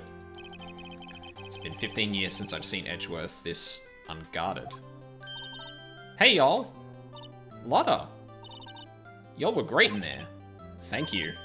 Yo, Edgeworth, congrats. Thank y'all very much. I knew you were innocent from the start, of course. Just look at you. You wouldn't stick your hand in the cookie jar even if no one was there. You were the witness on the first day of the trial, weren't you? Yeah, let bygones be bygones, eh? Speaking of which, what are you doing now, Lotta? Who, me? Ah, I went back to college. I gave up trying to be an investigative photographer pretty quick. Really? That's too bad. Huh? Isn't that the hot dog guy from the park? Huh? It's over, Nick. My life is over. Oh no, did he get dumped? Why the sad face, Larry? What happened now? Oh, Nick, I'm not long for this world. You don't look sick. It's Kiance. She's going to live in Paris. Paris, Nick. She's leaving me behind. should have seen that coming. Yo, Edgy. There you are. Yes, here I am. Unless you're M2 and you can do perfect re-releases of anything. M2. What have they... Why does that ring a bell? I probably should know that name, but yeah, without... remastering a thing and recreating it well is hard without... M2 makes Sega Ages... Sega Ages releases. Oh, okay. Why would I know that then? I feel like I haven't played any games that have been kind of released as those. And yeah, Kianse is... Congrats, Edgy. Here, a little gift celebration. A little gift from me in celebration. Celebration? That's unusual for you. Harry Butts, you came along tonight too. My treat, pal. Huh? Thanks. Looking forward to it. Yo, Nick. That's the suit that questioned me. When he says treat. That's not police talk for prison food, right? Right? I think you'll be fine, Larry. Right. Yeah? What's up? That envelope that Larry gave me, it's got money in it. Well, yeah, that's not that strange. People give money away to celebrate sometimes. It's $38, right? Huh? What a weird amount. I mean, it's not a little, but it's not a lot either. Did Larry really steal that money from fucking Edgeworth? And then not... Wow! If that's actually the case, what a fucking scumbag. $38 exactly? Nick? Wasn't that exactly the amount of lunch money that was stolen from Mr. Edgeworth in school? $38? No. No! Larry, it was you? What are you so surprised about, Wright? Huh? Larry was absent that day from school, right? But that doesn't automatically rule him out as a suspect. What? Think back to that day 15 years ago. Larry took the day off, but he was bored, so he came into school anyway. Then he saw the money lying there, and the rest is history. I never was good at history. Edgeworth? You didn't know, did you? I suspected. I just couldn't picture Larry protecting you like he did that day. Everyone else was saying you did it. The whole class was against you, remember? Yeah, too well. Right, you may not know this, but we used to have a saying back in school. When something smells, it's usually the butts. I know! Really, right. I'm surprised you didn't figure it out. Well, this sure is an unexpected turn of events, eh? Edgeworth? You should have told me. Now, Nick, it was 15 years ago. Don't think the statute of limitations has run out, Mr. Don't you think the statute of limitations has run out, Mr. Edgeworth? Wow, Maya! I'd say so, yes. There you have it. Where does that leave me? I became a defense attorney because of what you two did. Well, you've always been something of an insufferable emotionalist. Yeah, you get worked up too easily, too. Death! The death sentence for both of you! Man, if only I had known, I'd have become a prosecutor. The same goes for me, only the other way around. For the longest time, I thought that I might have killed my own father. I thought I might be a criminal. I became a prosecutor in part to punish myself. If I had known the truth, I might have become a defense attorney after all. Edgeworth. Want to switch, right? Hey, y'all! Line up, I'll take a photo. Hey, photo time, let's go! And after that, dinner on me. Detective Gumshoe took us out on town that night. We celebrated Edgeworth's newfound freedom, even though Edgeworth himself was still in detention. Okay, sorry, I have to call something out real quick. The way that wrapped up makes me feel like someone's going to die. Maybe it's just the Danganronpa influence on me. But something about, hey, let's take a picture and shit is a bit,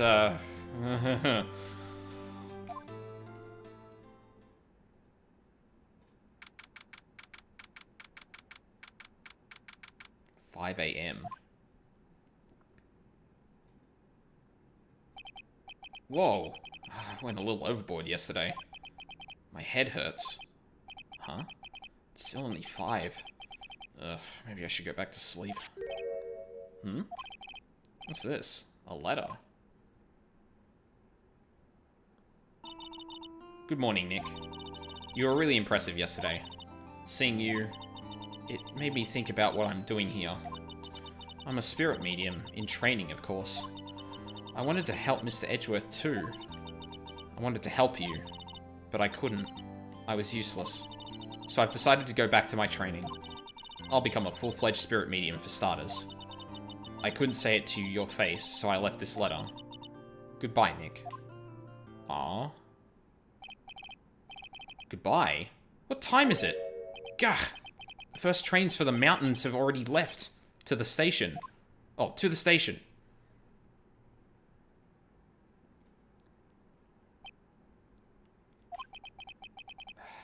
I guess I'm too late. Hey! Nick! Maya?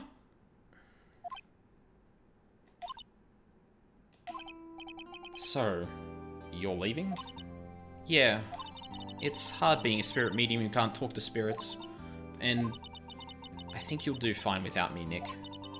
Be good, okay?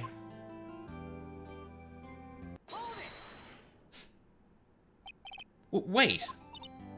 What? I never could have saved Edgeworth without your help. Huh? On the last day of the trial, I heard her. I heard Mia's voice. You heard my sister?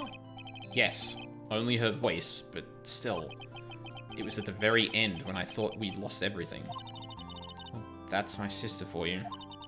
Detective Gumshoe helped, and Mr. Grossberg, and even Larry. I'm the only one who couldn't help. I was useless, Nick. But you were the one who stopped Von Karma, Maya. Huh? I didn't do anything. All I did was wander around in a daze. Sorry, but I have evidence that you helped. Evidence? Show Maya some evidence to cheer her up.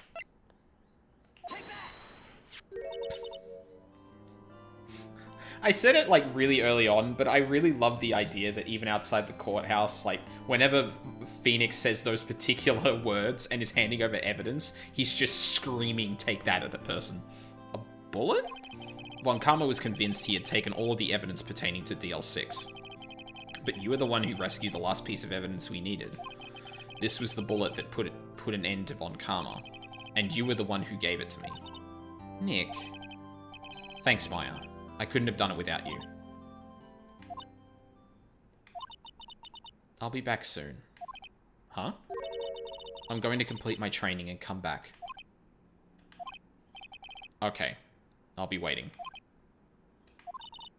Of course you will. You can't run that office by yourself. You're hopeless. I don't know about that. So, this is it. See you soon, Maya.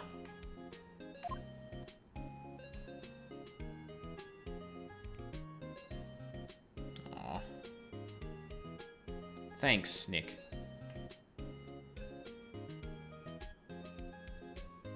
That was weirdly off-center for some reason.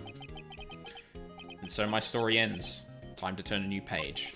And say goodbye to the novice defense attorney that I once was. Now, a new story begins. With the same old crazy cast of characters.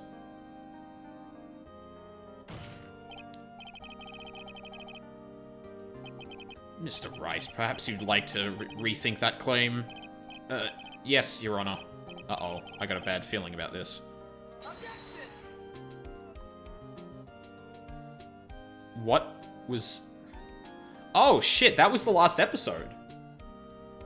Fuck, I thought there was a 5th episode to this. I didn't realize. Hey, pal, Mr. Edgeworth came down to the precinct to wish me a Happy New Year. Talk about a pleasant surprise. Whoop, Detective Gumshoe. Then he hung his head low and went right back outside. Kinda like he was embarrassed or something. Strange, huh? Damn, I didn't think I'd be done with the first game that quickly.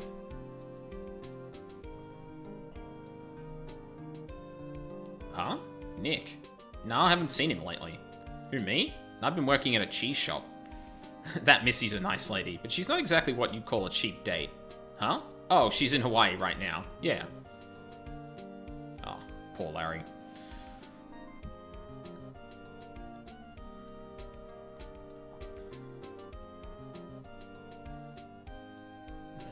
Who? Wright? Yeah, I remember him.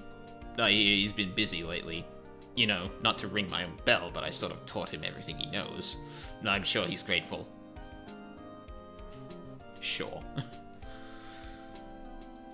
Wow. Okay, yeah, so now that I have the context that that was the last case, I'm a bit more, Phoenix Wright? Hmm? Ah, the defense attorney for whom I wrote that affidavit for, yes. Oh, you should know. I've taken over management of Gatewater Hotel recently. Should you be in the area, please stop by. But, like, now that I know that was the last case, some of that I'm gonna let slide. There's 5 cases per game, right? Well, this is episode 4. I don't know. Oh, it's you. Phoenix Wright? Ah, yes. Mia's understudy, was he not? I wonder how he's doing. Haven't seen him of late. Ah, the days of my youth, like the scent of fresh lemon, blah, blah, blah. I mean, the credits are rolling. There could be another one, but if that was actually the last case, like, some of those leaps I could be like, okay, fine. I do think it's really stupid that the objection was something that ended up getting refuted later on through none of my thing. Is he an actor? Well, I'm not buying it. You can't be a star with a name like Phoenix.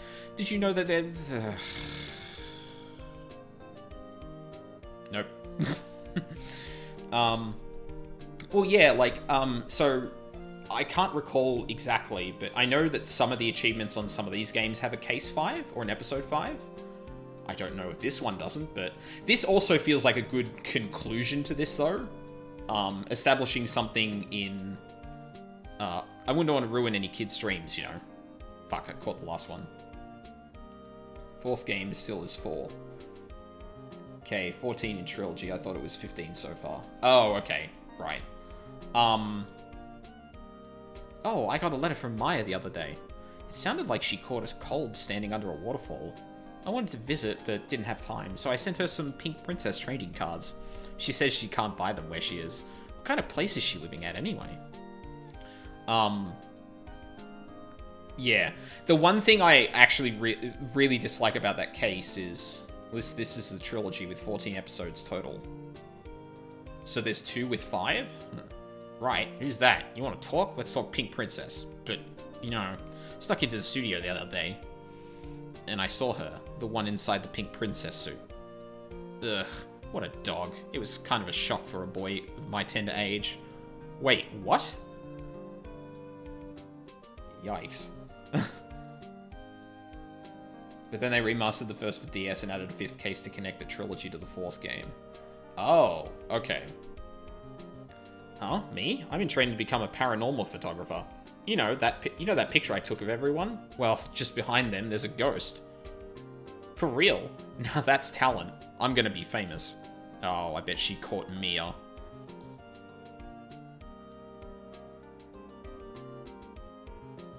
Shinji Mikami? Wait, what? I knew it. Oh my god, Edgeworth cracked a smile.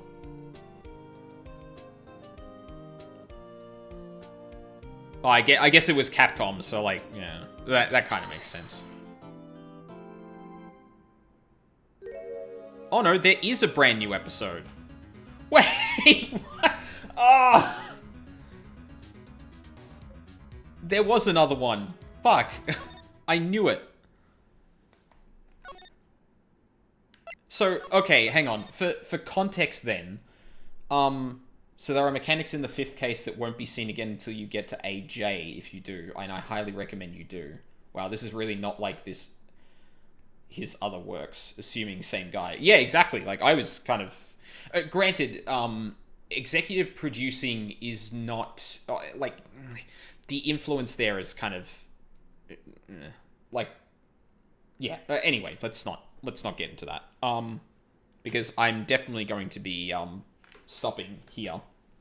So, Game Over Hell Ace Attorney the franchise was actually conceived by Shutaka. Yeah, I didn't think it was Shinji Mikami. He might have just had like an executive role, like overseeing it more than anything else, I would assume. But anyway, game over. For context, oh, hang on, I think you said it there. But then they remastered the first for DS and added a fifth case to connect the trilogy to the fourth game. So is this fifth case? So this fifth case wasn't in the original, but should I do it now? It sounds like I should be doing this now since it just says, hey, hold a second, there's another episode. Yeah, okay. Alright, well, that'll have to wait for another time. Chronologically, it does take place there. Okay, so it would happen...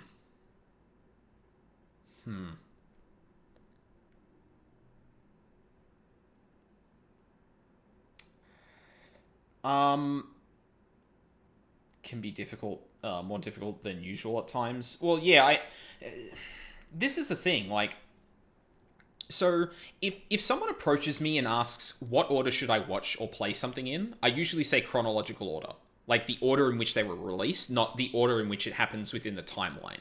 So it sounds like the first, second, and third games were released, then they created a new case when they remastered it that falls into the first game's timeline. Would that be correct?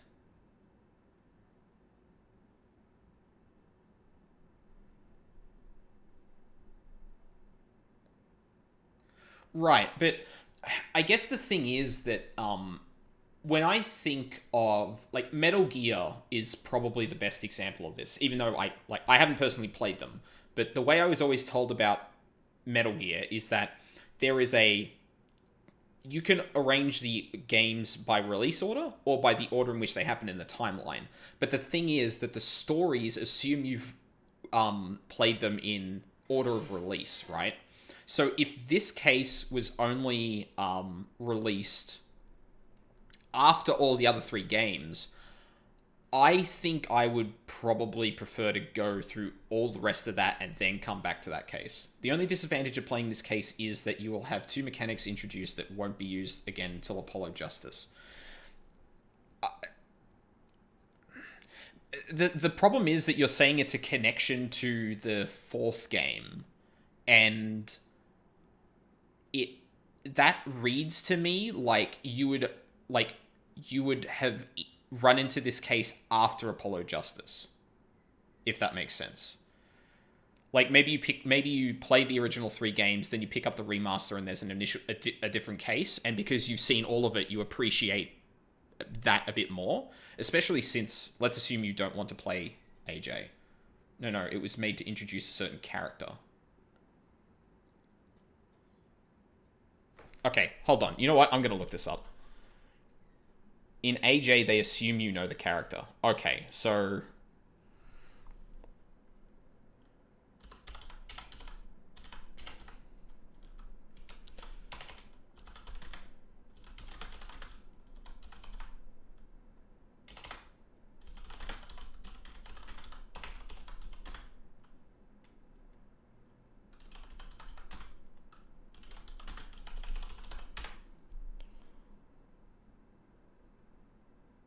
an extra episode for the internationally released Nintendo DS game.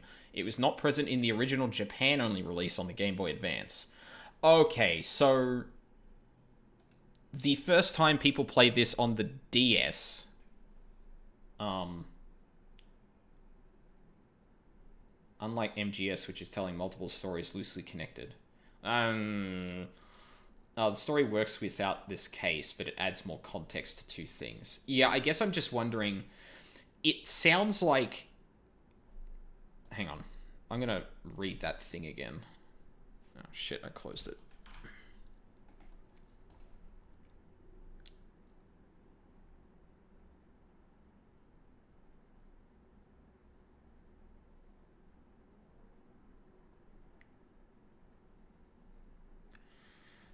Is the final episode of Ace Attorney an extra episode for the internationally released Nintendo DS version of the game. It was not present in the original Japan-only release. It is the longest episode in Ace Attorney series to date. It pretty much lines up with what Game Over was saying. So...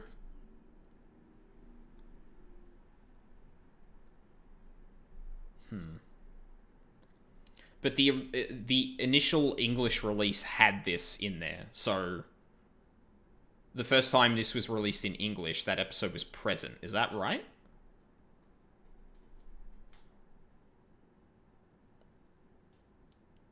Okay, then I'll play it next. If that's the way it happened, then that's fine. My thought process was more like, oh, okay, so initially the three were released in English, and then it was remastered to the DS, and it was added after. Because in that case, it might have been better for me to go through the entire games and then go back to that one and have gain more appreciation for it. But yeah, I don't think even GS5 or 6 have longer cases. I mean, it did say that was like the longest case to date, so then it's going to be long. Well, so either way, I'm going to be finishing up for today. And I do have a... Oh, by the way, yep.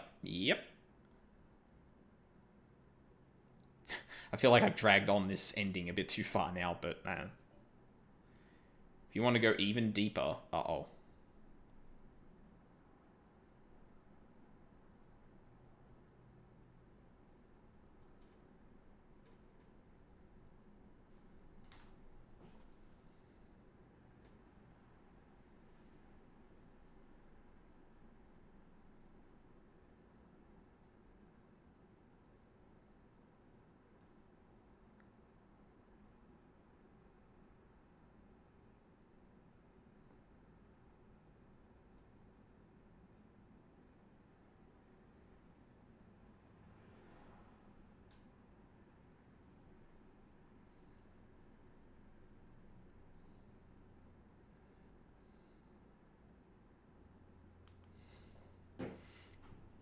The second AA game is considered the best in the entire Ace Attorney series by some people.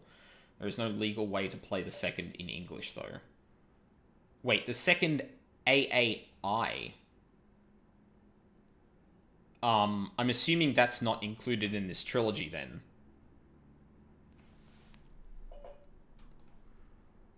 What's the, Ace Attorney... Oh, Ace Attorney Investigations?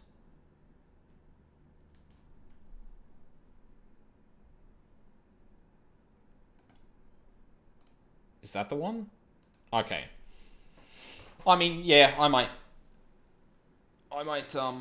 look into those after the trilogy. There could be another thing, but it looks like they're only on the DS. I don't know how I'd stream those, to be honest. Yeah, and it seemed like,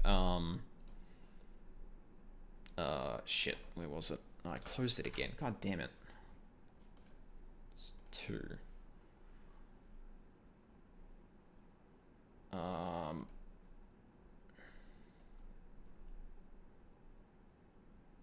Yeah, it was only released in Japan ever. Ah, that's a shame, but... Oh well. For DS, you need to emulate or mod it. Yeah, I'm probably not going to do that, to be honest. Not fault for not localizing the second or re-releasing the first. Yeah, that kind of sucks. But then again, I mean, I don't know. Maybe those games didn't. Maybe those games didn't feel like they were worth re-releasing or remastering sales-wise. Like, obviously, I think the Ace Attorney games were kind of big enough that they could have been, but yeah. Anyway, that's good to know. I'll have to look into that, but if it's on the DS only, then yeah. The second plot is amazing. Ah, of course. It had to be the better one that never got released. But yeah, that's going to be it for me today. I don't think I'm going to be streaming tomorrow. I've got some other plans instead. Unfortunately, like, they come up... Yeah, like, I shouldn't be, like, talking around this, but... Yeah, I'm just going to be busy, unfortunately. They came up last minute, and I didn't think they were going to interrupt it, but now they have. So, I won't be streaming tomorrow. And I probably won't be streaming tomorrow. If I am streaming tomorrow, it's probably not going to be Ace Attorney because I don't want to, throw people off with that. But next weekend I'm also not going to be streaming Ace Attorney because the Path of Exile Harvest League is launching that weekend. So I'm going to get up at the crack of dawn to speed through to stream the league from start and hopefully until maps, and maybe a little bit afterward as well. But so streams are going to be a little bit different. I'm also hopefully going to be streaming during the week again now. Things have died down at work. The thing that that was stressing me out for a while was has now wrapped up. So fingers crossed I'm actually going to be getting back to normalcy and not stressed out every day after work. But yeah. So that's my plans for the week. Make sure you're following me just to be sure, because like these things tend to change around a bit. And also if I decide to stream sporadically during the week or something like that. I'm hoping to look up some good news about a port of a certain JRPG that may or may not be happening from Atlas. Actually, was the PC game show today or tomorrow? Might be tomorrow. Oh, maybe I'll catch that. I'm considering starting streaming, so I'm not sure when I'll be showing up, though. Oh, that's all good. Believe me, I know that struggle. I kept up with so many streamers that stream during the week, during weekends and after work and stuff like that, that now I've started streaming. It's like, oh no, I don't watch them anymore. Like, I literally can't because I want to stream myself, so... you don't have to apologize, Game of Hell. I completely understand that, and good luck with streaming. I hope it works out for you. I might pop around if I'm ever not streaming myself, so... so hopefully more during the week. No stream tomorrow, most likely. It's not going to be Ace Attorney if it is, if I am. And next weekend is going to be big Path of Exile weekend. So unfortunately no story-heavy me doing voices in that, but it's going to be me quietly sitting there listening to a bunch of Danganronpa and Persona music while I grind all the way up to level 70-ish. Hopefully within a reasonable amount of time. And by reasonable, I mean under 8 hours. So yeah, so thank you guys for watching. If you're watching live or on the VODs, I really appreciate it. I hope you all have a lovely day, and I hope to see you next time.